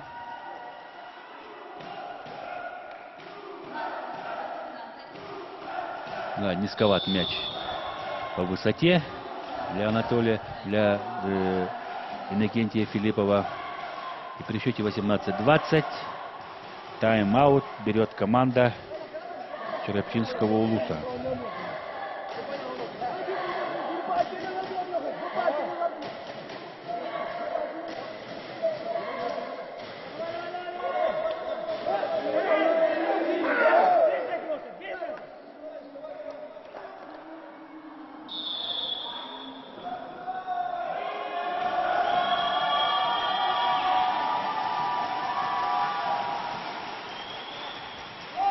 Команда Черепчи вышла из своей подгруппы вторым. Она проиграла первую игру Татинской команде со счетом 1-3. Но выиграла вторую встречу у Намской команды со счетом 3-1.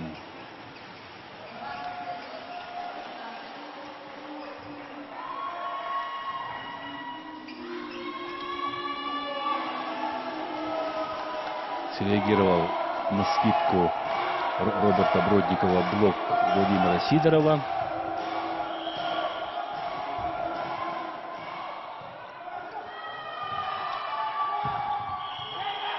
Касается сетки Альберт Бродников. 22-18 в пользу команды города Якутска.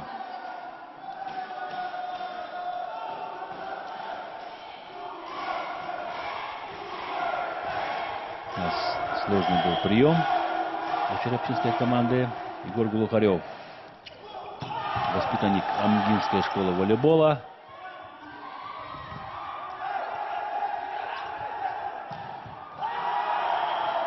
Аян Кулар подключается с задней линии.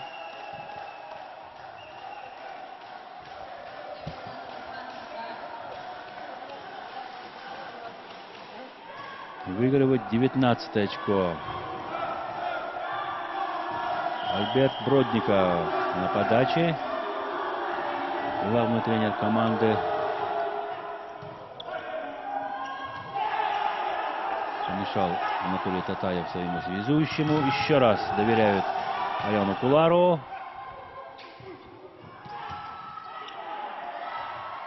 Успевают поднять мяч черепчинские волейболисты. Владимир Сидоров. Семен Слепцов. Чуть-чуть не разобрались в защитных действиях игроки сборной команды Черепчи. Помешал Иннокентий Филиппов Альберту Бродникову.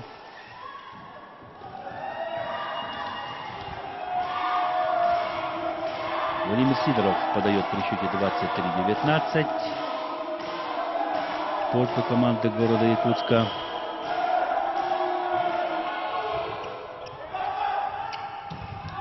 Пас с одной рукой демонстрирует Альберт Бродников. И Иннокентий Филиппов забивает прострельную передачу. Красивая получилась комбинация в исполнении Иннокентия Филиппова.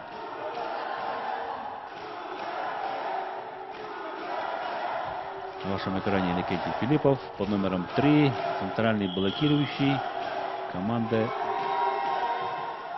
Черепчинского улуса. Остается мяч в игре.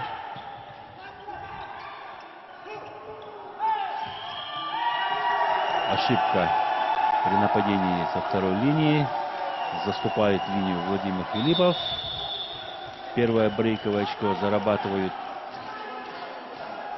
Одно брейковое очко зарабатывает команда Черепчинского Улуса. Еще становится 21-23.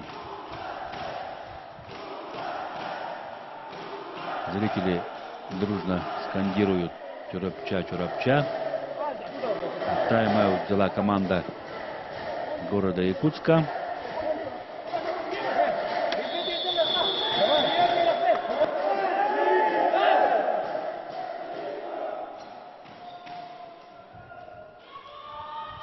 Необходимо игрокам Черепчинской команды более качественно организовать прием, доводку мяча до своего связующего. Я думаю тогда, что у них все получится.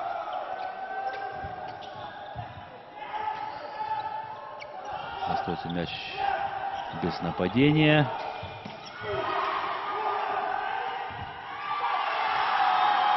Да. Прыгучий Василий Тумфали выигрывает верховой мяч. Записывает 24-е очко в пользу команды города Якутска. Замена команде города Якутска. На подачу вышел Голоков Виталий. Вернулся на площадку Гаврила Хлопков. Уверенно подал Виталий Голоков. Хороший удар первым темпом продемонстрировал Дмитрий Аржаков. Из игры к игре Дмитрий Аржаков набирает уверенность. Я думаю, через год-два будет одним из лучших центральных нападающих в Черепчинской команде. Да, не успевает Дмитрий Аржаков пристроиться к крайнему блоку.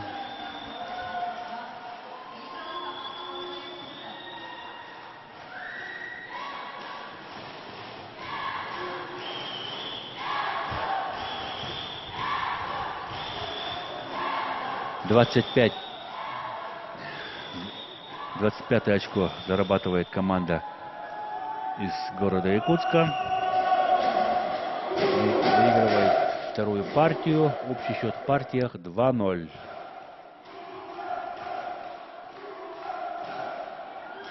Хорошую игру продемонстрировали обе команды.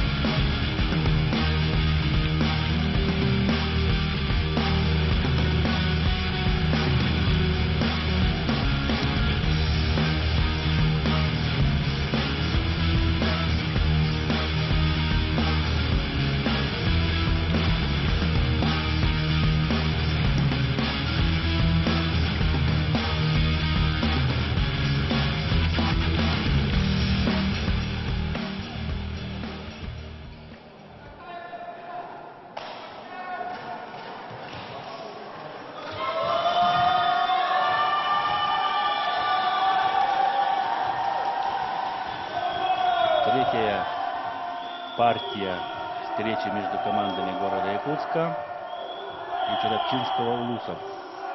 На подаче 9-й номер Дмитрий Оржаков.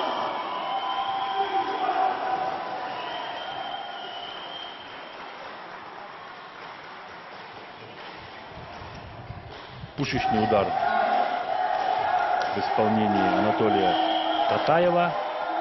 Счет 1-0.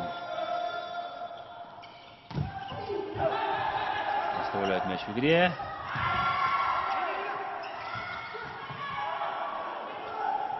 Обе команды остались без нападающего удара. Доверили Василию Кунфали. К сожалению, он не был готов к этому удару. Попадает в трос. Тускул Лавров, лидер команды Черепчинского Улуса.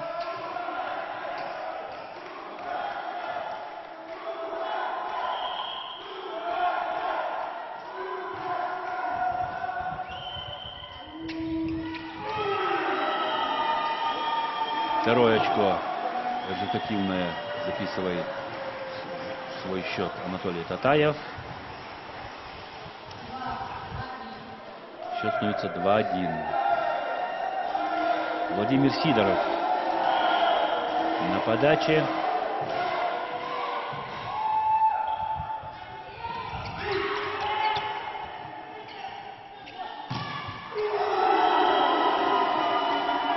Мяч от блока отлетает к Альберту Бродникову. Не смог подбить мяч Альберт Бродников. Счет 3-1.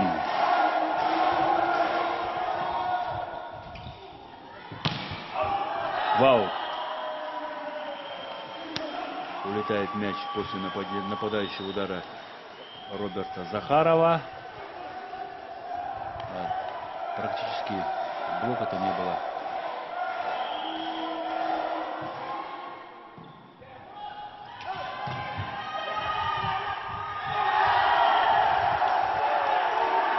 Успел перебросить мяч Роберт Захаров по переходящему мячу. Перебросить мяч, да, переходящий мяч. Альберт Бродников, главный тренер сборной команды Черепчинского Улуса, играющий тренер. Ошибается Анатолий Татаев.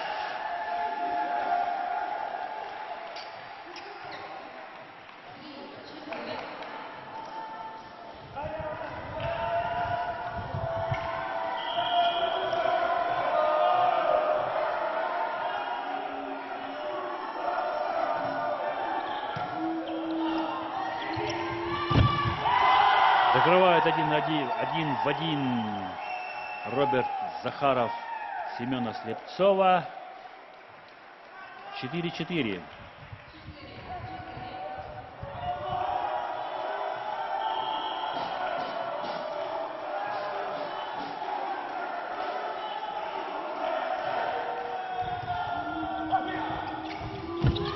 Анатолий Татаев пробивает блок Иннокентия Филиппова.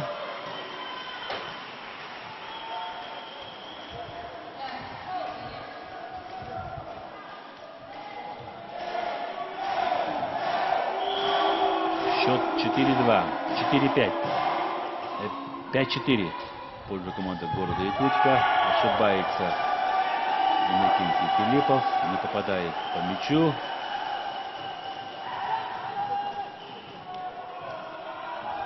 Как-то неуверенно шел на этот мяч Иннокентий Филиппов.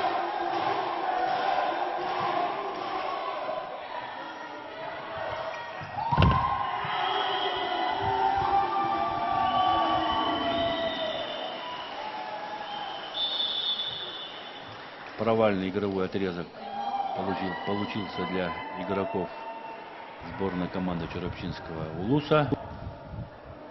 И при счете 4-7 тайм-аут берет команда Черепчинского Улуса.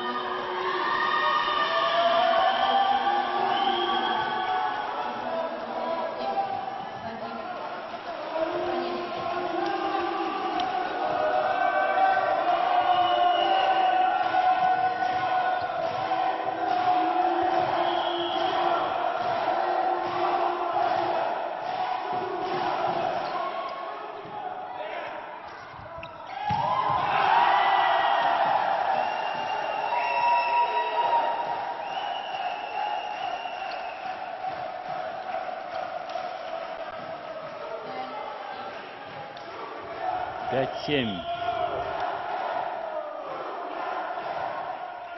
Иннокентий Филиппов подает.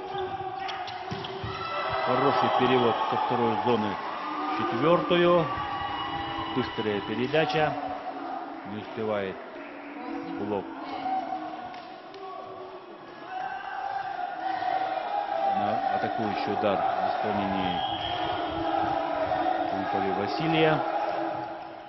Семен Слепцов на подаче. И снова разыграли иркутские волейболисты комбинацию крест. Хороший нападающий удар в исполнении Роберта Захарова.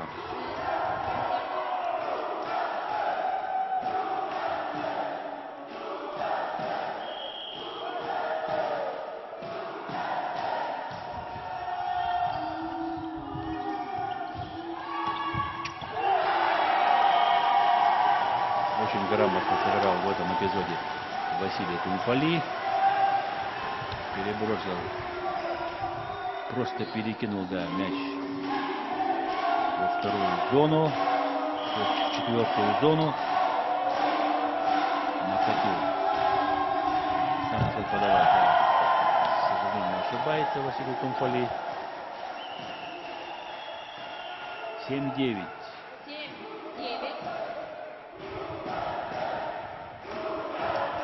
Спортивной площадке по обе, на данной спортивной площадке находятся 5 чемпионов спортивных игр Якутии АМГА-2019.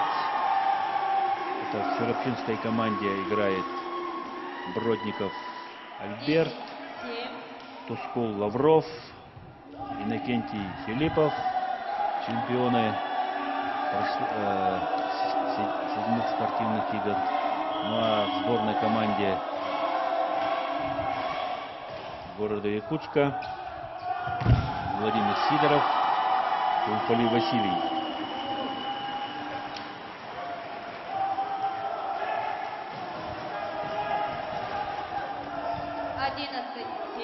Ошибается, к сожалению, Тускул Лавров. И счет уже 11-7.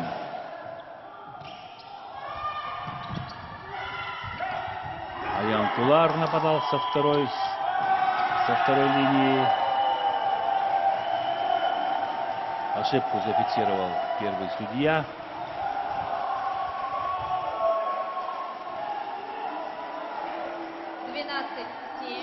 Да, сетку задевает Дмитрий Ржаков. Ошибается снова Дмитрий Аржаков. Счет уже, разрыв третьей партии увеличивается. И при счете 7-13 тайм-аут берет команда Серапчинского УЛУСа.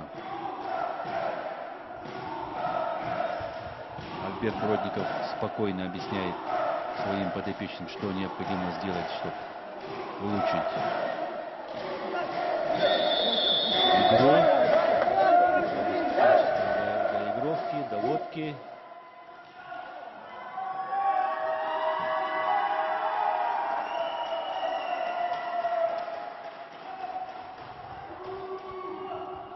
Конечно, команда города Якутска практически все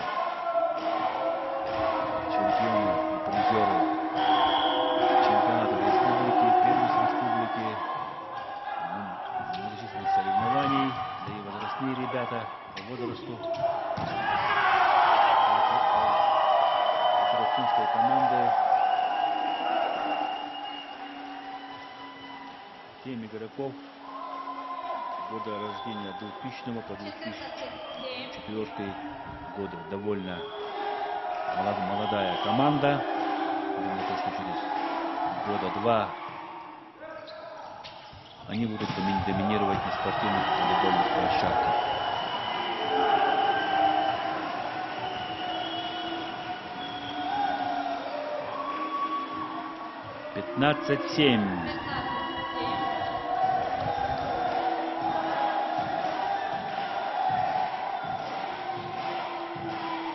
Можно сказать то, что на этой площадке сейчас опыт и молодость. Гаврила Хлопков на подаче. Дмитрий Ржаков. Туско Лавров.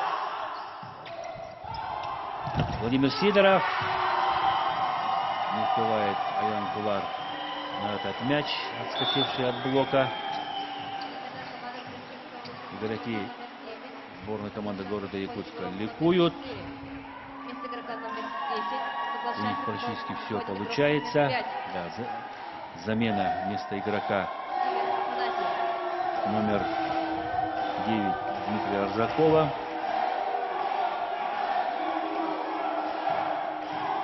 Вышел тоже молодой перспективный игрок.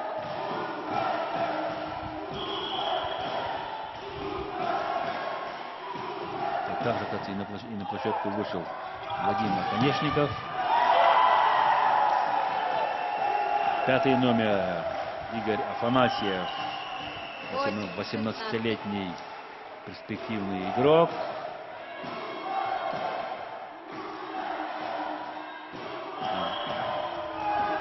Четвертый номер Альберт Корякин, тоже 18-летний. Молодая сплоченная Туропчинская команда противостоит опытной профессиональной команде из города Якутска.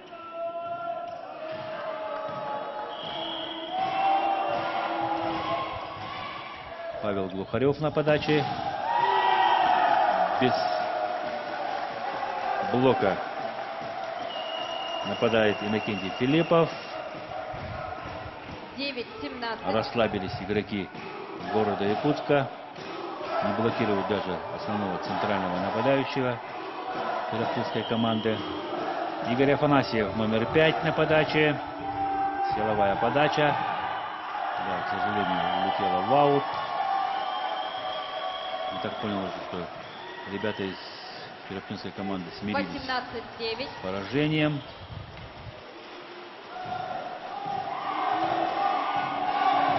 Ну и Альберт Бродников дает своим молодым воспитанникам поиграть, почувствовать площадку, атмосферу этих игр, поддержку зрителей.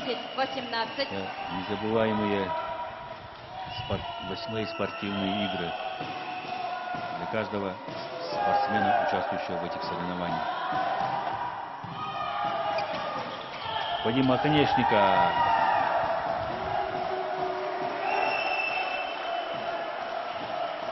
Силовая подача. Выигрывается 11, очко. 18. 11-я команда из Туропчинского улуса.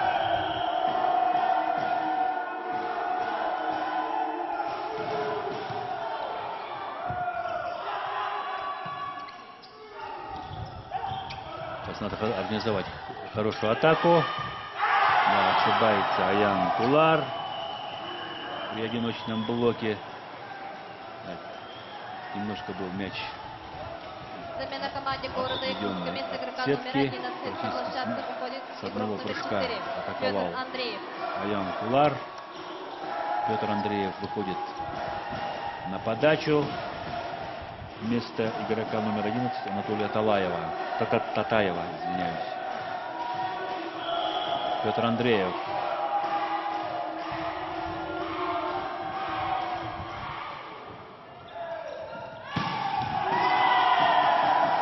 Хлесткий удар в исполнении Роберта Захарова. Открытый волейбол 12, третьей 19. партии. Ребята сами довольны.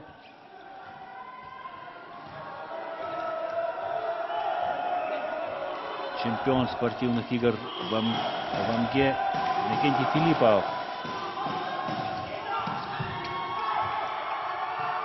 Поборолись в защите ребята. Слепцов Семен пробивает блок 20, и выигрывает 12. 20-е очко. 20-12. поддержки черопчинской команды верит в своих любимцев, поддерживает. 13-20. 20-13. Ошибается. Игрок команды 21-13. Черепчинского Улуса. Роберт Захаров при подаче. Не унывает.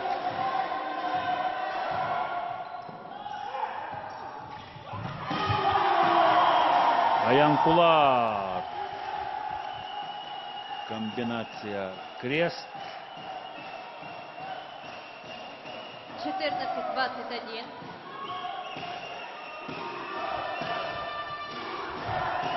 14-21.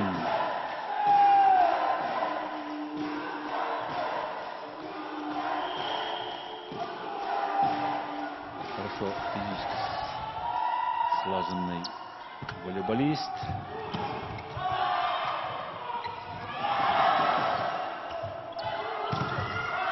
Закрыли Владимира Сидорова блоком. Это у нас Альберт Корякин. 15-21.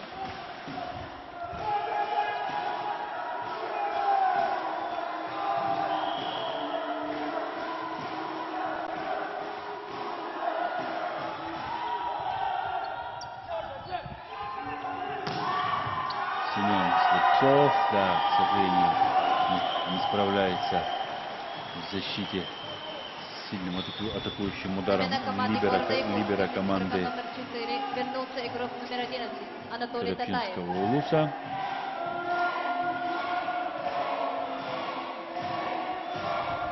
Гаврила Хлопков на подаче. Мощнейший удар в исполнении Альберта Корякина. Уже 16-22. растет перспективный, талантливый волейболист в команде Черопчи. Это 18-летний парень, 1,87 м. Хороший подбор игроков в черопчинской команде. Мяч остается в игре. Тумфали Василий заблокирует Тумфали Василия. Иннокентий Филиппа. — 17-22. Ребята получают наслаждение от игры в волейбол. Альберт Корякин продолжает подавать. Хороший прием. Татаев Анатолий. Да, немножко. 23-17. Не успел на этот мяч Альберт Корякин.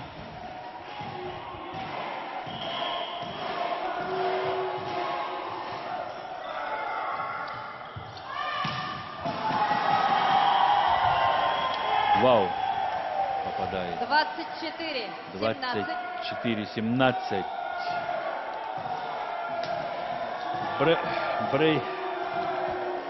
Матчбол на подаче Павла Глухарева. Да, к сожалению, команда Третью партию со счетом проигрывает 25-17 выиграла партию. команда города Якутска. Здесь со счетом 3-0. 3-0. Победу одержала города Якутска. Данная встреча в пользу команды города Якутска.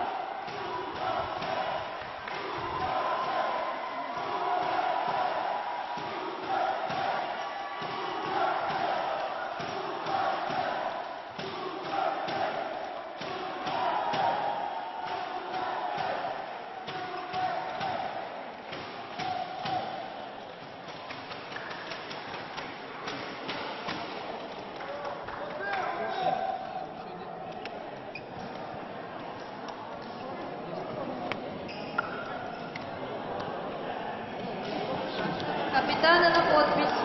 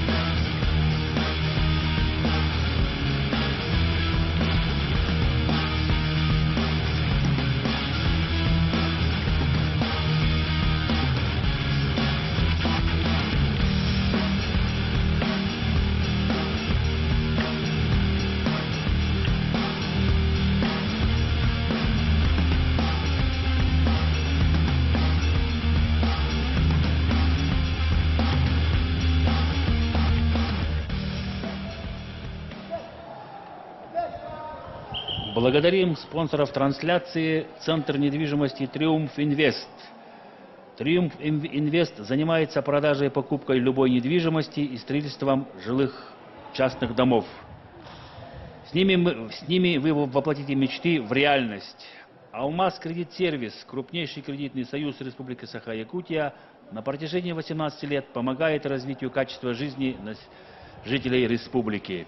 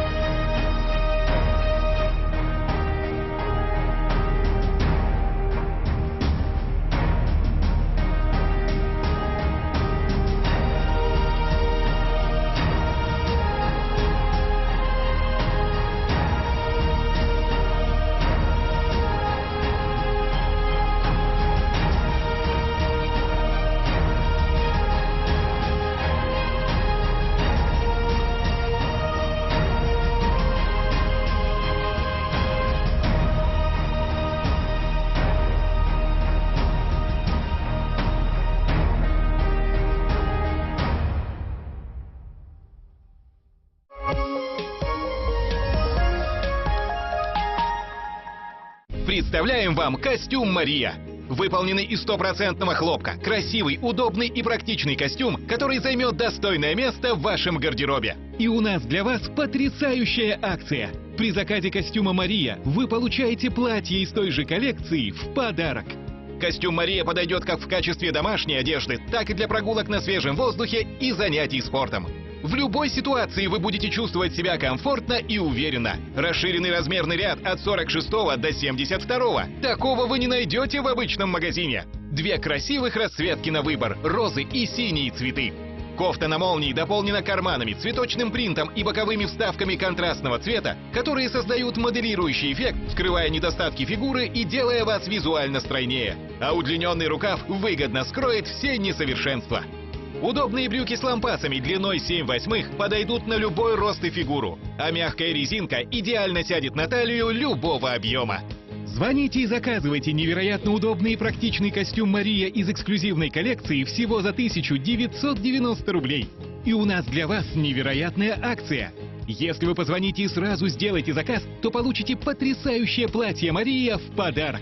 Женственное, невероятно удобное и практичное платье сделает ваш домашний образ неотразимым. Но и это еще не все. Позвоните сейчас и узнайте, как получить бесплатную доставку. Торопитесь, предложение ограничено. Костюм «Мария» не сковывает движений, а мягкая, натуральная, дышащая ткань из стопроцентного хлопка позволит чувствовать себя комфортно в течение всего дня, даже в самый жаркий период. Невероятно удобные брюки и кофта на молнии идеально подойдут на любой тип фигуры, подчеркнут ее достоинства и скроют недостатки. Костюм «Мария» сочетает в себе привлекательность, выразительность и высочайший уровень комфорта. В нем удобно заниматься домашними делами или погрузиться в любимое хобби, а возможно просто посидеть за чашечкой чая наедине с собой. Натуральная ткань с модным принтом не выцветит и не полиняет со временем даже после множества стирок. Костюм «Мария» подойдет как в качестве домашней одежды, так и для прогулок на свежем воздухе и занятий спортом. В любой ситуации вы будете чувствовать себя комфортно и уверенно. Идеальный костюм на каждый день для самых красивых женщин. Расширенный размерный ряд от 46 до 72. Такого вы не найдете в обычном магазине. И две красивых расцветки на выбор – розы и синие цветы. Костюм Мария сочетает в себе привлекательность, выразительность и высочайший уровень комфорта. Костюм Мария сшит по ГОСТу. При выборе этого костюма вам нужно знать только свой российский размер. Звоните и заказывайте невероятно удобный и практичный костюм Мария из эксклюзивной коллекции всего за 1990 рублей. И получите потрясающее платье Мария в подарок. Позвоните сейчас и узнайте, как получить бесплатную доставку. Торопитесь, предложение ограничено.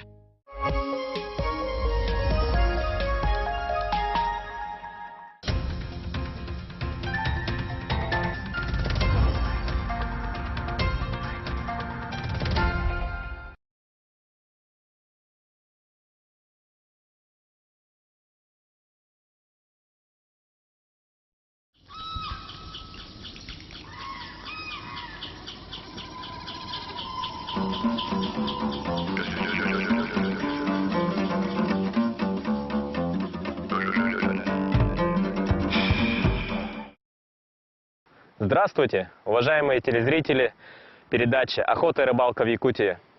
Сегодня мы находимся на одной из самых красивых рек Якутии. Это река Толба, которая находится в Алекминском улусе. Сейчас начало июля, разгар жары. Тем не менее, утро выдалось прохладным сегодня. Был туман. Надеемся, что распогодится к обеду. И опять дневной зной нас настигнет. Сейчас прошли дожди, буквально на прошлой неделе. Эти дожди очень сильно сказались на уровне воды в реке. Уровень очень высокий. Конечно, это немножко нас огорчает. Тем не менее, мы надеемся на отличную рыбалку и хороших трофеев. Поэтому желаем вам приятного просмотра, а нам удачной рыбалки!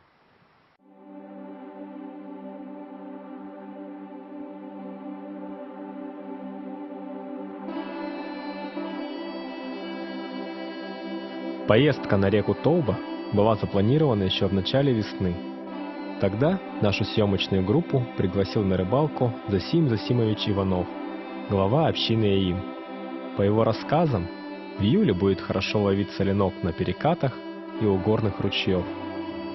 И есть большая вероятность выловить тайменя.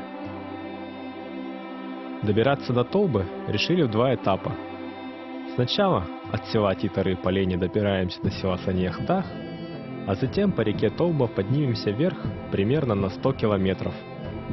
С большой надеждой на то, что найдем отличные места, где стоят крупные ленки и хариусы.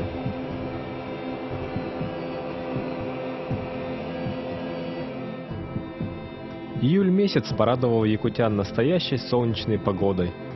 Столбик термометра остановился на 30-градусной жаре. Дневной зной вынуждает комаров и мошек искать спасения в прохладе листвы и травы. Поэтому рыбаки, отдыхающие на реке, чувствуют себя в комфорте, наслаждаясь солнцем и прохладой реки Лена. Расстояние, которое нам предстоит преодолеть по воде, более 300 километров. Дорога не близкая, запаслись топливом, провиантом и тронулись в путь. Наш путь проходит вдоль одного из самых живописных мест в среднем течении реки Лена – Ленских столбов. Это комплекс вертикально вытянутых скал, причудливо громоздящихся вдоль берега Лены, глядя на которые, каждый находит для себя свой образ, будь то очертания великана или замка.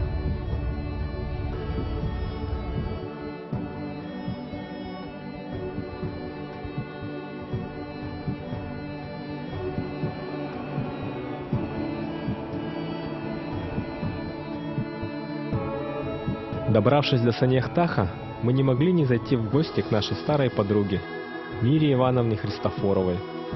Эта замечательная женщина, заядлая рыбачка и охотница, была героиней наших нескольких передач. Я постоянно зимой и летом люблю рыбачить.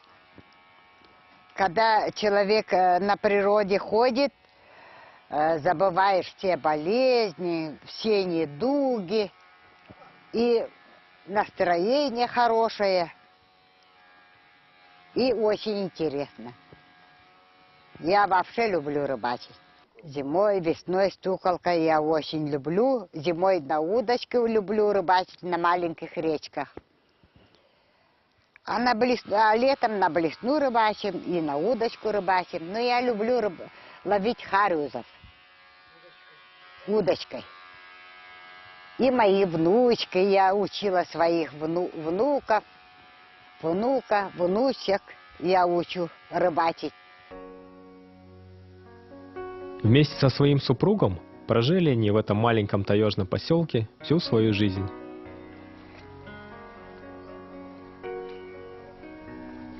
Как и всегда, встретила она нас с открытым сердцем и большой внутренней силой, которая заряжает положительной энергией всех гостей, знакомых и туристов, приезжающих к ним в гости со всей России. Хорошо у вас тут, шикарно. Вы откуда? Мы из Подмосковья. Кто с Москвы, кто с Подмосковья. Кто с Алтая. Кто с Алтая, с Барнаула. Как рыбалка? Шикарная рыбалка. Очень хорошая рыбалка. Мы каждый год ездим. Одна из лучших рыбалок. Вот Камчатка и здесь. Шикарно просто. Обсудив планы маршрута за Засимовичем, мы в сопровождении местных рыбаков отправляемся дальше вверх по реке Толба.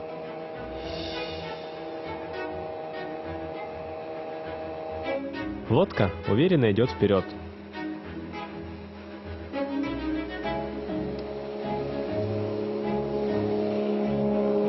Недавно в этих местах прошли обильные осадки. Многочисленные ручьи, впадающие в Толбу, подняли уровень воды на реке. По дороге делаем первые забросы в перспективных местах.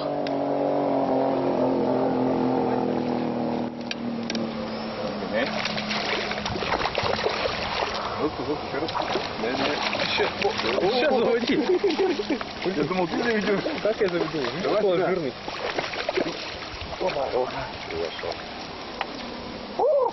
Хороший. Держи.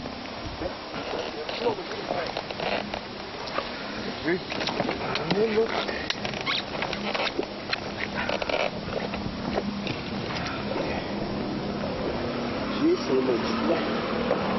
Первый есть. Ну, у меня первый. О, у тебя весов нету? На 1,5 явно, если не 2.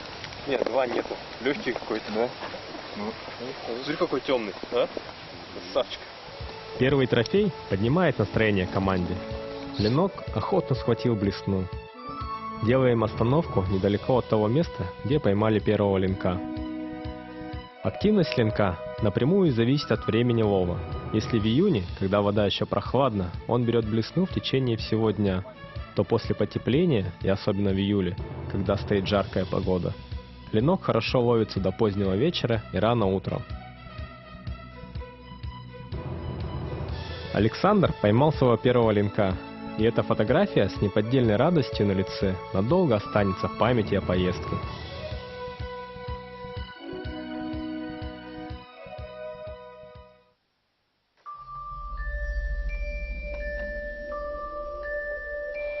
Что-то тяжелое попалось на том конце лески.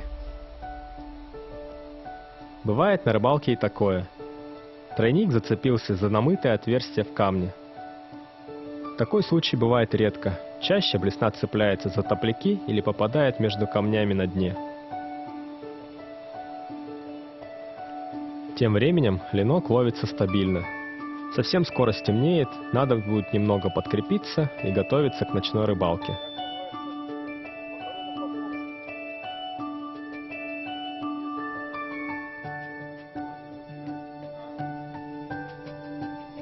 Ловить будем на поверхностные приманки. Наиболее популярная из них – имитация мыши. На мышку, да? На мышку. А сколько времени примерно? Сейчас где-то 11 уже. 11 прикажем. Ага, 11. На мышку ловит, да? На мышку. И вот хоть небольшой он, но хвостом не бил, сразу атаковал. Сразу заглотил, хорошо попался. И так сопротивлялся, что даже вот челюсть повредил. Но если бы он челюсть не повредил, мы бы, наверное, его отпустили. А так что-то болит, наверное, было лучше с собой взять. Так, небольшой, но упитанный, хороший. Такой цвет темный-темный. Здесь вообще линки темные. Мышка бывалая, вся в укусах, в следах.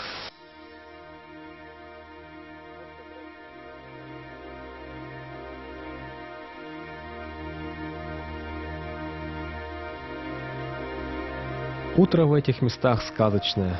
Пелена тумана окутывает весь пейзаж, принося краски таинственности, тишины и покоя.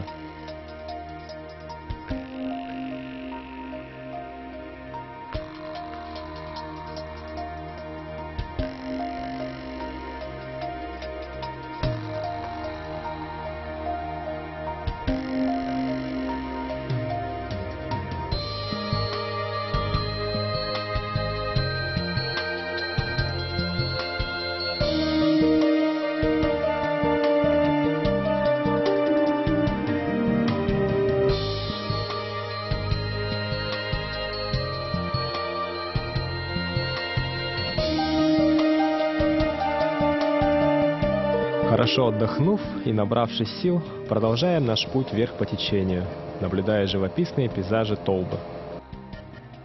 Очередная остановка у переката приносит пару линков.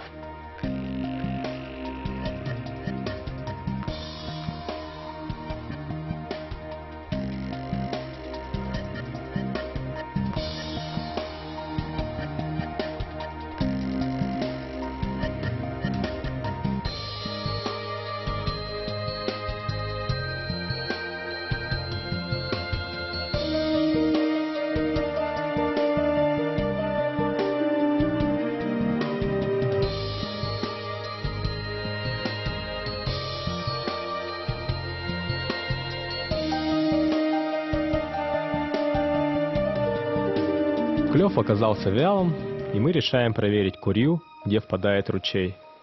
Вода прозрачная, и стоящую в ней рыбу отчетливо видно с берега.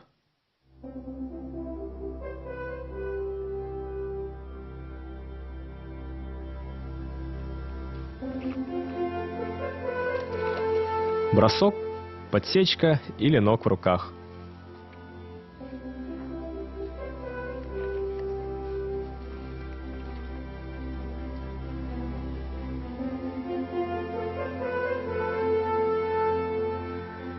Учитывая местность и тот факт, что ленок кормится у поверхности, ожидая насекомых, падающих с стальника, решено использовать поппер. Десятки забросов и все пустые. Только на мышь была поклевка, и то рыба сошлась, обломив крючок у самого берега. Место очень интересное, с большим скоплением рыбы. Но из-за малой площади водоема и сложного рельефа дна поклевок практически не было. Попросту говоря, рыба видит рыбака и, соответственно, с опаской реагирует на приманки. Решено двигаться дальше.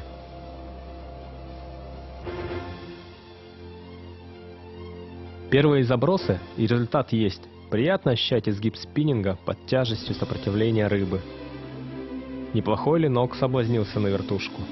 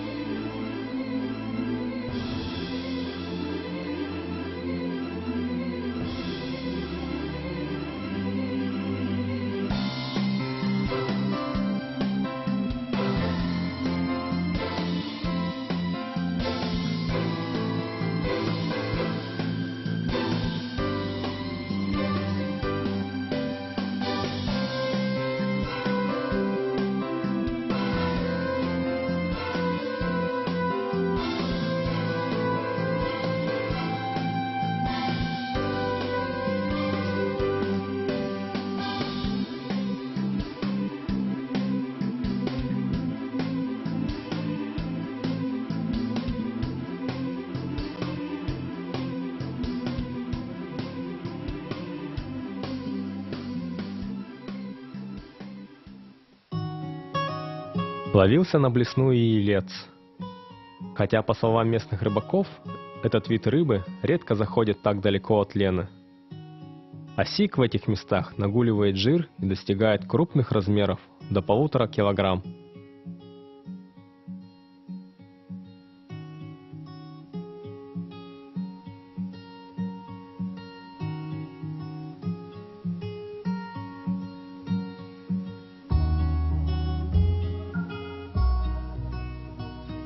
Погода стоит отличная, полный штиль. Приманки летят точно в цель, не встречая сопротивления порывистого ветра. Перед поездкой спиннинги подбирались среднего класса с тестом от 5 до 20 грамм, чтобы была возможность использовать легкие блесна 5-6 грамм и иметь запас прочности при поимке серьезного трофея. Ленок ловится на вертушке типа Blue Fox практически любого цвета, от классического серебра до кислотных расцветок с яркими крапинками. После обеда погода меняется, накрапывает мелкий дождь. Мы поднялись примерно на 100-й километр, облавливая перекаты, и потихоньку будем спускаться обратно вниз.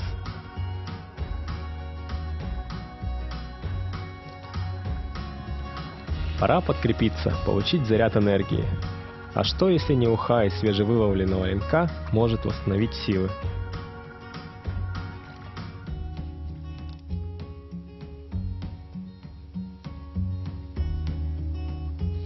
Да, блюдо получилось наваристым и очень вкусным.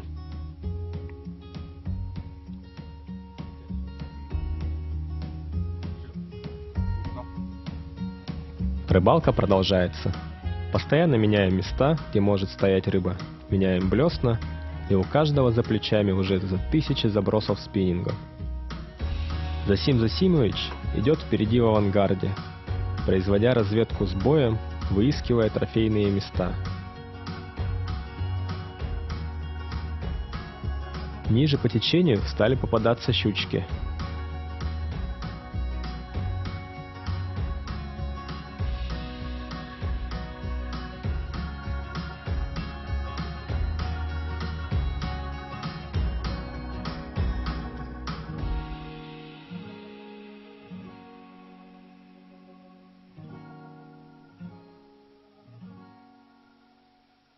Три с половиной килограмма, да? Но на течении как-то он играет, видимо, не очень хорошо. Потому что поклевок на течении совсем не было. Вот на стоячей воде, в заливчиках, щука вот где стоит, там он хорошо играет. И вот была. Вчера на этот поймал, сегодня на этот поймал. Сейчас поставим старый добрый меп.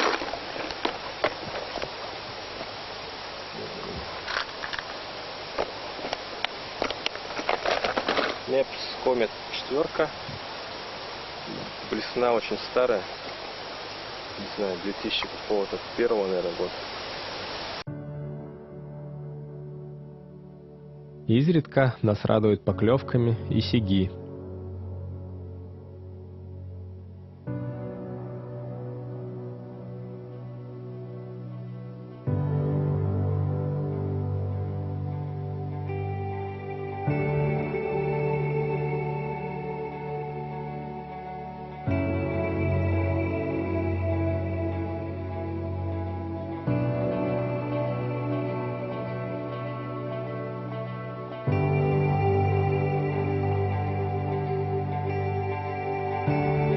Крупный ленок отлично сопротивляется, принося радость любому рыбаку.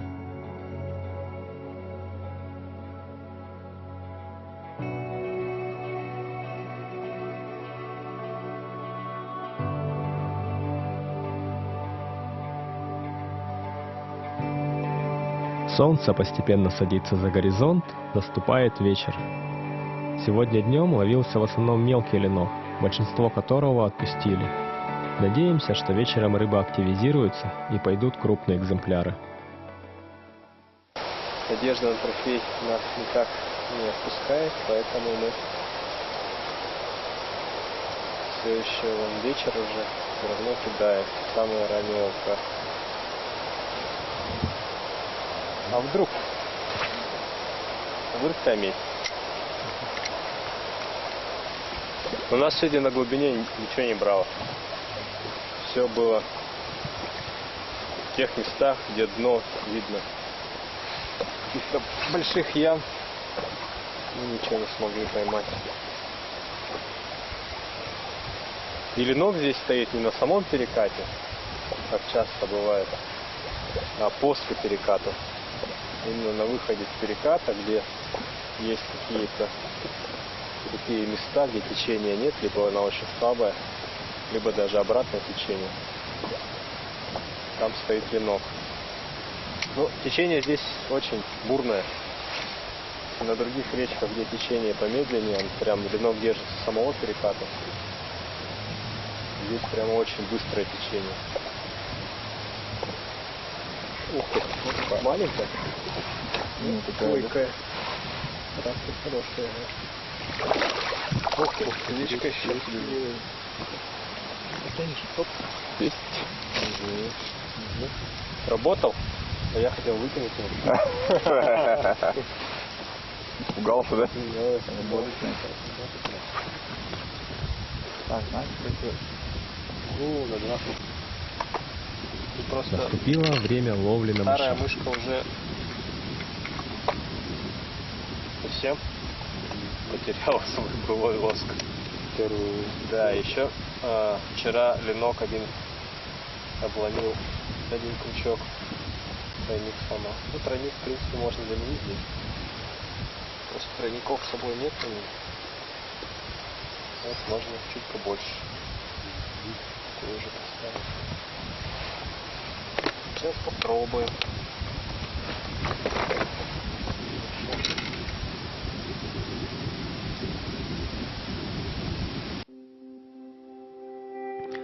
Хотя место очень перспективное, и наверняка здесь стоит таймень и крупный ленок, но поклевок не было. Бывает и такое. Рыбаки в душе оптимисты, и в следующий раз нам точно повезет поймать хороший трофей.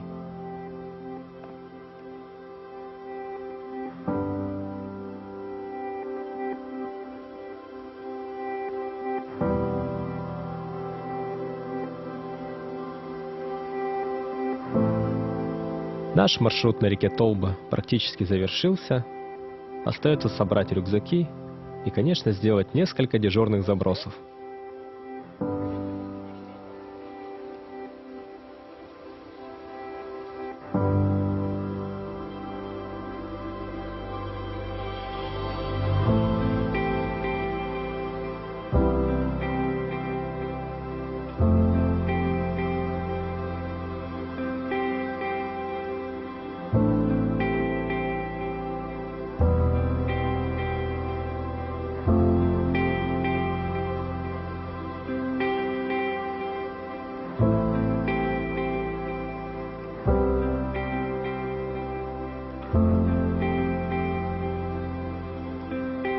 Приятным сюрпризом оказалась поимка таймишонка, которого, конечно, надо отпустить.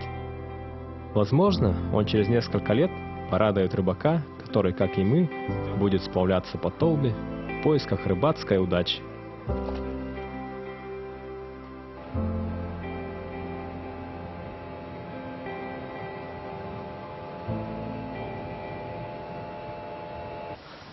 Дорогие телезрители, вот и подошла к концу наша рыбалка на реке Толба. Эти несколько дней пролетели как один. Сегодня мы находимся уже на устье реки. Готовимся отъехать обратно домой, в Якутск. Этот день преподнес нам очень активное солнце. Была очень знойная погода. И это сказалось, наверное, и на активности клёва. Сегодня в основном брали мелкие экземпляры рыб, однако видовой состав очень широкий на реке Толба. Клевало все от щуки, сига, ленка, даже таймень у нас сегодня попадался на крючок. Что можно сказать за эти дни?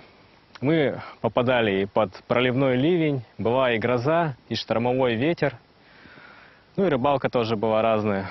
Были дни, когда активного клёва не наблюдалось, были дни Очень, так скажем, рыба шла активно. Были дни, когда было много сходов. Вот, так скажем, берет, но нехотя, так пробует и выплевывает приманку. Вот. Но сегодня мы с гордостью возвращаемся домой, потому что мы не пустые. Есть что показать близким и родным. Получили множество позитивных эмоций. И надеюсь, что и вы, наши дорогие телезрители, с нами получили заряд бодрости и огромное количество позитивных эмоций. На этом мы прощаемся с вами. До новых встреч!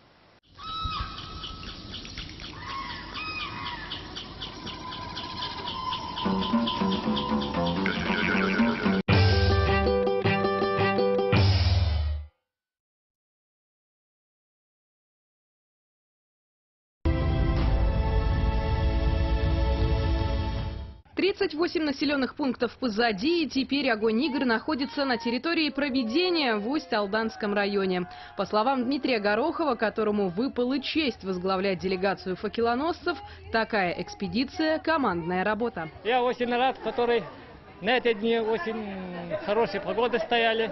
И благодаря моим участникам эстафеты огня, мы много бегали, конечно, экстремный, иногда ехали с этой квадроциклом, там грязь, но главное, все населенные пункты Улуса очень активно встретили эстафету огня. Боевой характер и настрой на будущие спортивные достижения. Именно в такой обстановке жители села Барагонцы встретили факелоносцев.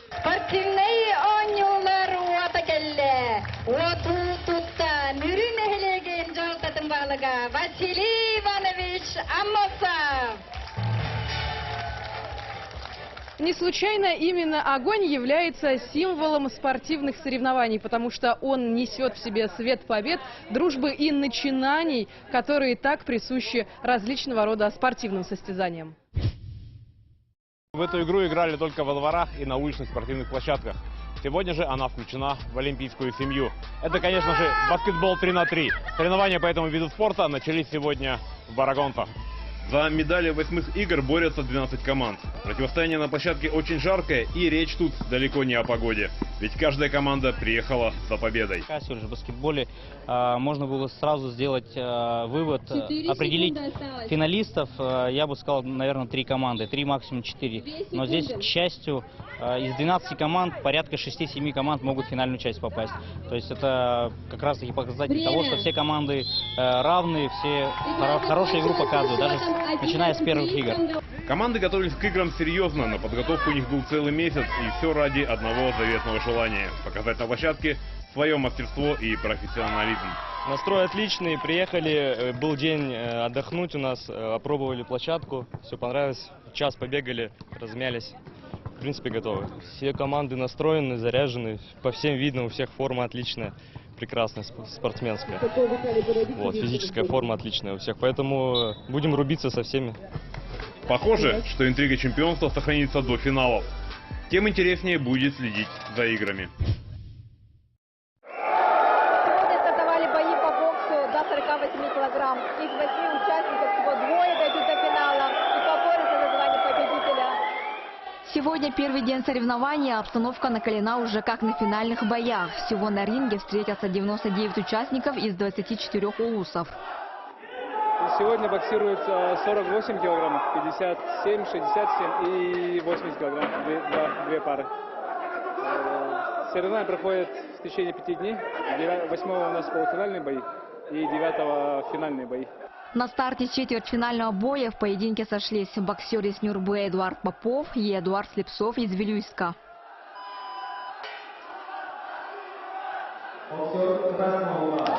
В первом поединке держал победу боксер из Красного Угла Эдуард Попов. Фанаты и болельщики бокса из разных улусов не умолкали ни на секунду и как могли поддерживали своих спортсменов. Самыми громкими были болельщики из Нюрбинского улуса, что, видимо, придало сил земляку. Я сейчас выиграл, оппонент был нормальным, тоже подготовился. Плохо ему не сказать-то. Вот. Сколько раундов у вас было? У нас 3 по 3, 3 раунда, 3 минуты там. Завтра спортсмены продолжат соревнования в весовых категориях 51, 60, 71, 86 и свыше 90 килограмм за право выйти на полуфинал. Дая Барашкова, Арсен Степанов. Вчера во время сильного ветра площадка проведения мини-футбола сильно пострадала. Но в кратчайшие сроки, буквально за несколько часов, все было восстановлено. И, как вы видите, игра продолжается. Игру в первой половине второго дня начали команды Ленского района и СВФУ. Уже в первом тайме команда Ленского района, которая стала чемпионом республики по мини-футболу этого года, вела игру со счетом 5-1. Отличительная особенность мини-футбола – игра проходит на улице, и это вводит свои коррективы в ход игры. Здесь паркет, пространство. Вот то, насчет пыли, от этого никуда не уходим, просто за счет помощников и судей каждой игры, каждого тайма протираем пол. У всех команд одинаковые условия, поэтому все равно победит сильнейший. Команда СВФУ считается сильной командой, но и во втором тайме команда Ленского района не уступила лидерство и по итогу игры одержала сокрушительную победу со счетом 7-1, 2 гола из которых забил игрок Владимир Потапов. Ну, первый тайм удался нам, так, как мне кажется. Во втором тайме чуть-чуть было тяжеловато, уже все равно повели и чуть подрасслабились. Но, а так, в принципе, неплохо. Мы всегда ставим самые максимальные цели, будем биться только за медали, за золото. В первой половине дня также прошел один из самых ожидаемых матчей, где встретились сборные Мегина Кангаласского и Усть-Алданского улусов. Команда хозяев в этом году пополнила свои ряды серебряным призером чемпионата России среди команд высшей лиги по мини-футболу Сергеем Волошиным. Да, настрой хороший, праздник мини-футбола, праздник для всей Якутии. Я с большим удовольствием откликнулся на предложение, приехал, настроение хорошее, солнце. Надеюсь, что после игры оно тоже будет хорошее. Отдадим все силы за Усть-Алданский улус. Уже на первых 10 минутах игры команда Мегина Кангаласского улуса забила 3 гола и по итогу захватывающей игры одержала победу со счетом 5-3. Ну а после обеда прошли состязания между командами Якутск-Горный и Мирный Алдан. По итогам группового этапа в четвертьфинале сойдутся самые сильнейшие команды и будут бороться за выход в полуфинал и финал. Не пропустите наши трансляции. Елизавета Прокопьева, Джилстан Иннокентьев. В первый же день из гонки за звание чемпиона по волейболу среди женщин выбыла команда Амгинского улуса, которая сохраняла лидерские позиции на протяжении последних лет. Дважды потерпев поражение от спортсменок Татинского улуса и Якутска, амгинки упустили шанс на выход в плей-офф. Сегодня эти две команды, победители вчерашних соревнований, играют между собой. Явное преимущество на стороне Якутска. Неудивительно, ведь эта команда одна из сильнейших. После первых двух периодов 2-0 они ведут в счете. Опыт или молодость победят в итоге. Болельщики гадают, судьи напряженно наблюдают.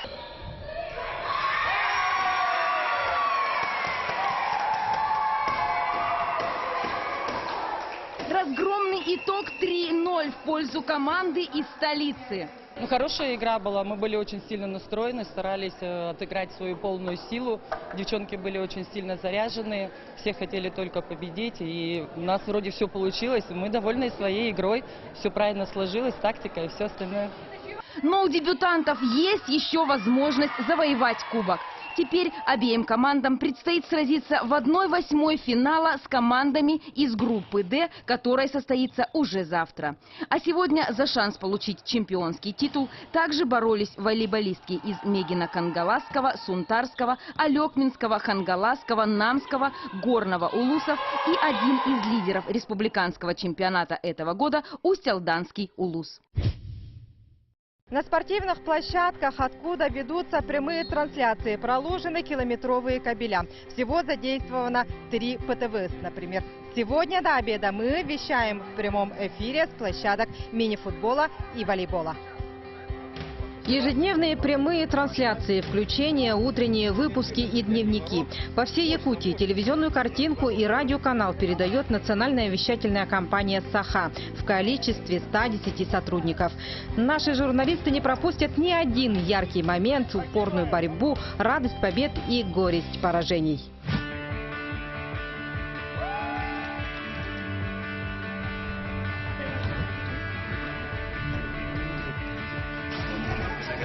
На играх задействовано 12 объектов, но не все площадки будут охвачены в прямой эфир. Все остальные виды спорта можно увидеть в ежедневных дневниках, а культурную часть в утренней программе «Сангакюн». Мы запускаем каждое утро с 6 часов Сангакюн на якутском языке. Каждый вечер у нас дневники. Здесь работают 6 режиссеров, 12 корреспондентов. Помимо НВК «Саха» на освещение 8-х спортивных игр народов Якутии аккредитовано 92 журналиста. Администрация Усть-Алданского улуса выделила 2 транспорта. Министерство инноваций на всех объектах подключило Wi-Fi точки. Аккредитацию на игры прошли 92 журналиста, все опытные специалисты из больших республиканских изданий, а также представители улусных медиа. Да? Мне очень понравилось уже. Сегодня вот у меня 2-й день, и начинаются уже соревнования у спортсменов, поэтому мы будем освещать эти мероприятия оперативно. Следите за работой журналистов на всех республиканских площадках средств массовой информации. Нургаяна Егорова, Георгий Григорьев, Барагонцы.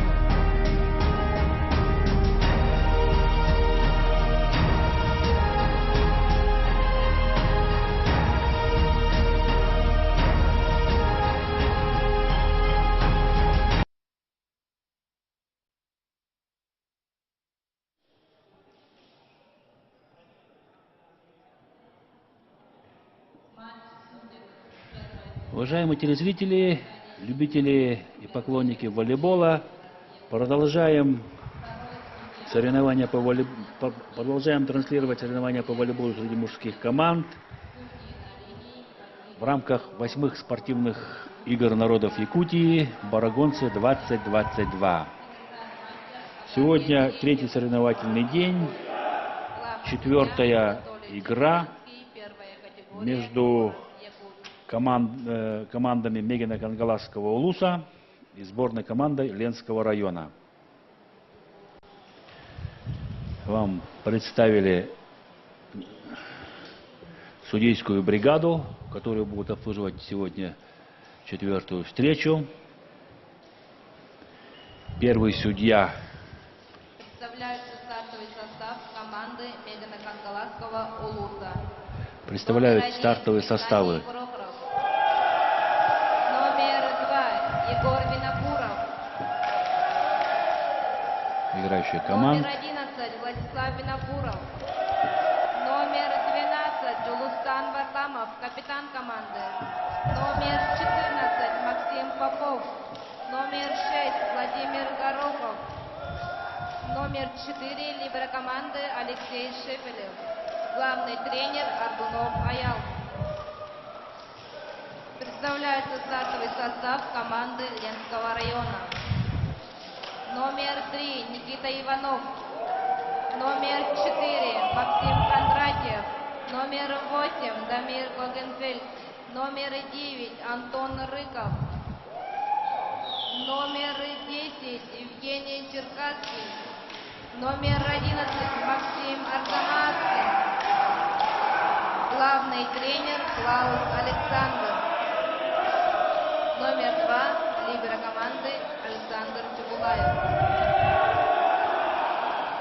Представили основной состав обоих команд, а я представлю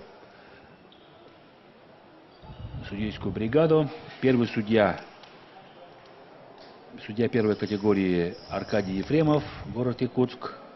Второй судья первой категории Афанасий Кузьмин, город Якутск. Секретарь встречи Агафья Терентьева. Помощник секретаря встречи Трофимова Поросковья, вторая категория, город Якутск.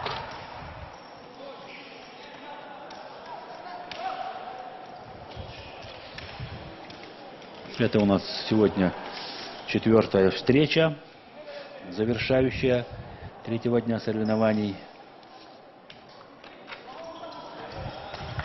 До этого встречались команды Алекминск, Северо-Восточный федеральный университет.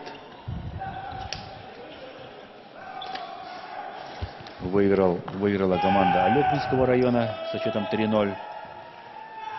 Вторая встреча Намский улус, Амгинский улус. Выиграла команда из Намского улуса, из Амгинского улуса, извиняюсь. Третья встреча город Якутск и Черовчинский улус.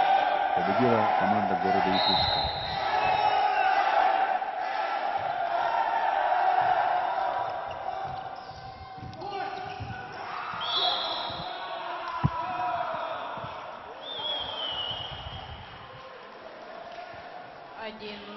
Команда города Ленска вчера встречалась с командой Усалданского улуса, выиграла в упорнейшей борьбе из 5 партий со счетом 3-2. А также в конце дня встречалась с командой Северо-Восточного федерального университета, выиграла со счетом 3-0.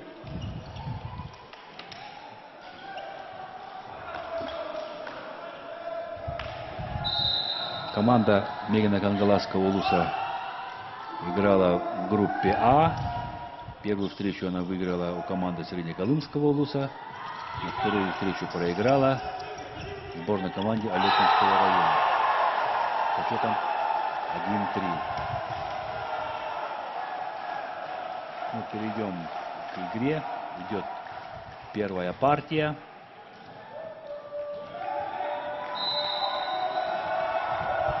Подает команда Мегино-Кангаласского улуса. И на подаче Игнатий Прохоров.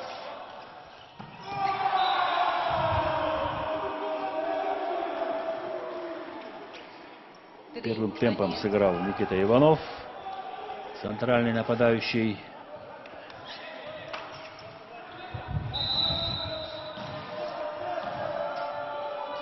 Рост игрока 1,95 м у Никиты Иванова.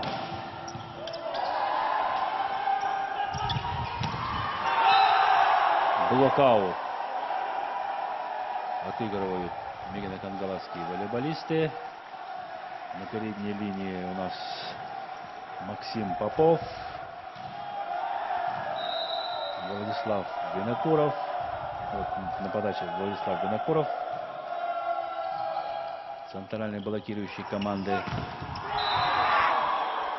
Максим Арзамаскин,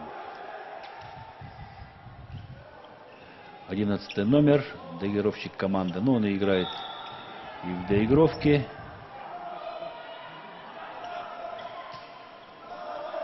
И играет как диагональный, когда уходит на заднюю линию.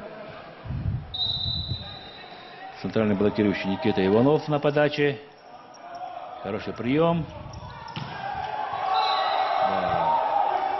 Один из лидеров команды Ленского района — это Антон Рыков, номер 9. 1 в 1 чехлит Егора Винокурова. И просит пятое очко своей команде. Аут. Вылетает мяч после подачи Никиты Иванова. Уступает место либера команды. У нас либера команды Ленского района Андрей Бармотка. Это высокорослый либера.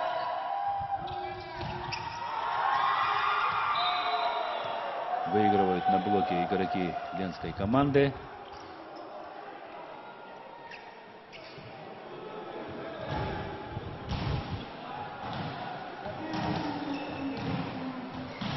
Ну, конечно, в этой встрече сборная команда Ленского района считается фаворитом.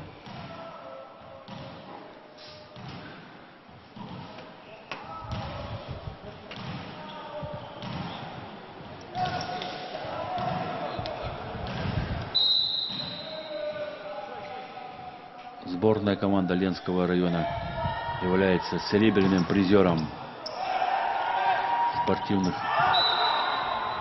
игр Якутии, которые проходили в городе Алекминске в 2010 году. Это у нас считается когда пятые спортивные игры. При счете 3-7 тайм-аут берет команда Мегина Кангаласского улуса.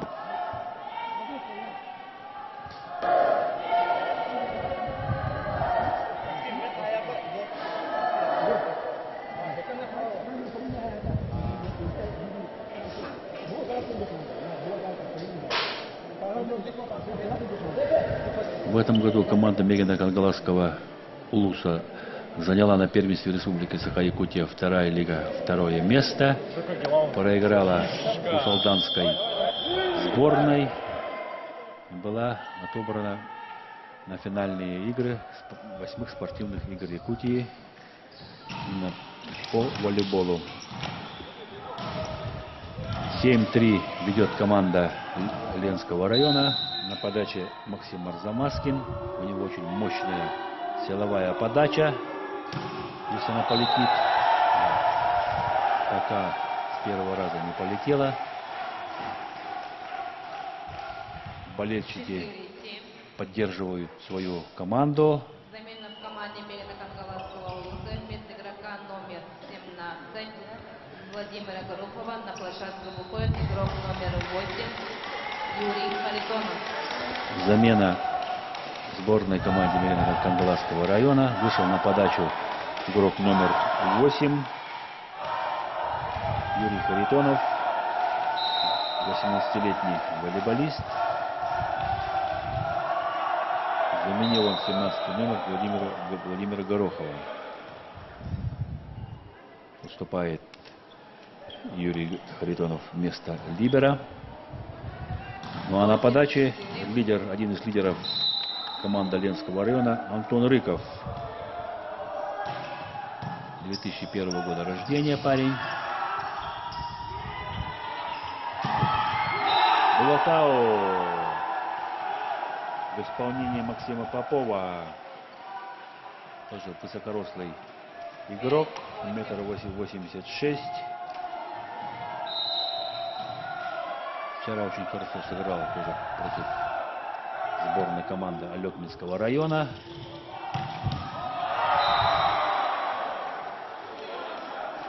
Хорошая атака.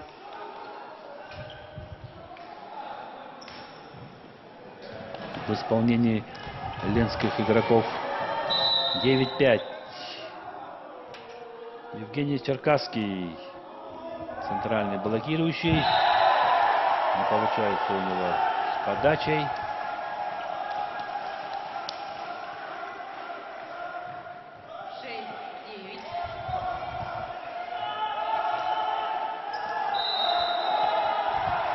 Рустам Варламов, капитан команды Мегина Кангаласского улуса. Высокий пас. Мощная атака в исполнении Максима Кондратьева. И мяч от блока улетает далеко в аут. Ленская команда демонстрирует мощный силовой волейбол. Вторая подряд подача улетает в аут в исполнении ленских волейболистов. Счет становится 7-10. Очень много ошибок у всех команд, особенно при подаче. Все команды нет не ошибающихся команд. В период этих игр в течение 3 дней. Ну, посмотрим. Завтра, послезавтра. Уже, я думаю, что пора было привыкнуть к залу. Да, проваливается через среднюю линию связующей команда Ленского района. Дамир Гогенфельд. Да, надо быть очень аккуратным. Самое главное, чтобы не было травматизма у игроков.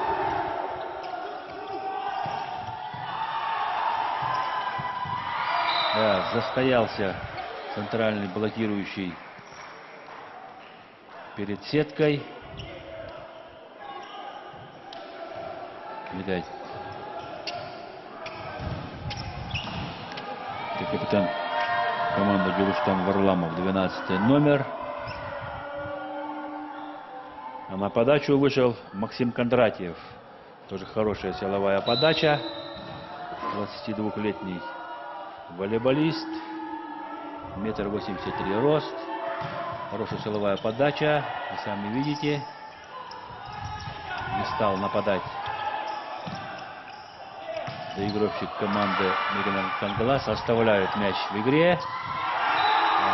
Не успевает перенести руки Максим Арзамаскин. Ошибается при постановке блока. Мяч провалился между блоком и сеткой.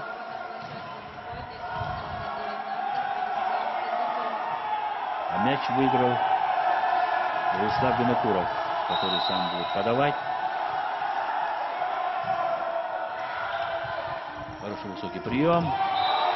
Мощная атака в исполнении Никиты Иванова, 3-го номера, центрального нападающего.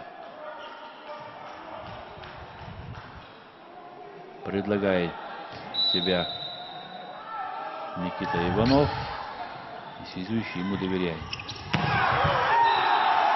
Не успевает пристроиться центральный блокирующий Евгений Черкасский.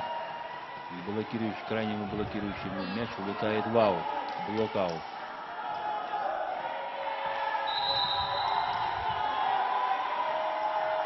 Максим Попов заработал очко для своей команды. Антон Рыков просто взял, перебросил.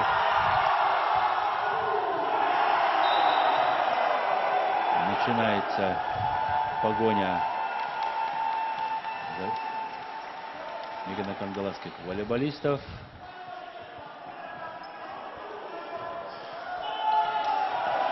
Да, не успел Антон Рыков вернуть мяч в игру. 11-12. Вячеслав Сергучев на подаче. Антон Рыков на подаче. Эд на нападении. В аут улетает мяч. При счете 12-12. Тайм-аут берет команда Ленского района. Потому что главные тренеры понимают всю важность каждой партии, каждой встречи. Как я уже говорил, что проигрывающий будет играть за 5-8 место. А выигравший будет играть с командой города Якутска. 12-12. Так что ответственность у каждой команды большая. Все желают победить.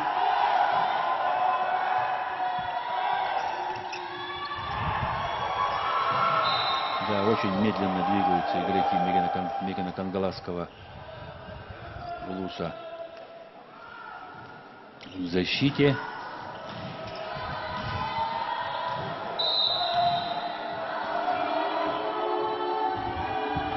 (13-12). Хорошая подача. Подсказывается игрок Мегано-Кангаласской команды. Антон Рыков на одиночном блоке справляется без проблем. 14-12. Первый темп поднимает двойной блок.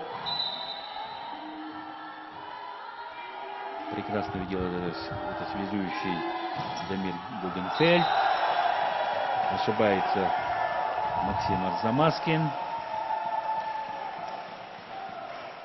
Вчера в игре с командой СЛФУ Максим Арзамаскин подал буквально 4 эйса подряд. Тем самым произвел фурор. Ошибается Максим Арзамаскин в нападении. Счет сравнялся 14-14.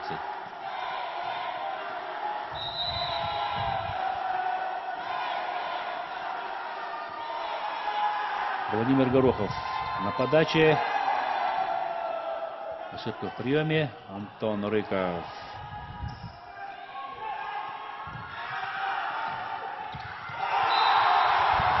Сетки касается Игнатий Прохоров. В полу борьбы не стал спорить с судьей. Да, была сетка. Судья все видел. Антон Рыков на подаче. Мяч попадает в сетку. Вчера Антон Рыков не играл.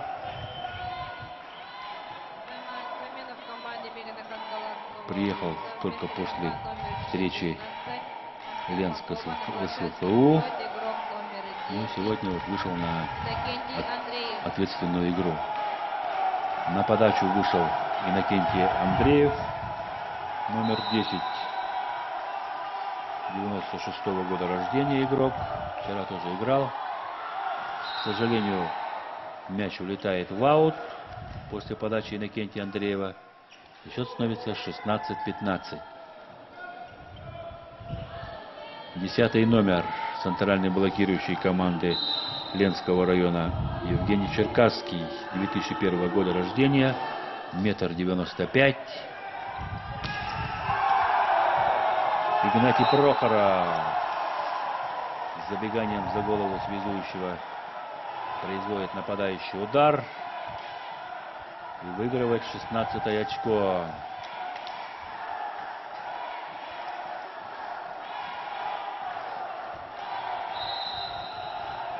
(16-16).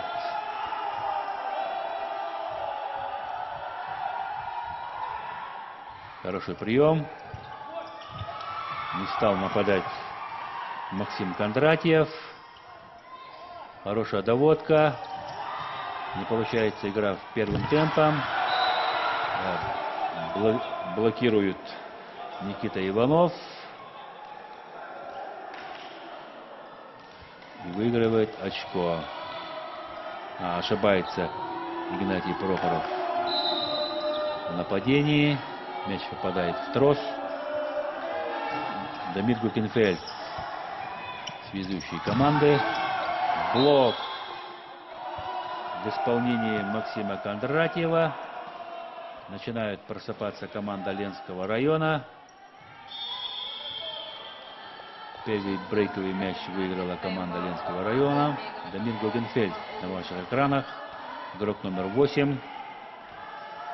Тоже высокий связующий. 1,89 м. 99-го года рождения игрок. Но сборная команда Ленского района тоже сравнительно молодая.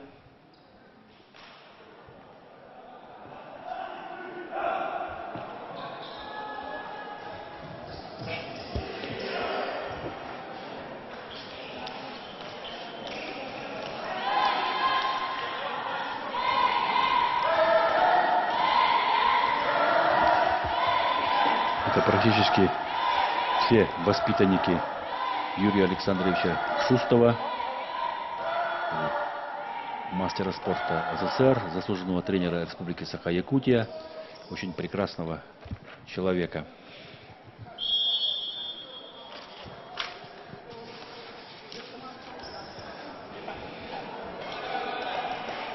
7 мая 2022 года Юрий Александрович безвременно ушел из жизни. Вчера перед игрой Ленск-Уфалданский район почтили его светлую память минутой молчания. Булатау в исполнении 19 номера игрока под номером 19 Вячеслава Сергучева.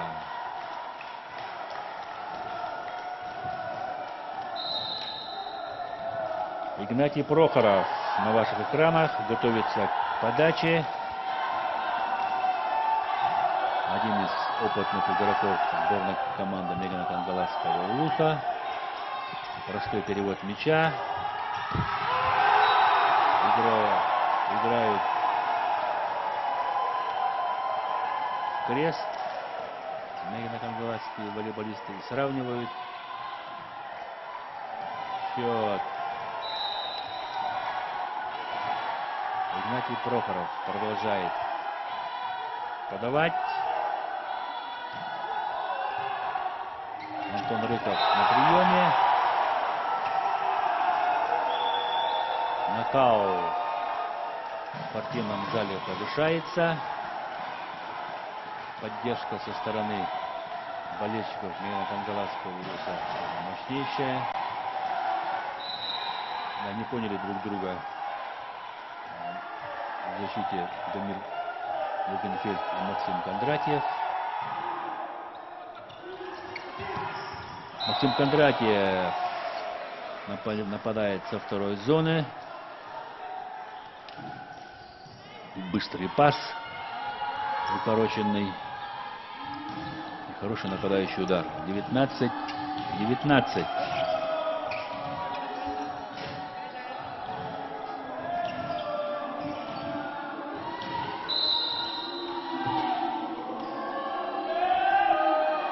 Ну вот тоже очень мощная силовая подача.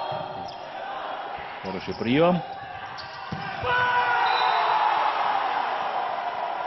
И снова пробивает блок Вячеслав Сергучев.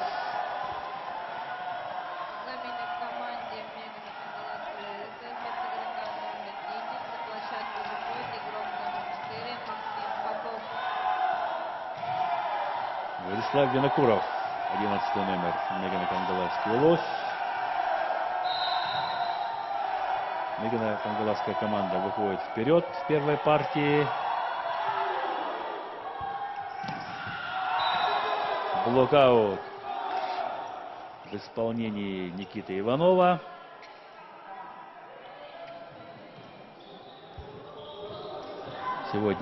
Вчера тоже его активно подключали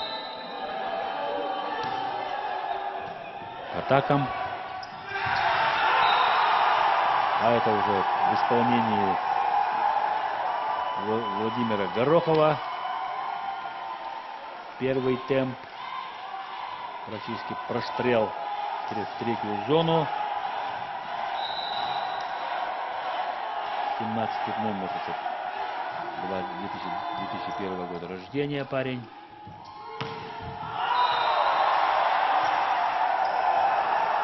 В аут посылает мяч Антон Рыков. 22-20. Да. Выводил мяч. Вячеслав Сергучев на подаче. Ну а это уже подключился к первому темпу Евгений Черкасский. Первым темпом забивает до пола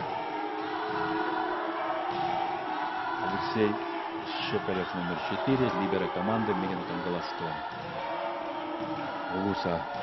Максим Арзамаскин. В прошлый раз у него не получилось. Ошибка снова Максим Арзамаскин.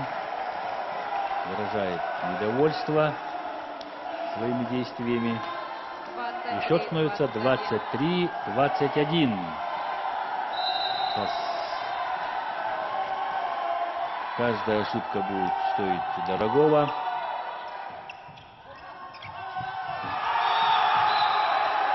Переходит в среднюю линию Максим Арзамаскин.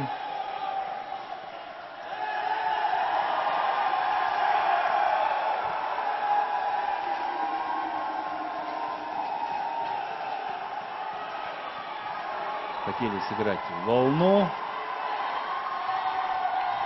игроки команды Ленского района. Подает Владимир Горохов. Первый сетбол. И первую партию выигрывает команда Мегана Кангаласского Улуса. Не буду говорить, что это сенсационная победа. Здесь все команды практически равны. Равная игра. Но в этой равной игре немного сильнее оказались игроки сборной команды Мегана Кангаласского Улуса.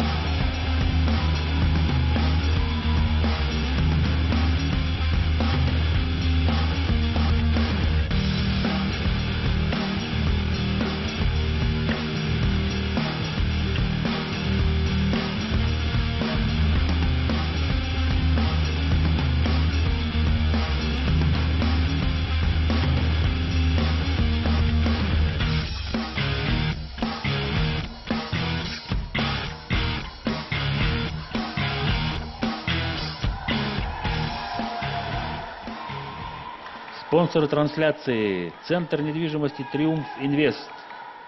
Центр занимается продажей и покупкой любой недвижимости и строительством частных жилых домов. С нами вы воплотите мечты в реальность. Спонсор трансляции «Алмаз Кредит Сервис». Крупнейший кредитный союз Республики Саха-Якутия на протяжении 18 лет помогает развитию качества жизни жителей республики.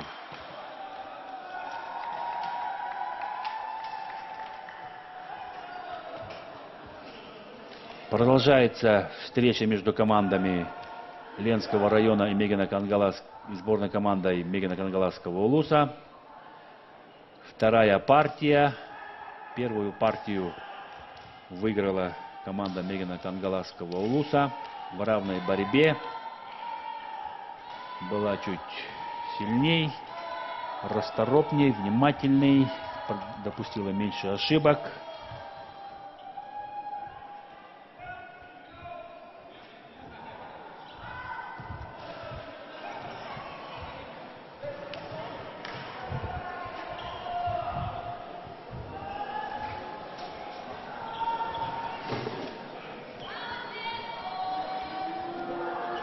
Десятый номер готовится к подаче. Это у нас Евгений Черкасский, центральный блокирующий.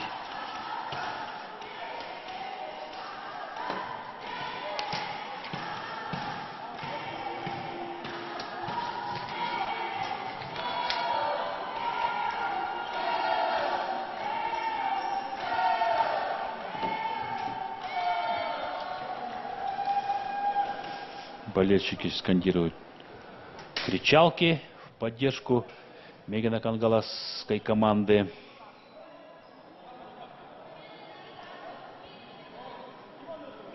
Разбирается с расстановкой второй судья.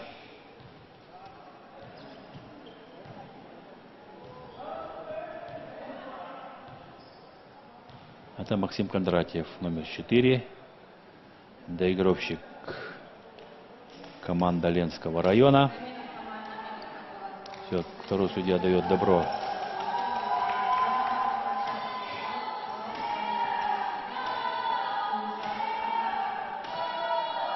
лидера команды.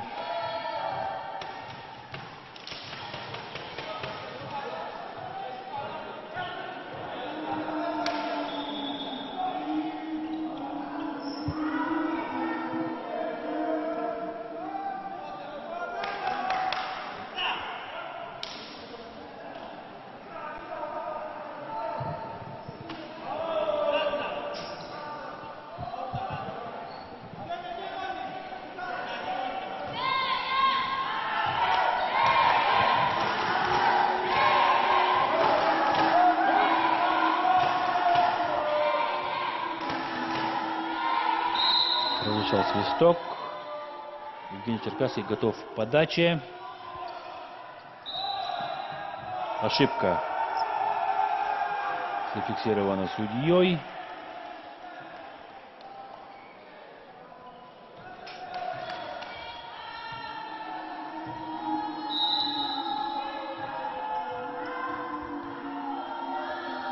Один-ноль.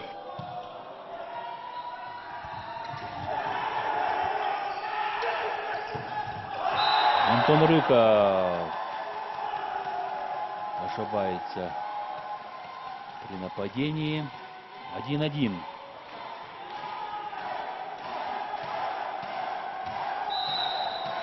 Челуштан Варламов.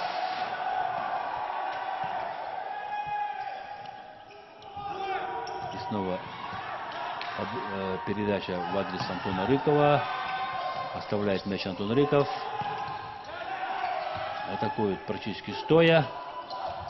Максим Арзамасский помогает своим коллегам, но блок Никиты Иванова выигрывает очко.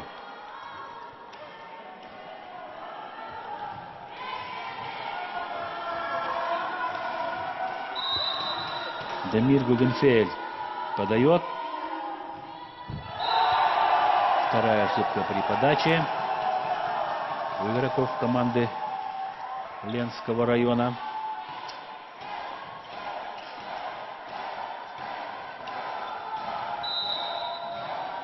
Ну а со стороны Мегана-Кангаласского улуса подает Джулуштан Игнатий Прохоров.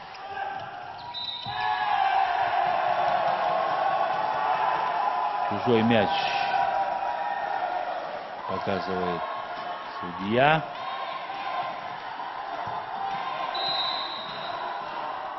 Счет становится 3-2.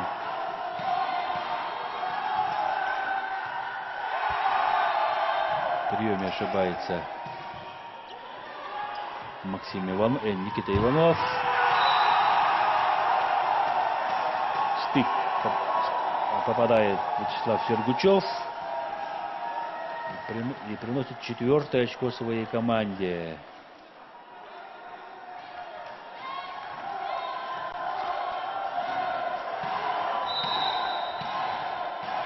Игнатий Прохоров продолжает подавать.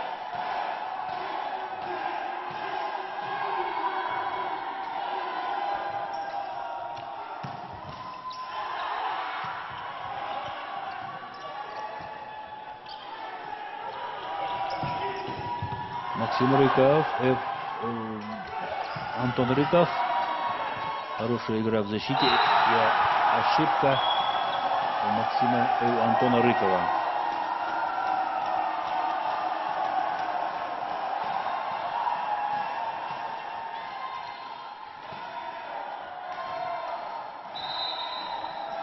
Пять-два.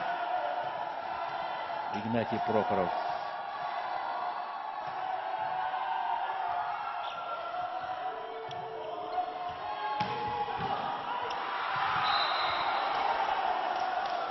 После атаки Максима Арзамаскина мяч от рук Игнатия Прохорова попадает в площадку. И в его же площадку. Счет становится 3-5. На этот раз заблокировали Вячеслава Сергучева. Это Максим Арзамаскин закрыл линию и выиграл очко. Антон Рыков подает. Запоздал с блоком.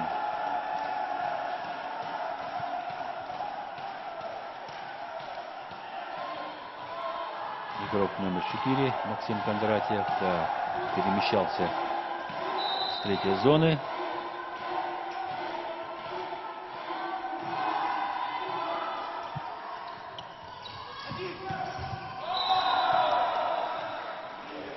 Максим Кондратьев забивает 5-е очко.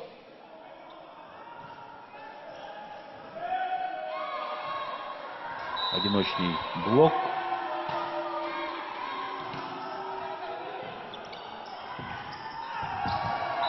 Да, ошибка.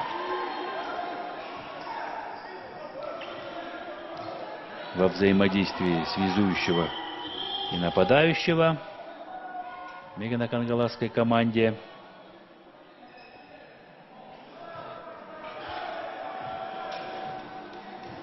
Шесть. Растаял разрыв. Простая подача.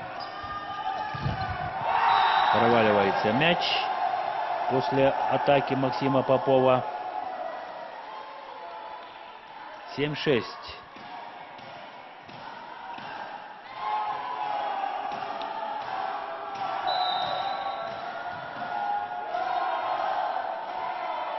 Вячеслав Сергучев. Хороший прием. Максим Кондратьев безошибочно выполняет нападающий удар. Еще становится 7-7. Да, практически нападающий играет с одним блоком.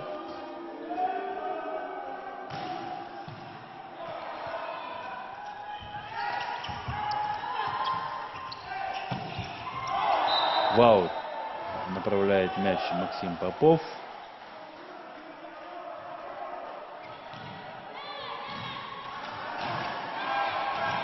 С места нападал Максим Арзамаскин. Обладает хорошей силовой подачей. В поле попадает мяч.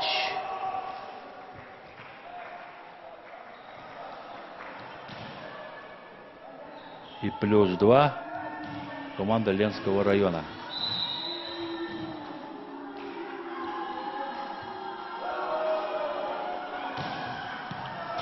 Справляются с приемом. Пас от либера. Но этот нападающий удар не сдал либера мегано-кангаласской команды. Вроде бы удар был не сильный.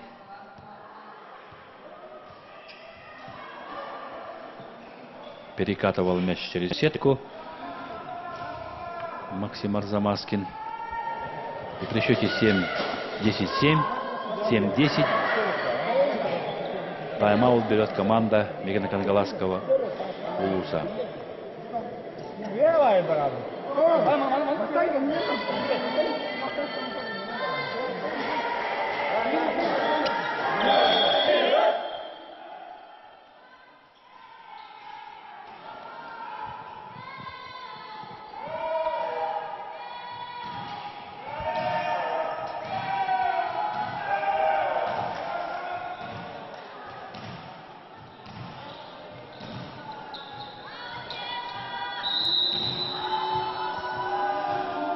Максим Арзамаскин продолжает подавать. Полетела подача после перерыва. Подключается с задней линии Владислав Винокуров.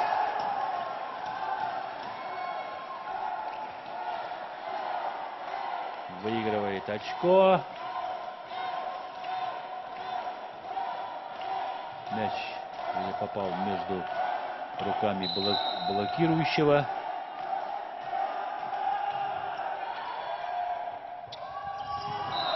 Хорошая скидка в исполнении Дамира Гогенфельда. 11-8. практически на последний момент скидывает мяч по площадку Дамир Гугенфельд. А это, к нашему вниманию, Максим Кондратьев. Ошибается Максим Кондратьев. Вчера тоже в какой-то период игры не летела подача у Максима Кондратьева, но после корректировки перестал ошибаться Максим Кондратьев. Да, простой подачей ошибается либеро команда Ленского района. Вау, в поле попадает Максим Попов.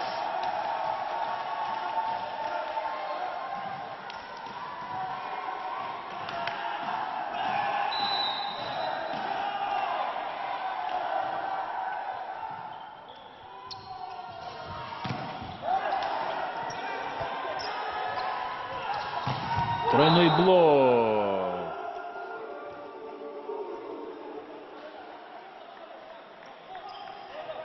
Выставляют игроки сборной команды Ленского района против Владислава Винокурова.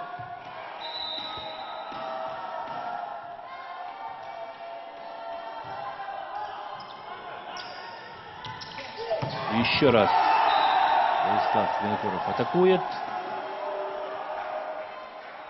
Аут показывает судья. А там был при одиночном блоке.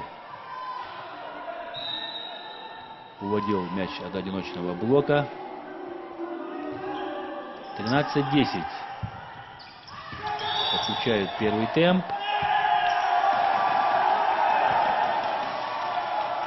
Ошибку зафиксировал судья. Посмотрим, какую. Ну, наверное, все-таки касание сетки блокирующего, наверное, было.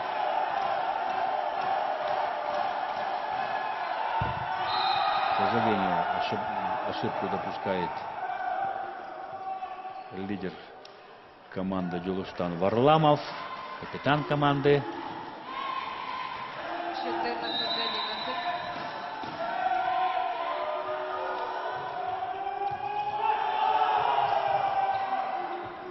Простой перевод мяча на сторону соперника.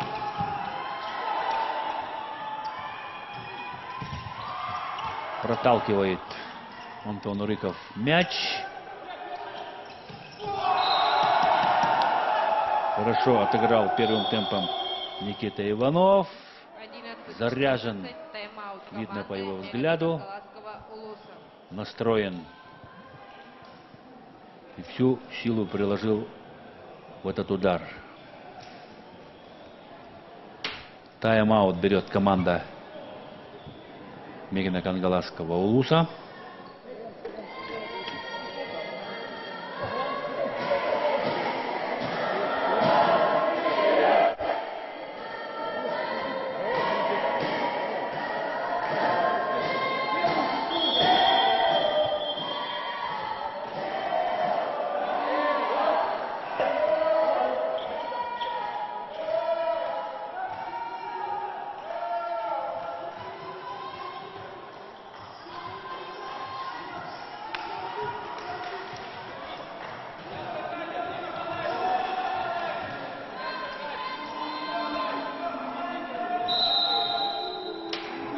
Конечно, по росту игроки Мегино-Кангаласской команды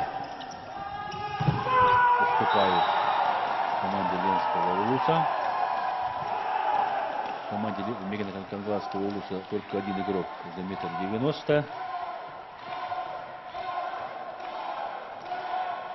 А в Ленской команде 8 игроков за 1,90 м. Два игрока, 3 игрока с ростом 1,95 м, 4 игрока 1,95 м, один игрок ростом 1,96 м.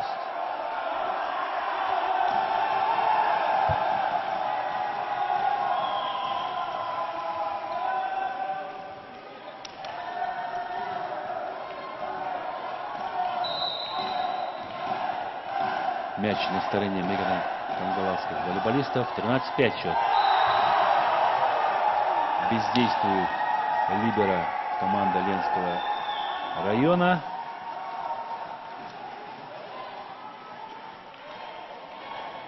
И 14 очко выигрывает команда Мегана Кангаласского улуса. На подаче Игнатий Прохоров.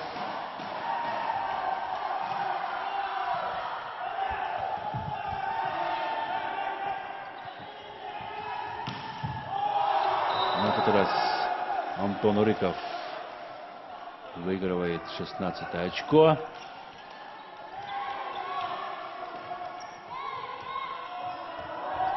Между руками блокирующих пролетает мяч. Блокаут в исполнении Владислава Винокурова.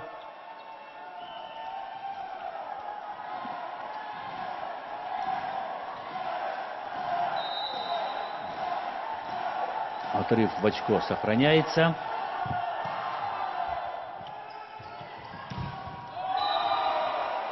Максим Кондратьев методично поливает. 17-15. Не могут пристроиться к нападению Максима Кондратьева, потому что все равно он основной доигровщик в команде.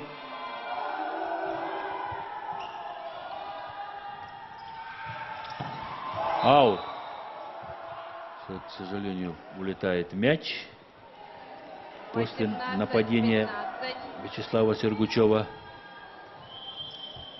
Замена в команде И уже +3 номер 2. На площадку выходит игрок у Ленской сборной. Вместо 19 номера выходит игрок под номером 2. Егор Винокуров возвращается на площадку.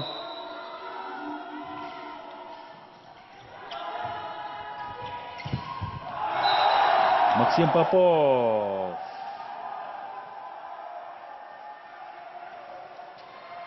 Находит брешь в блоке ленских игроков. Забивает мяч. 16-18.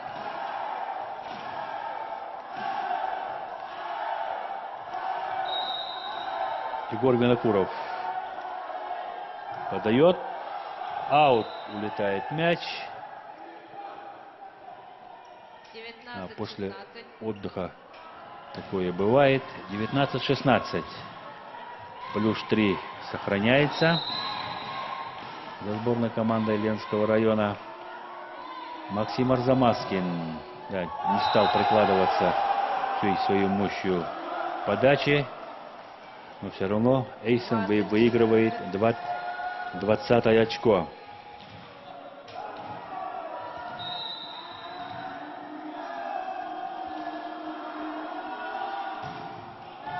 Прикладывается всей мощью, но чуть-чуть не попадает в площадку. 20-17.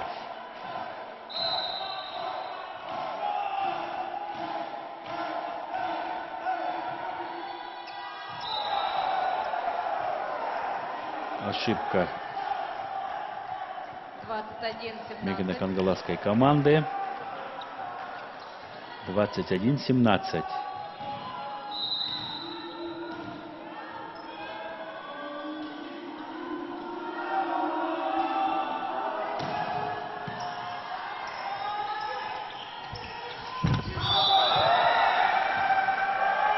Антенну задевает мяч после сброса Максима Попова. И разрыв увеличивается до 5 очков. 22-17.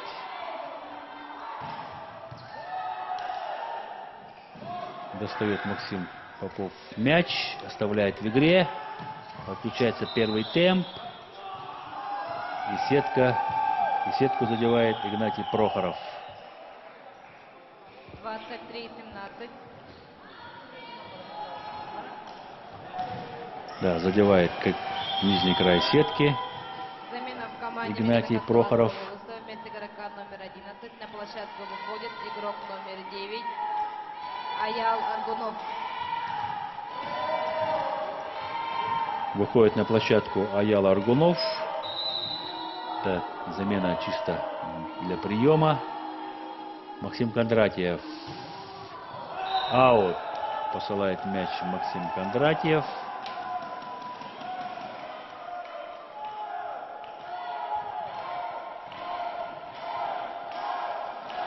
(17-23). Максим Попов подает. Не справляется с приемом.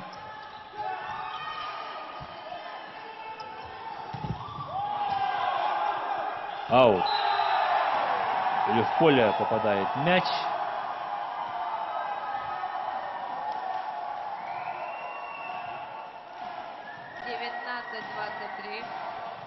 В поле. Видно, что в поле попадает мяч. Здесь не может быть без спора. Просто надо играть.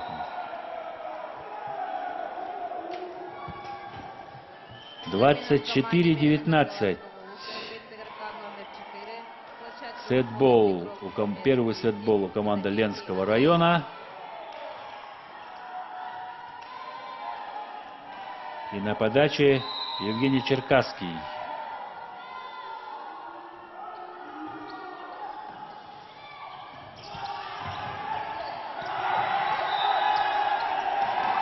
Ошибка при обработке второй передачи.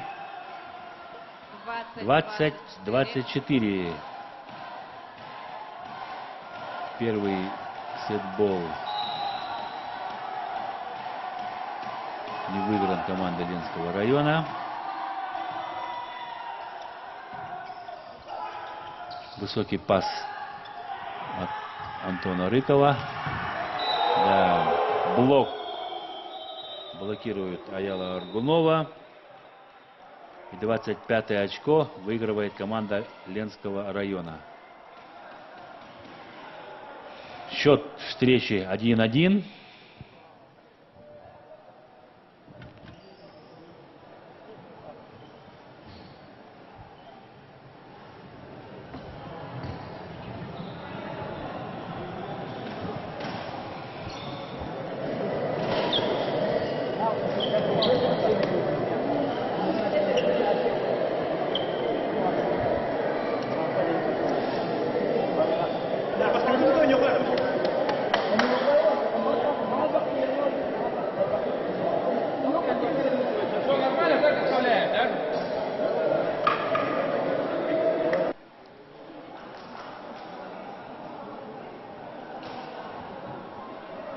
В зале очень душно.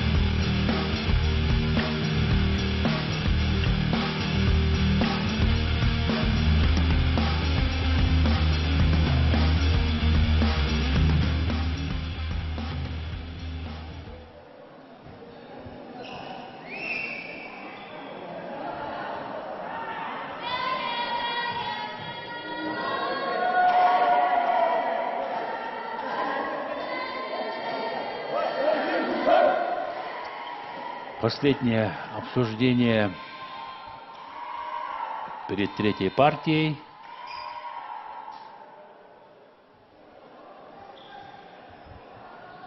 Наставление старших по сборной. высокорослые игроки ленской команды.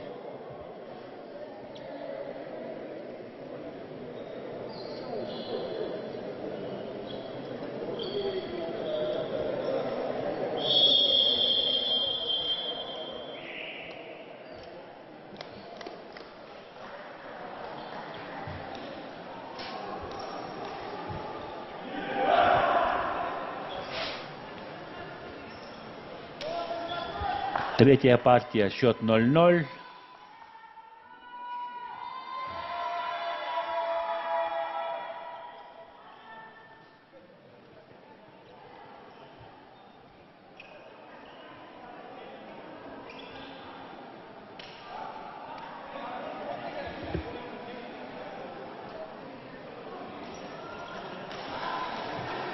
Напомню, что соревнования по волейболу среди мужских команд в рамках 8-х спортивных игр народов Якутии проходит в спортивном зале Мандабинской средней школы.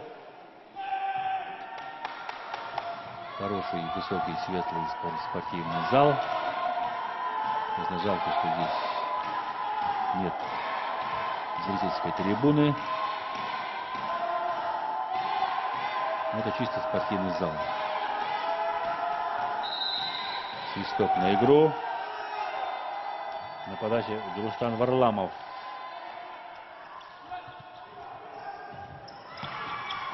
Достает мяч Рустам Варламов.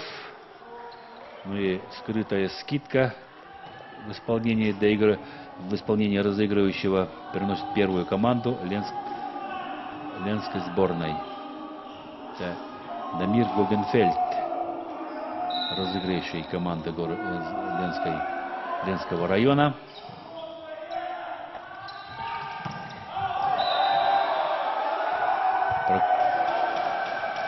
Игнатий Прохоров нападал со второй зоны. Вау! Улетает мяч. Первый брейковый мяч выигран ленской командой. Никита Иванов. 3-0. Просчитал действия Владислава Винокурова. 3-0. Задевает уходивший в аут мяч либера команды Алексей Шепелев. И при счете 0-4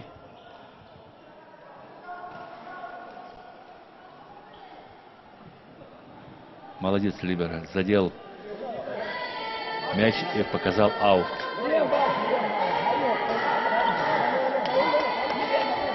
При счете 0-4 тайм-аут берет команда Мегана Кангаласского улуса.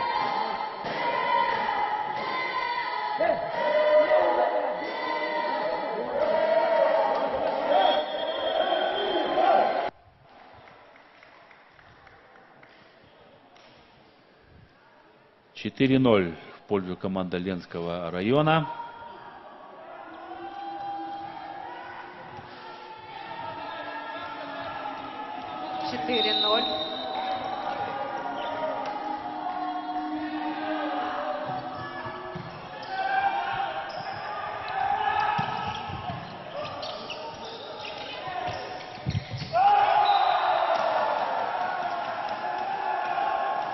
Продавил Игнатий Прохоров Максима Арзамаскина.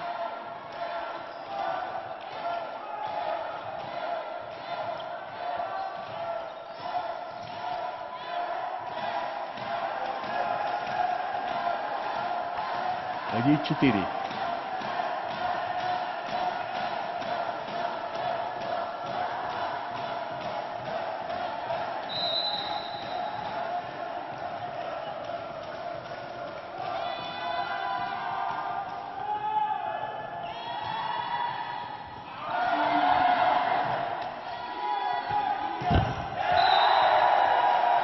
Сложный был для атаки мяч, отведенный для Максима Арзамаскина.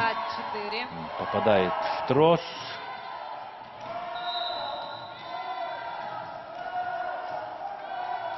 Два-4.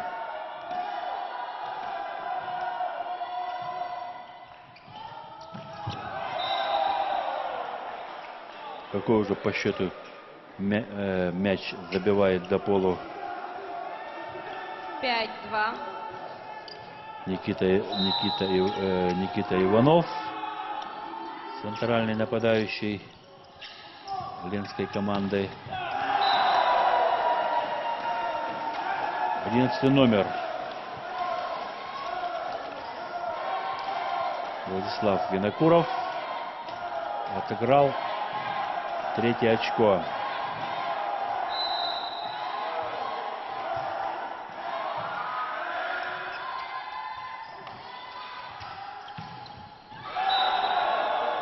Застоялись в защите игроки Мегано-Кангаласской команды. 6-3.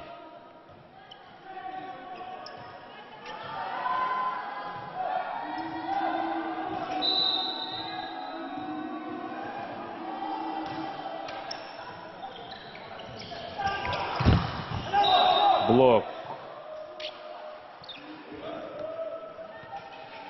Трос. Попадает Егор Винокуров. Да, видно, что был трос.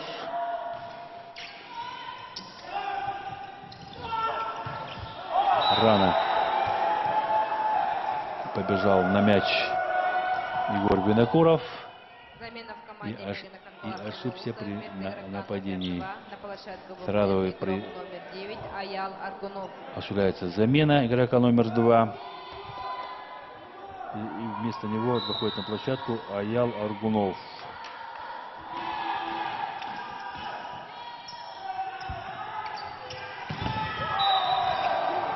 И снова блок преграждает полет мяча. 9-3. Разрыв в счете увеличивается.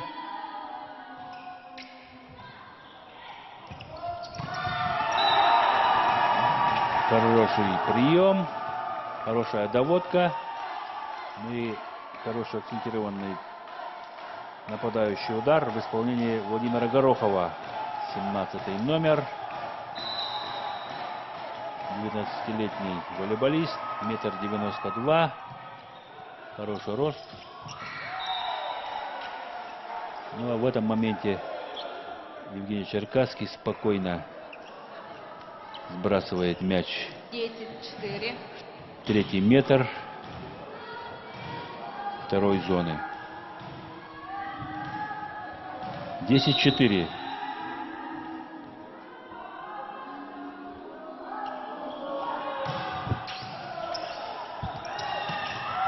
Да, не справляются с приемом мегано-кангаласские волейболисты после подачи Максима Арзамаскина.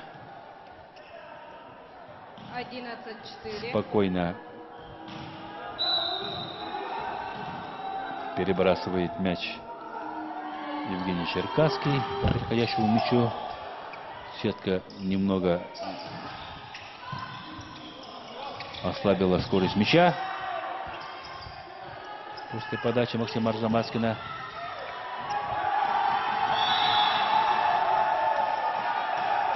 Антон Рыков был в защите. Замена в команде Мегано-Кангаласского улуса. Вместо игрока номер 17 игрок номер 8 Юрий Харитонов. На подачу сборной команде Мегано-Кангаласского улуса вышел Юрий Харитонов под номером 8. 18-летний волейболист, 1,82 м. Он уже выходил ранее на подачу. Молодец, уверенно подал.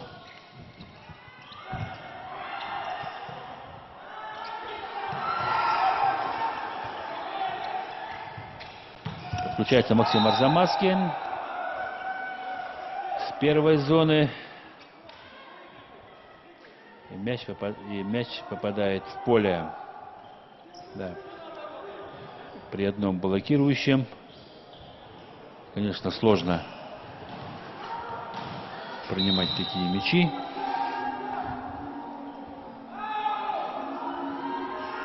«12-5». Ошибается Алексей. 6-12. Ошибается Максим Кондратьев.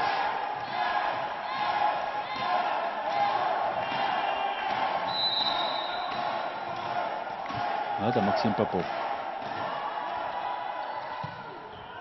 Хороший прием.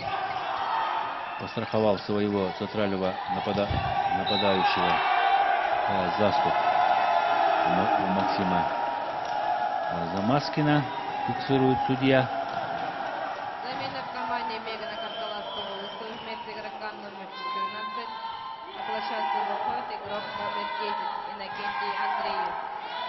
Иннокентий Андреев выходит на подачу. Игрок под номером 10.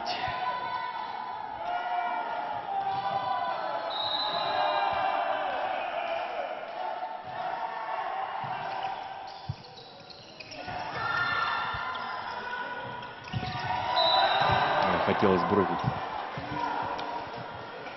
Игнатий Прохоров. 13-7.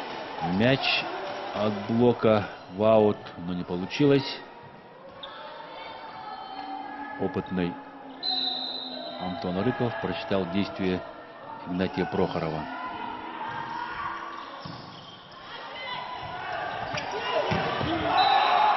О, мощный удар в исполнении Владислава Винокурова.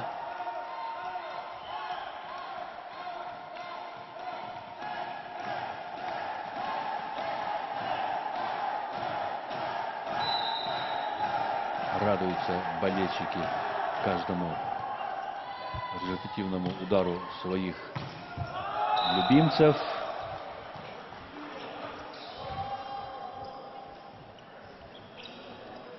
$14-8.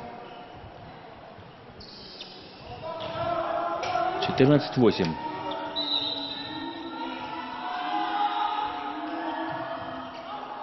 В аут. Улетает мяч. Хотя в третьей партии ошибок в подаче стало меньше у обоих команд.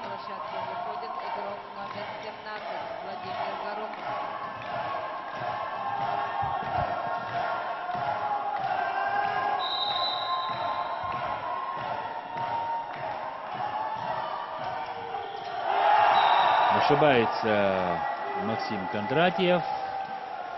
10-е очко выигрывает команда Мегана Кангаласского Улуса.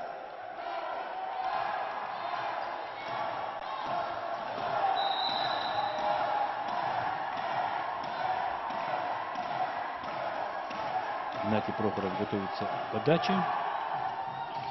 На этот раз справляется.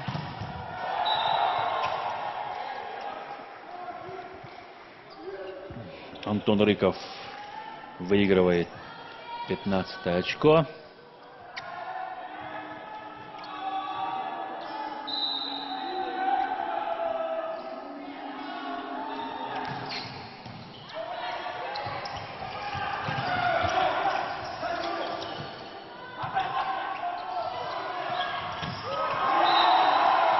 Не сумел перебросить Максим Кондратьев в высокий блок игроков Мегана Кангаласского Улуса. Там как раз стоял Владислав Винокуров, 1,83 м. Возвращается на площадку Максим Попов, игрок под номером 14. Владислав Винокуров на подаче.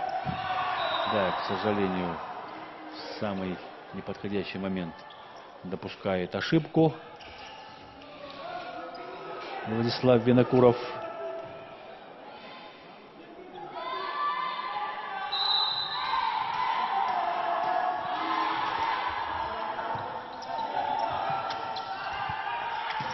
Максим Попов Накатывает мяч в заднюю линию. Ну а здесь Максим Кондратьев колесским ударом выигрывает очко.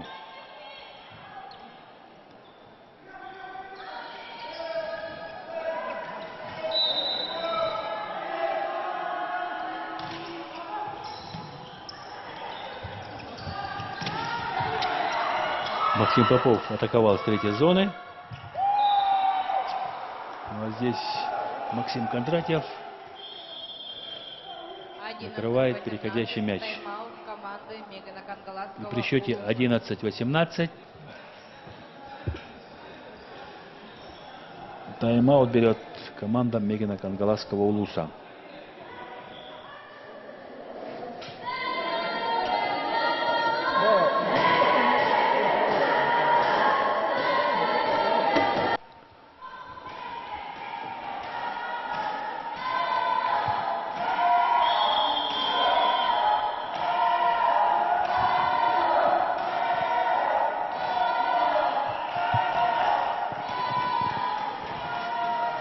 17-11.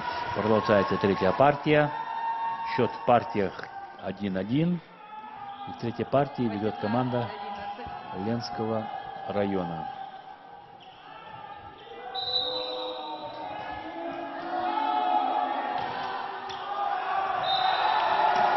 Вау! Улетает мяч.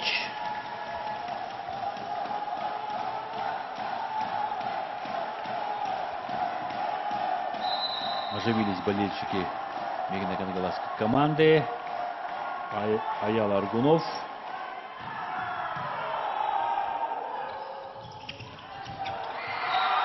Да. Укорачивает накатом Максим Арзамаскин мяч. Полет мяча, то есть.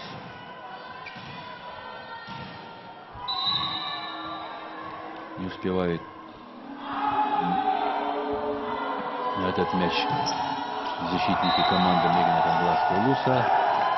Но Максим Арзамаскин делает им для них подарок в виде 13-го очка. 13-19.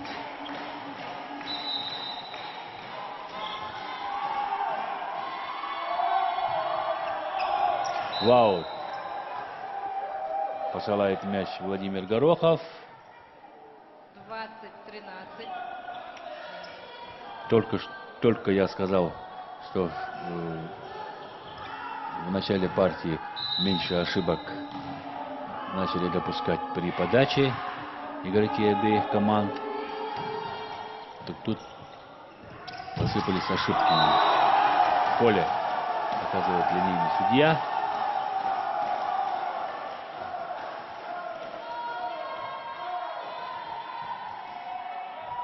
После нападающего удара Игнатия Прохорова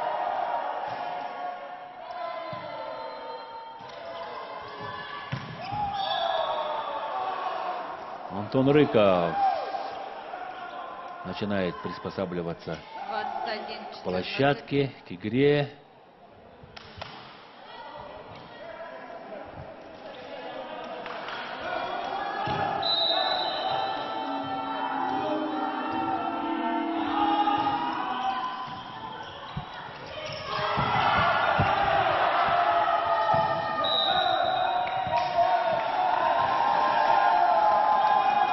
Аут, показывает судья на вышке.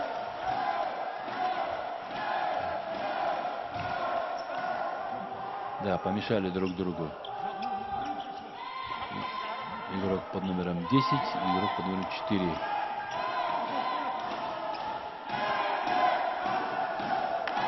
Рустам Варламов, 12 номер, капитан команды Мегина Кангаласского Улуса. 21-15 на табло. 15-21. Ошибается Антон Рыков.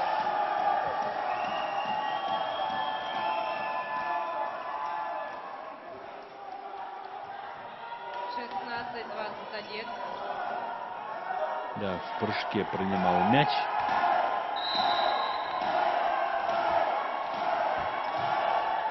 висящий над головой.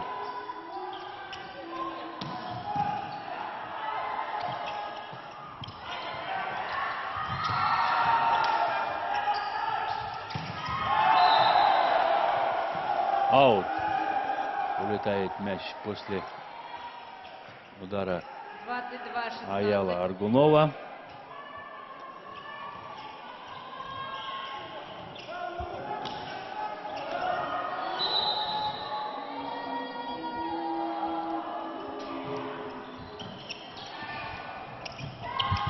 Еще раз мяч адресован Аялу Аргунову. Да, чуть немного получился отведенный. Аял Аргунов попадает в трос. 23-16.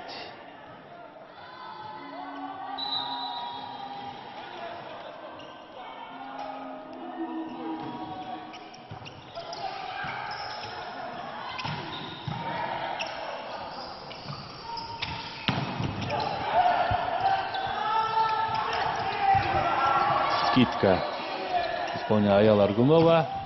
Антон Рыков. Мощный удар. 24-16. Мяч улетает в аут. Ну, конечно, от блока.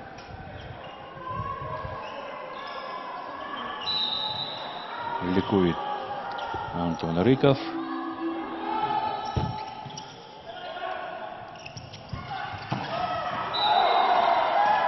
Игнатий Прохоров. Результативно сыграл в данной ситуации.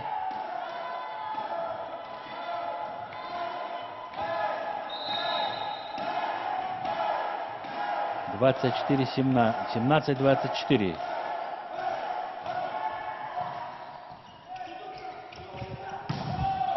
Максим Арзамаскин ставит точку в третьей партии. Счет в партиях 2-1 в пользу команды Ленского района. 25-17 выиграла команда Ленского района. Да, чуть-чуть не закрыл блоком Максима Арзамаскина 17 номер Владислав 17 номер Владимир Горохов. Но не получилось. 25-е очко выиграла команда Ленского района.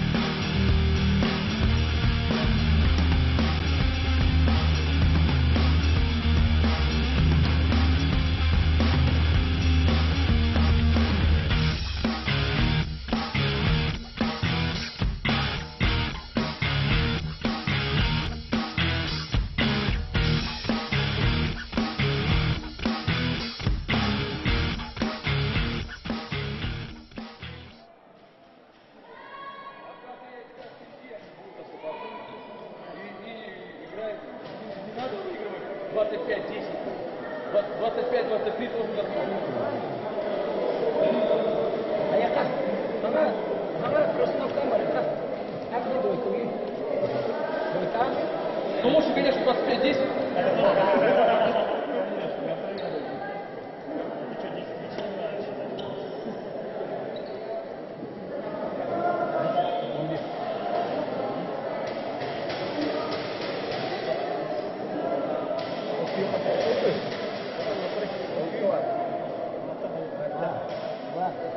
Два.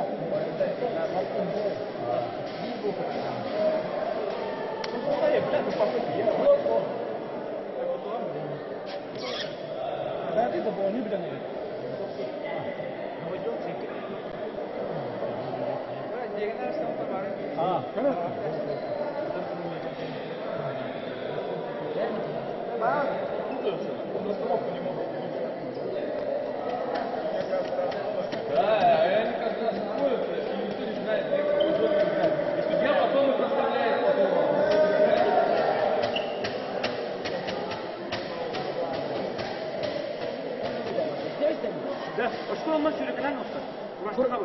Воды.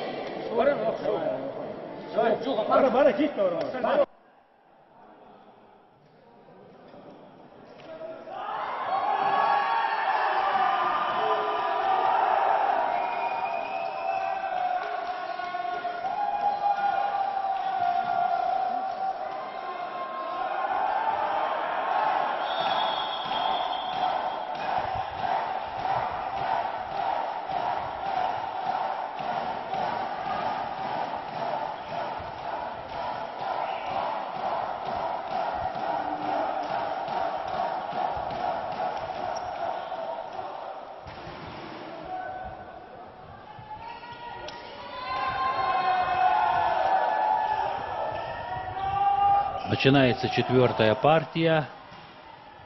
Встреча между командами Ленского района и командой Мегино-Кангаласского улуса. Игра за выход в 1/4 финала. Счет в партиях 2-1 в пользу команды Ленского района.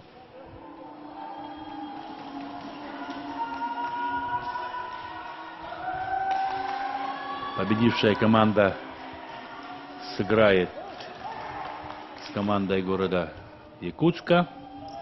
Проигравшая команда завтра будет играть за 5-е и 8-е места. Счет 0-0. Партия началась.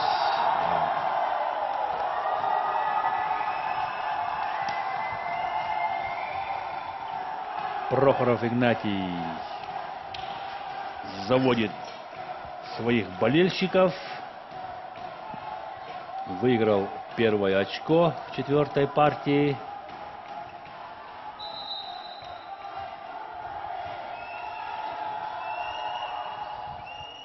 Антон Рыков принимает, сам нападает.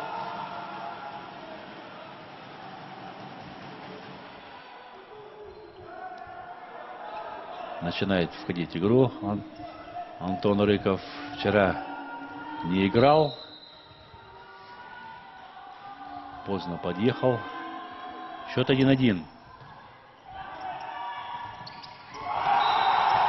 Аккуратно сбрасывает мяч Игнатий Прохоров.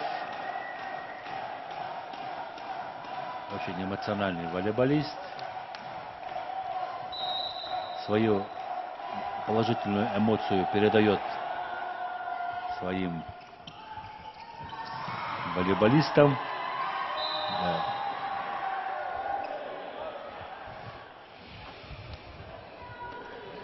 Очень дружная, дружелюбная игра.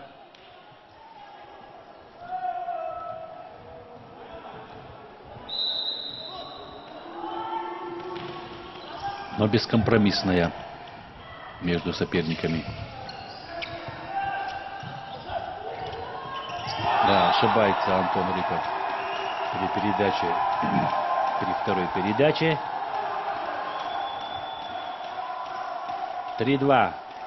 Команда Мегино-Кангаласского улуса выходит вперед. Грамотно сработал на блоке Владислав Винокуров. Ребята очень радуются каждому выигрышному очку. Это правильно. Блок. Да, не успевает поставить блок 17 номер Владимир Горохов. Немножко не хватило скорости. Застоялся при старте Владимир Горохов.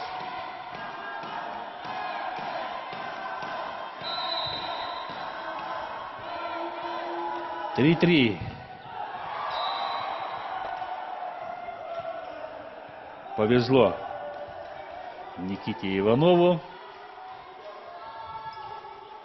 Это он без подготовки быстро подал мяч, предыдущую подачу.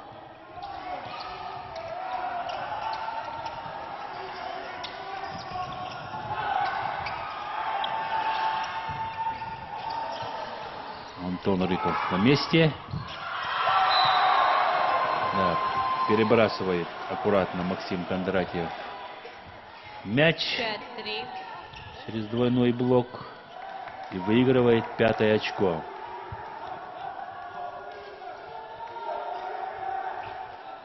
Обе команды, игроков обеих команд заполняют эмоции. Очень приятно смотреть. Да, ошибается, к сожалению, Владимир Горохов. Но в таких ситуациях не надо просто рисковать, оставлять мяч в игре. Если ты не либеро и не пасующий. Ну, пока, наверное, еще Владимиру Горохову не хватает опыта. Игроку 21 год всего лишь.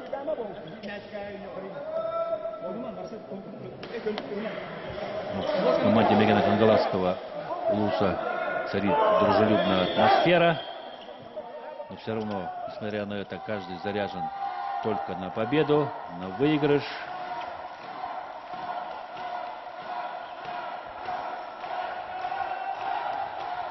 (6-3). И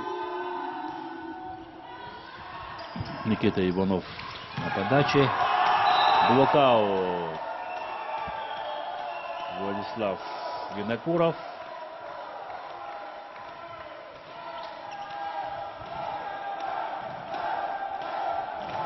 Да, не успевает пристроиться к своему блокирующему Евгений Черкасский.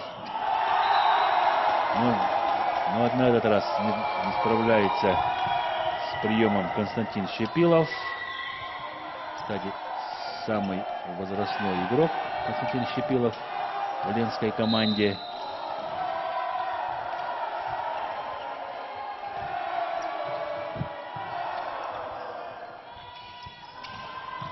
Максим Арзамаскин. Максим Попов. Ошибка при второй передаче. И счет становится 6-6.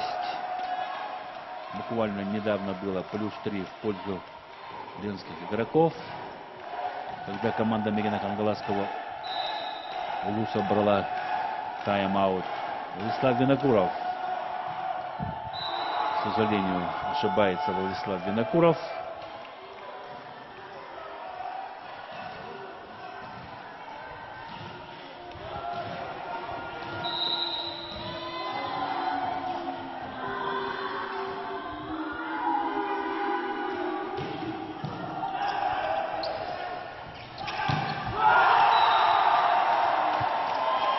Мощный удар в исполнении Аяла Аргунова.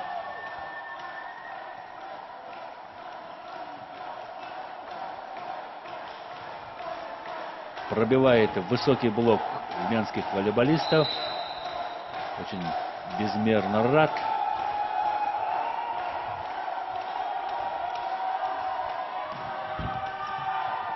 Хорошая подача. Максим Кондратьев пробивает блок, получает от своих коллег слова поздравления. Да, немного, практически по пальцам прошелся мяч Гулустана Варламова. Максим Кондратьев на ваших экранах. 8-7 в пользу команды Ленского района. Максим Попов.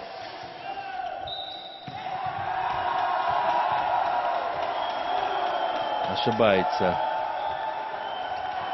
игрок ленской команды при второй передаче. Уже второй раз фиксирует ошибку судья на вышке. Ошибка второй передачи это у нас был Максим Кондратьев.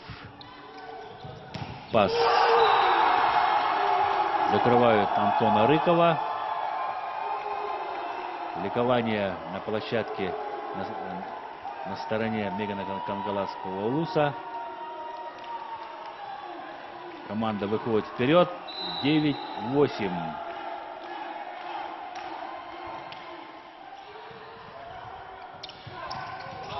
Да, быстрый съем мяча в исполнении Евгения Черкасского. 9-9. 9-9.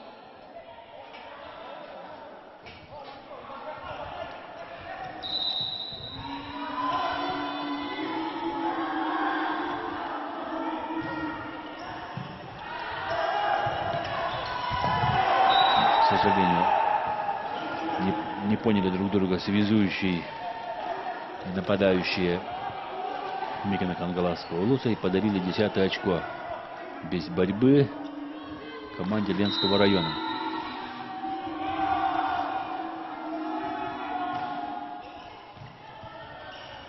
Неплохой прием.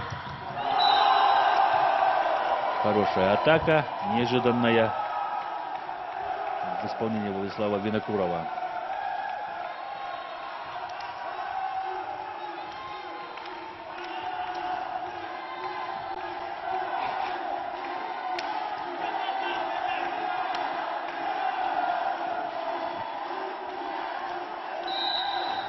Десять. Задержка мяча.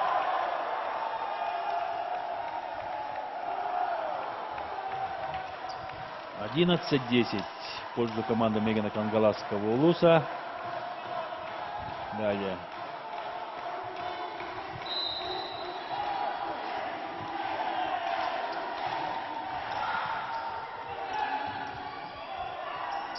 Справились с приемом ленские волейболисты.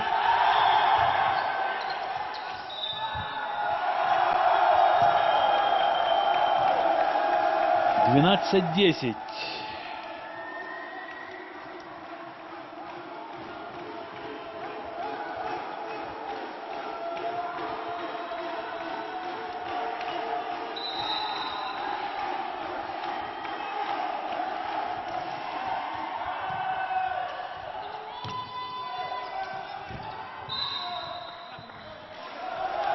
Сетки касается игрок Мегана Кангаласского улуса.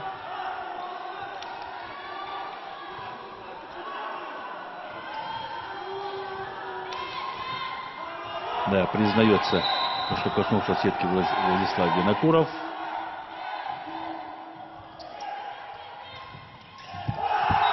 Успевает на этот мяч Игнатий Прохоров.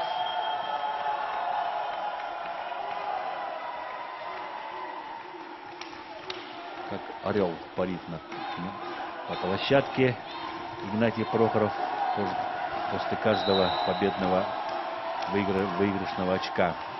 Максим Попов подает. Либеро с приемом не справляется.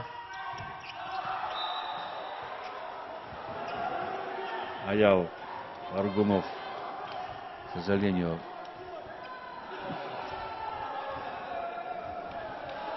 да, мяч направляет в аут.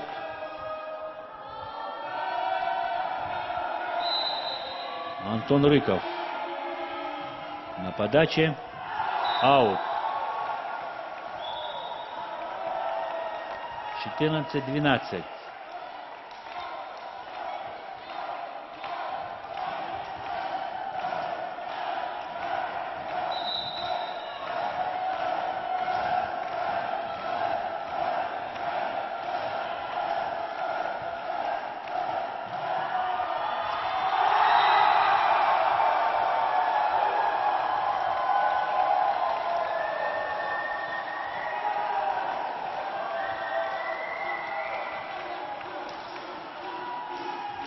Ошибается Максим Кондратьев при приеме.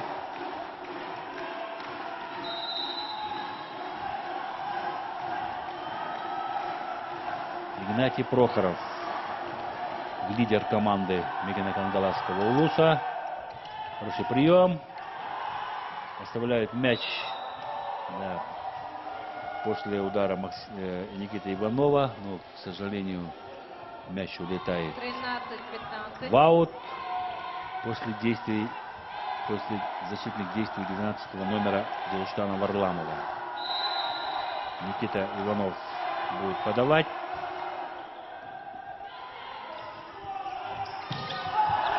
Блок.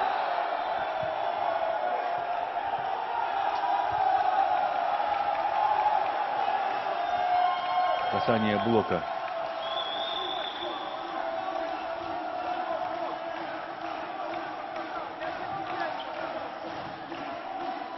Зафиксировал судья.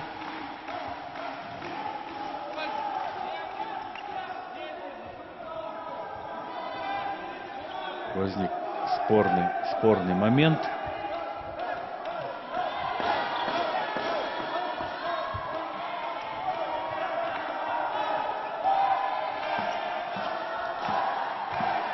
Очень нервно получается концовка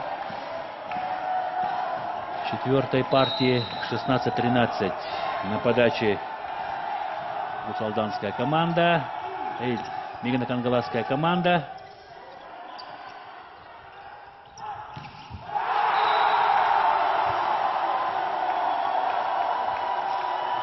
Аял Аргунов.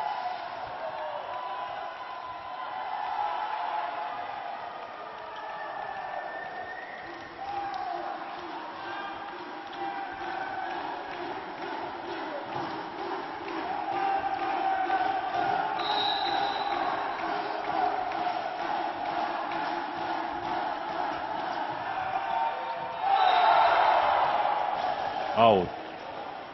Да. Эмоции заполняют игроков Мегина Кангаласской команды. 14-17. Взяли, да, отпрыгнули от летящего мяча Аял Аргунов, да, и Алексей Шепелев расступились. На подаче Максим Арзамаскин. Первый брейковый мяч выигрывает команда. Да, ошибается Максим Арзамаскин. Сейчас начинается концовка. Начало концовки четвертой партии. 18-15. В пользу команды Мегина Кангаласского Улуса.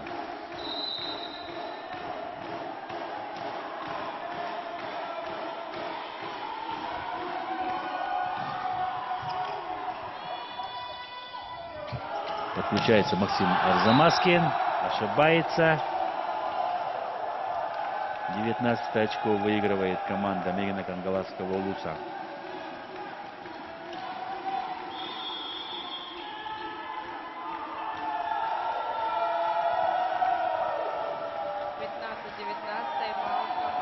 При счете 15-19 берет команда Ленского района.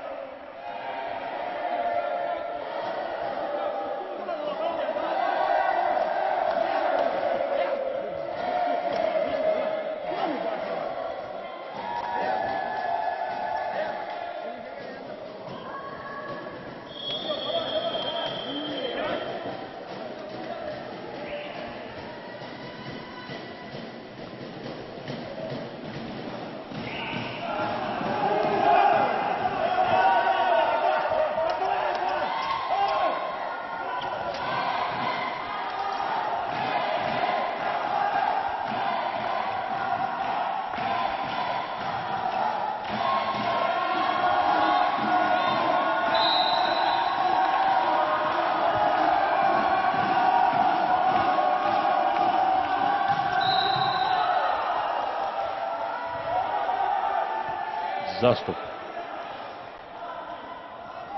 Фиксирует судья. Счет 16-19.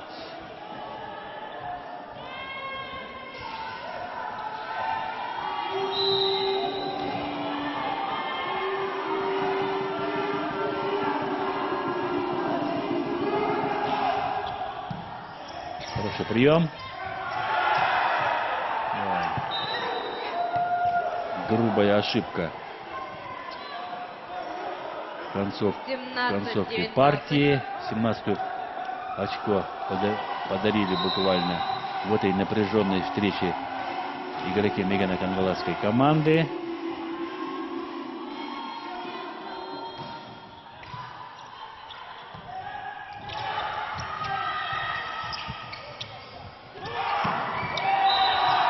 Антон Рыков начинает зарабатывать очки для своей команды.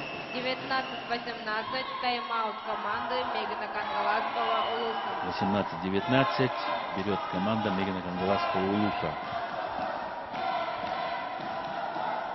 Необходимо немного успокоиться.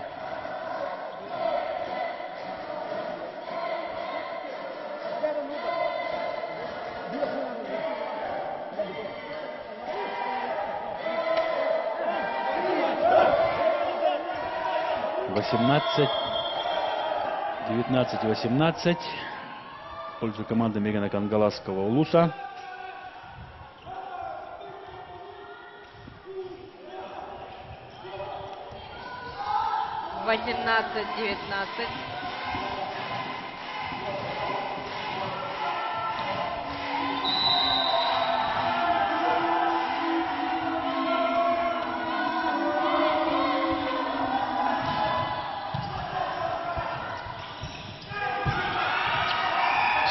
Высокий блок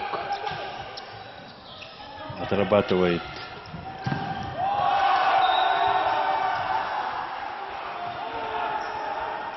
Антон Рыков, приносит 19-е очко.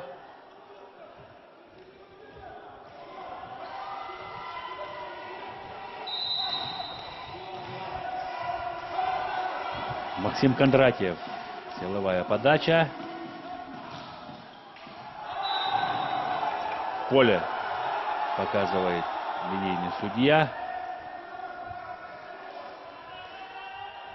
20-19.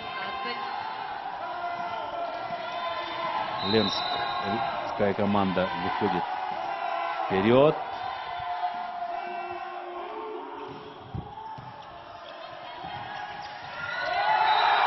Да, провожает своим взглядом Антон Рыков этот мяч.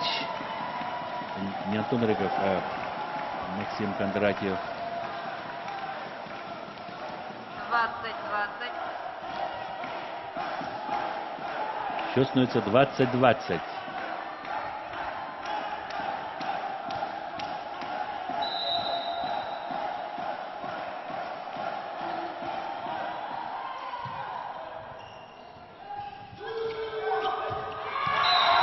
Да, все ждали сильного удара от Антона Рыкова. 21-20. 21-20. Команда из Ленского района выходит вперед. На подаче Евгений Черкасский.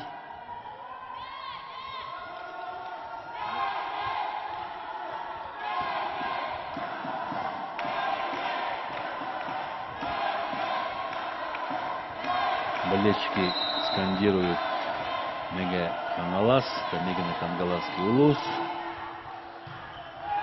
Хороший прием. Максим Попов. Да, искал пальцы блокирующих. Чуть-чуть не хватило. 22-20. Немного не попал мяч в поле. 22-20. Оставляет мяч в игре. Ошибается Максим Кондратьев.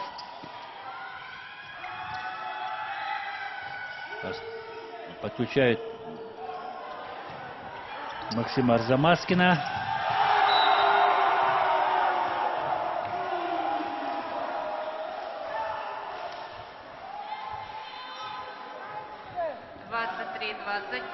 И блок Антона Рыкова преграждает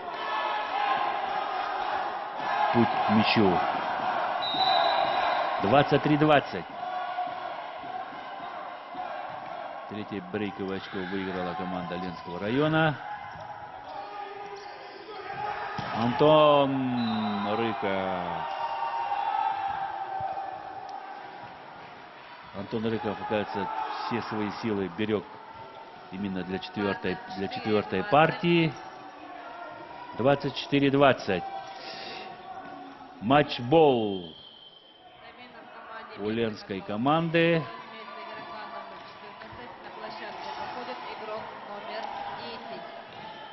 Нервная концовка для игроков обеих команд. Никто не хочет уступать. Вот 21-е очко попадает в сетку. Но еще в запасе 4 матчбола у команды Ленского района. На подаче капитан команды Джелуштан Варламов. Хороший прием.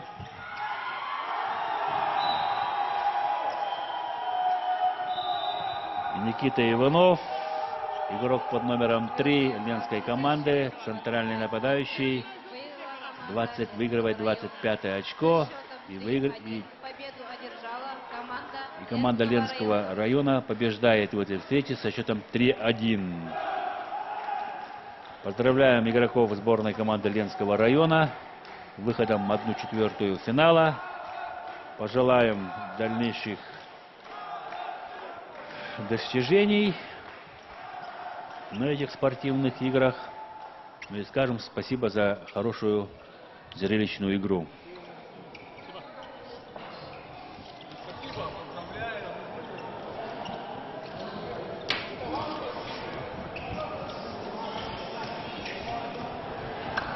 Завтра будут игры с 10 часов.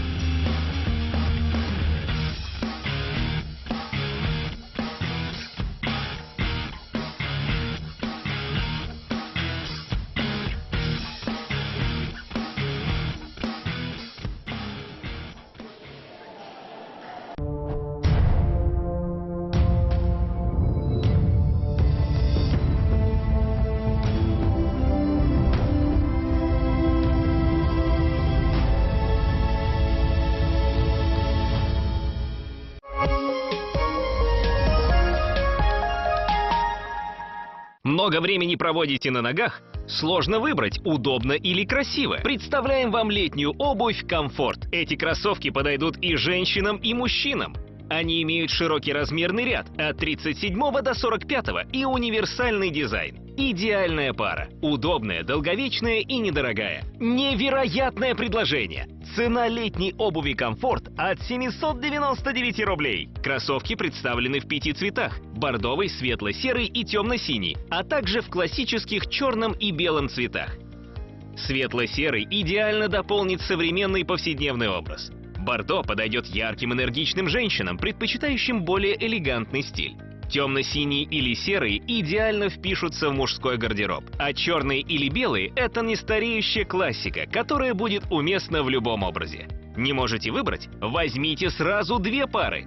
Только сегодня действует невероятное предложение. Цена летней обуви «Комфорт» от 799 рублей. Подошва кроссовок амортизирует при ходьбе. Эффект достигается благодаря особому вспененному материалу, из которого она сделана. Верх кроссовок сделан из сверхпрочного износостойкого сетчатого материала. Благодаря своей особой структуре он позволяет ноге свободно дышать. Не можете выбрать? Возьмите сразу 2 пары. Только сегодня действует невероятное предложение. Цена летней обуви «Комфорт» от 799 рублей. Закажите кроссовки «Комфорт» на лето себе и своим близким. Благодаря тянущимся свойствам верха, летние кроссовки «Комфорт» подойдут на ногу любой полноты. В летних кроссовках ваша походка станет более легкой и быстрой. Звоните и заказывайте свою пару «Комфорт» прямо сейчас по уникальной цене от 799 рублей. Будьте спокойны, если у вас широкая нога или высокий подъем. Кроссовки удобно сядут на любую ногу благодаря эластичности материала. Кроссовки «Комфорт» совершенно невесомые. Купив кроссовки «Комфорт», вы сразу оцените эту невероятную легкость нога. Сделайте заказ прямо сейчас. Красиво? Да, но главное, очень комфортно. Ведь в летних кроссовках не только удобная гибкая подошва, эластичный верх, но еще и дышащая стелька, что особенно важно в жаркую погоду. Кроссовки «Комфорт» стираются в обычной стиральной машине. Они легко очищаются, быстро сохнут и не теряют форму. Вы можете купить эти кроссовки не только себе, но и в подарок. Вам просто нужно знать размер. Это идеальная дистанционная покупка. Наши кроссовки садятся на ногу любой полноты и подъема. Эта универсальная модель подходит и мужчинам, и женщинам. Размерный ряд от 37 до 45. Звоните и заказывайте свою пару «Комфорт» прямо сейчас по уникальной цене от 799 рублей. Звоните прямо сейчас. Предложение ограничено.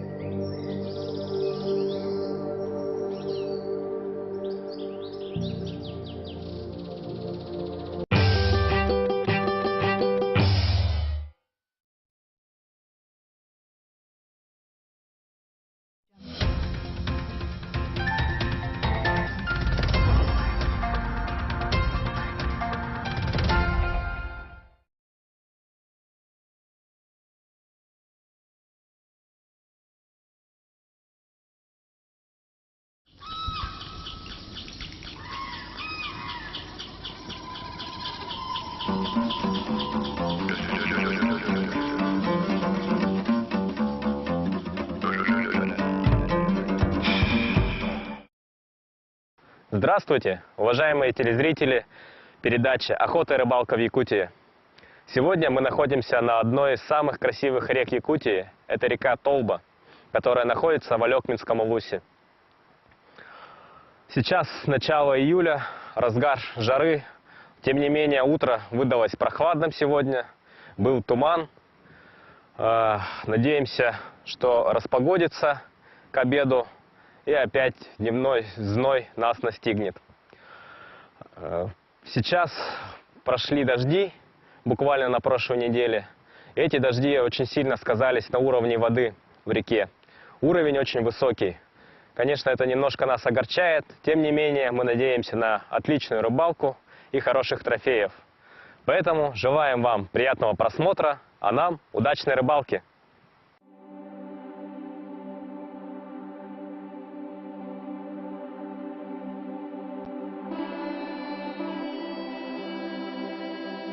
Поездка на реку Толба была запланирована еще в начале весны. Тогда нашу съемочную группу пригласил на рыбалку Засим Засимович Иванов, глава общины АИМ. По его рассказам, в июле будет хорошо ловить соленок на перекатах и у горных ручьев. И есть большая вероятность выловить тайменя. Добираться до Толбы решили в 2 этапа. Сначала от села Титары по Лене добираемся до села Саньяхтах, а затем по реке Толба поднимемся вверх примерно на 100 километров. С большой надеждой на то, что найдем отличные места, где стоят крупные линки и хариусы.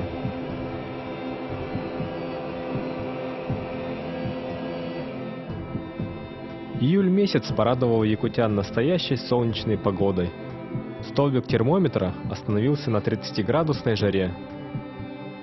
Дневной зной вынуждает комаров и мошек искать спасения в прохладе листвы и травы. Поэтому рыбаки, отдыхающие на реке, чувствуют себя в комфорте, наслаждаясь солнцем и прохладой реки Лена.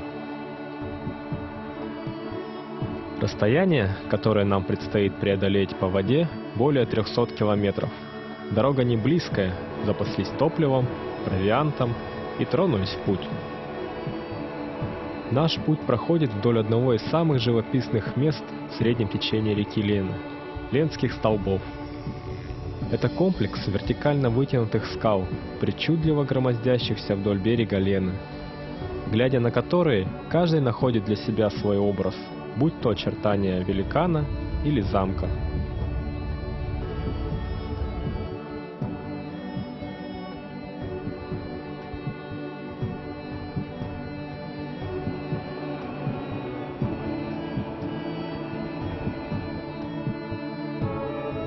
Добравшись до Саньяхтаха, мы не могли не зайти в гости к нашей старой подруге, Мире Ивановне Христофоровой. Эта замечательная женщина, заядлая рыбачка и охотница, была героиней наших нескольких передач.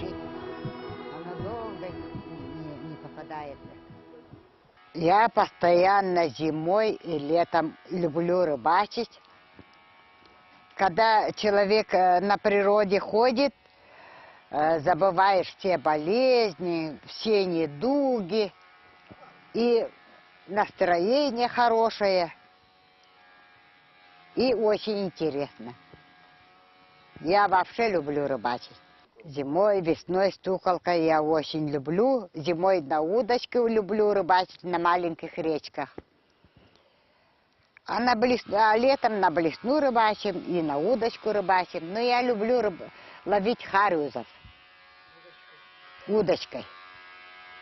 И мои внучки, я учила своих внуков, внучек, я учу рыбачить. Вместе со своим супругом прожили они в этом маленьком таежном поселке всю свою жизнь.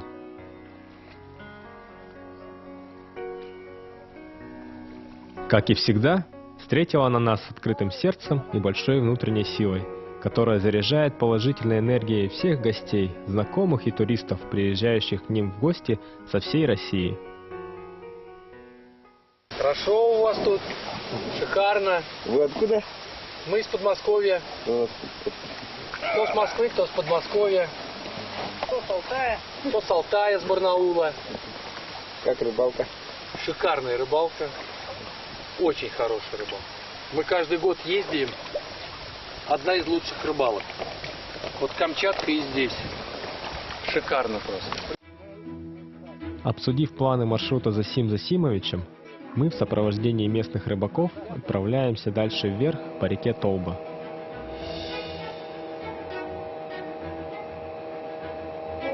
Лодка уверенно идет вперед.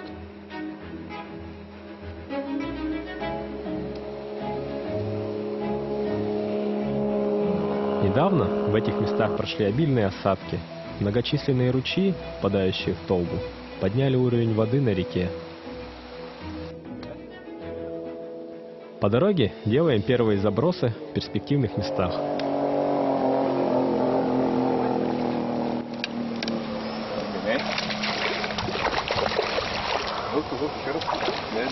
Сейчас заводи. Я думал, ты заведешь. Как я заведу? Давай жирный.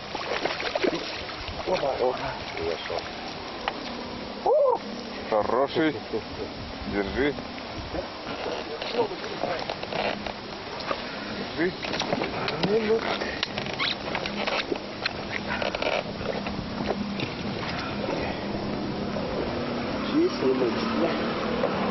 Первый есть.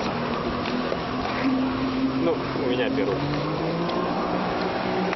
О, у тебя весов нету? На 1,5 явно, если не 2. Нет, 2 нету. Легкий какой-то. Да? Ну, смотри, какой темный, а? Красавчик. Первый трофей поднимает настроение команде. Ленок охотно схватил блесну. Делаем остановку недалеко от того места, где поймали первого ленка. Активность ленка напрямую зависит от времени лова. Если в июне, когда вода еще прохладна, он берет блесну в течение всего дня, то после потепления, и особенно в июле, когда стоит жаркая погода, ленок хорошо ловится до позднего вечера и рано утром. Александр поймал своего первого ленка, и эта фотография с неподдельной радостью на лице надолго останется в памяти о поездке.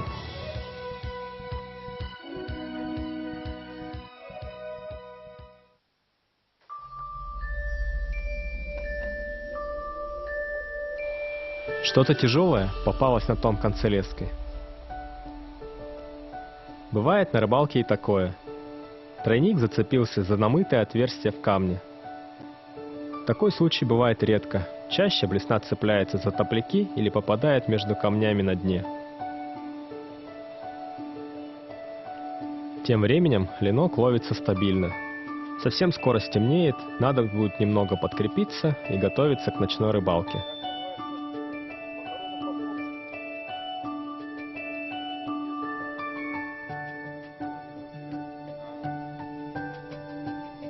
Ловить будем на поверхностные приманки.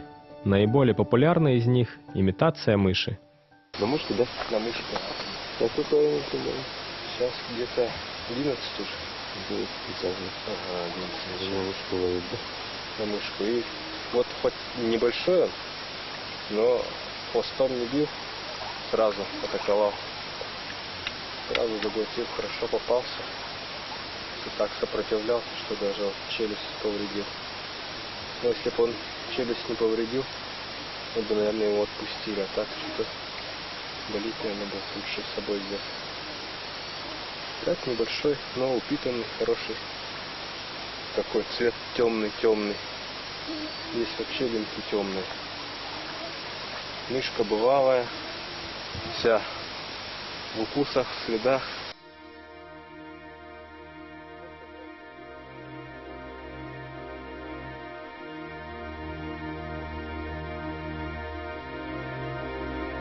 Утро в этих местах сказочное. Пелена тумана окутывает весь пейзаж, принося краски таинственности, тишины и покоя.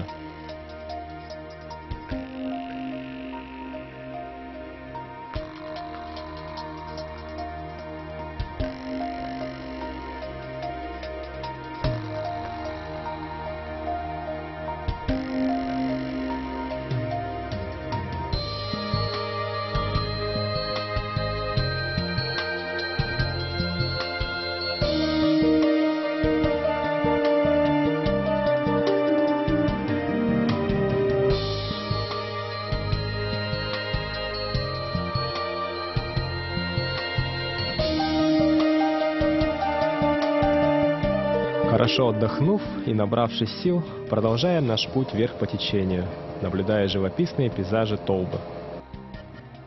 Очередная остановка у переката приносит пару линков.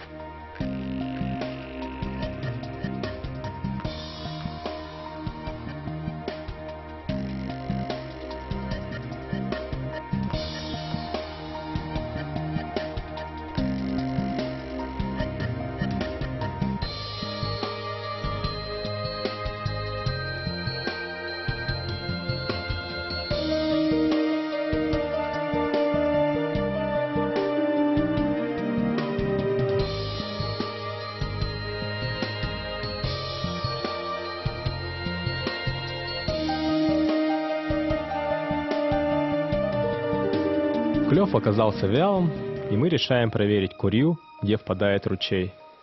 Вода прозрачная, и стоящую в ней рыбу отчетливо видно с берега.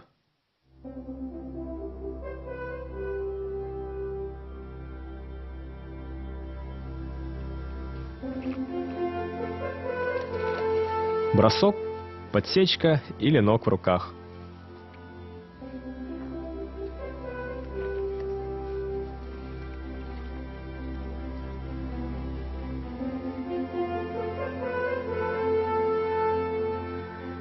Учитывая местность и тот факт, что ленок кормится у поверхности, ожидая насекомых, падающих с стальника, решено использовать поппер.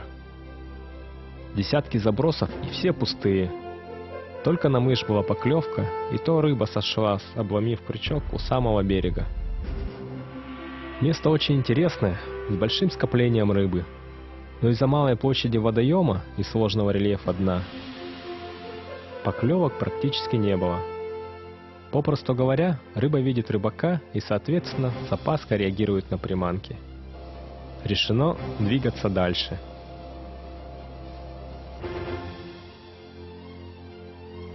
Первые забросы, и результат есть. Приятно ощущать изгиб спиннинга под тяжестью сопротивления рыбы. Неплохой ленок соблазнился на вертушку.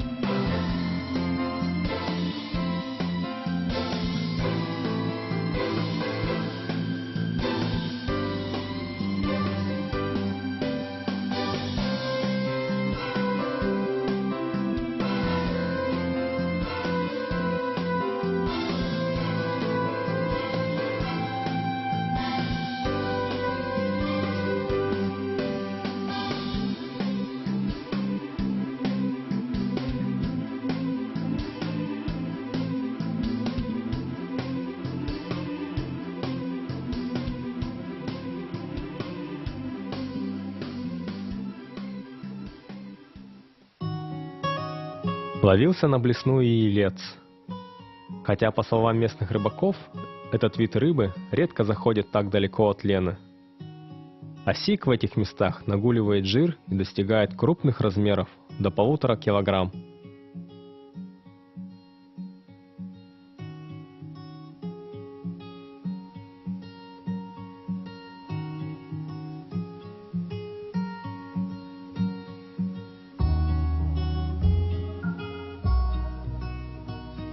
Погода стоит отличная, полный штиль. Приманки летят точно в цель, не встречая сопротивления порывистого ветра. Перед поездкой спиннинги подбирались среднего класса, с тестом от 5 до 20 грамм, чтобы была возможность использовать легкие блесна 5-6 грамм и иметь запас прочности при поимке серьезного трофея. Ленок ловится на вертушке типа Blue Fox, практически любого цвета, от классического серебра до кислотных расцветок с яркими крапинками. После обеда погода меняется. Накрапывает мелкий дождь. Мы поднялись примерно на 100-й километр, облавливая перекаты, и потихоньку будем спускаться обратно вниз.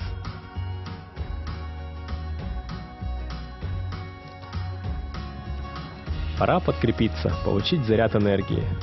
А что, если не уха из свежевыловленного ленка может восстановить силы?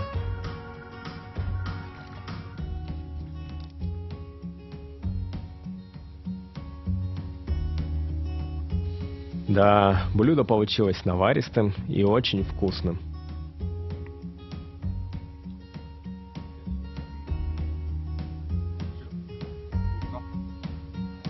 Рыбалка продолжается.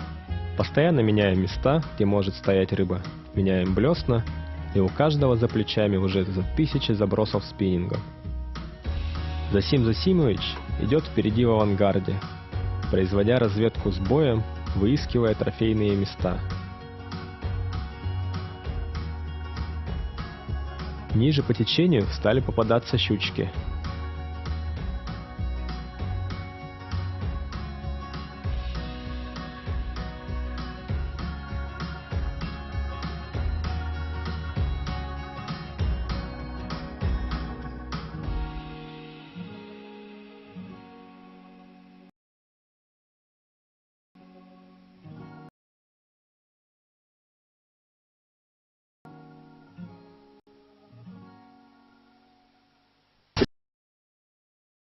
Половины килограмма, да?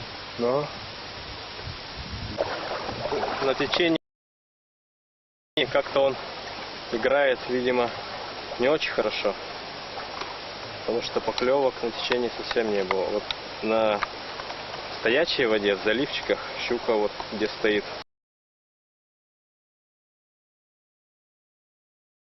там он хорошо играет.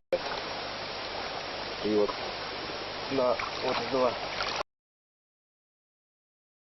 Вчера на этот поймал, сегодня на этот поймал. Сейчас поставим старый добрый меп.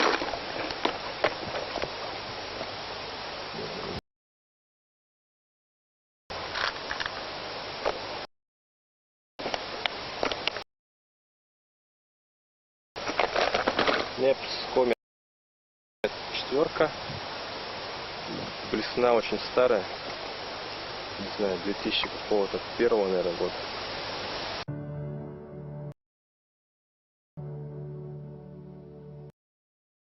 Изредка нас радуют поклевками и сиги.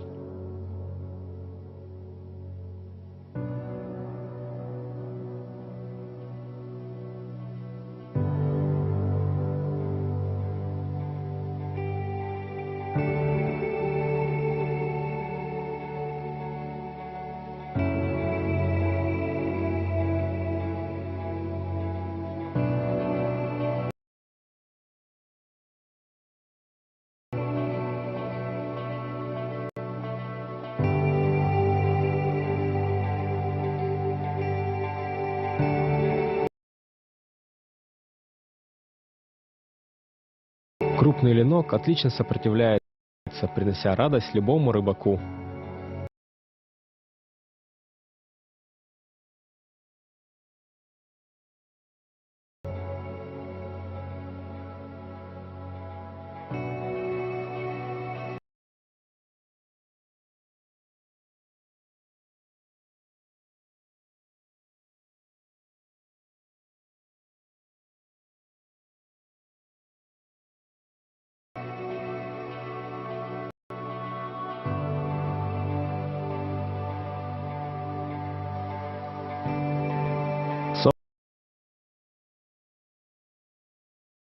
Солнце постепенно садится за горизонт, наступает вечер.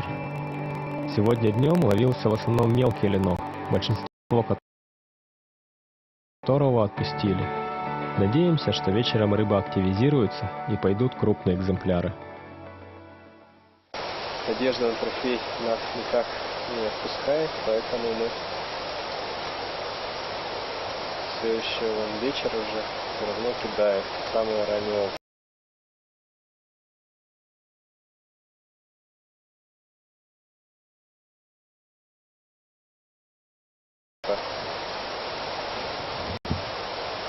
А вдруг пойми. У нас сегодня на глубине ничего не брало. Все было в тех местах, где дно видно. каких-то больших ям. Мы ничего не смогли поймать. И ленок здесь стоит не на самом перекате, как часто бывает, а после переката. Именно на выходе с переката, где есть какие-то такие места, где течения нет, либо она очень слабая, либо даже обратное течение. Там стоит ленок.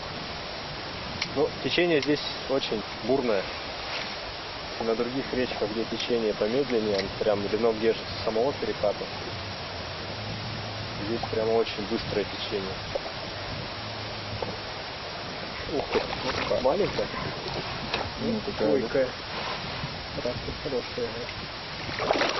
Ух ты, птичка еще. Оп, есть. Работал? А я хотел выкинуть его. Испугался, да? Так, знаешь,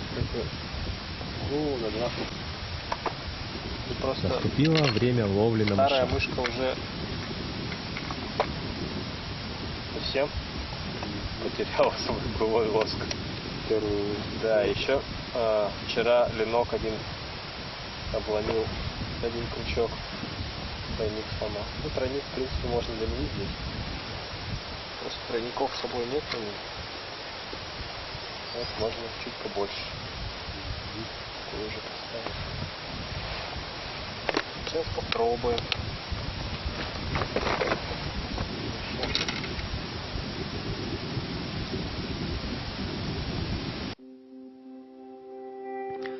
Хотя место очень перспективное, и наверняка здесь стоит таймень и крупный ленок, но поклевок не было. Бывает и такое. Рыбаки в душе оптимисты, и в следующий раз нам точно повезет поймать хороший трофей.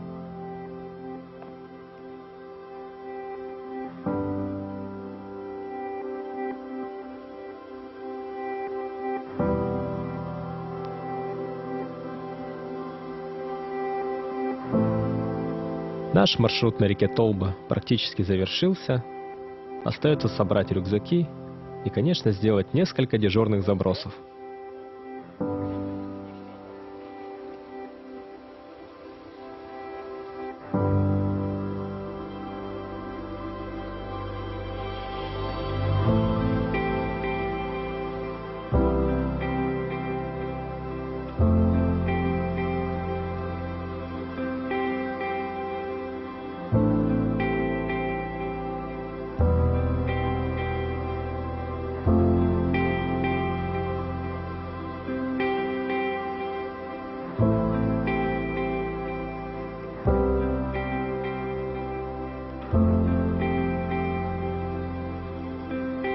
Приятным сюрпризом оказалась поимка таймишонка, которого, конечно, надо отпустить. Возможно, он через несколько лет порадует рыбака, который, как и мы, будет сплавляться по Толбе в поисках рыбацкой удачи.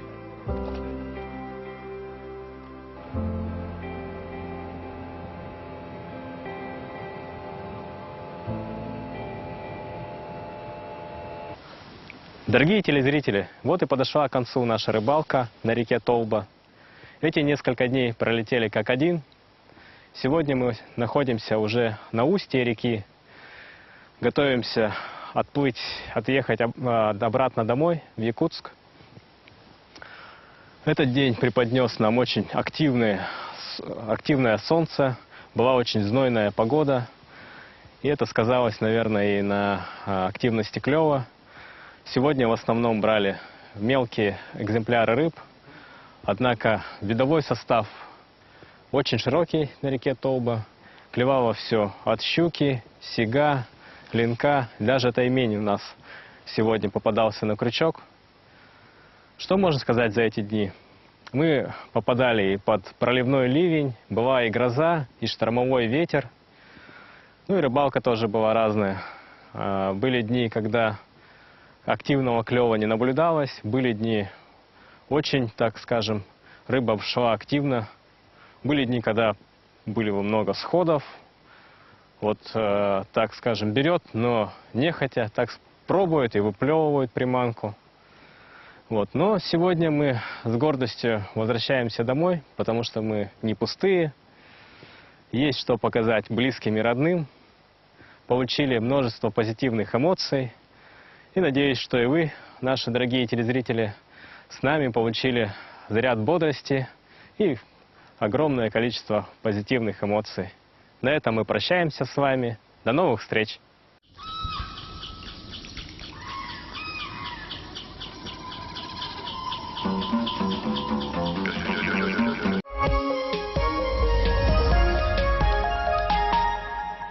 Уборка отнимает много времени. Вам нужно множество чистящих средств, и даже самые токсичные химикаты не работают. Избавьтесь от грязи, жира и вредоносных бактерий раз и навсегда. Представляем вам средство для уборки «Кратер», которое заменит вам сразу десяток дорогостоящих средств.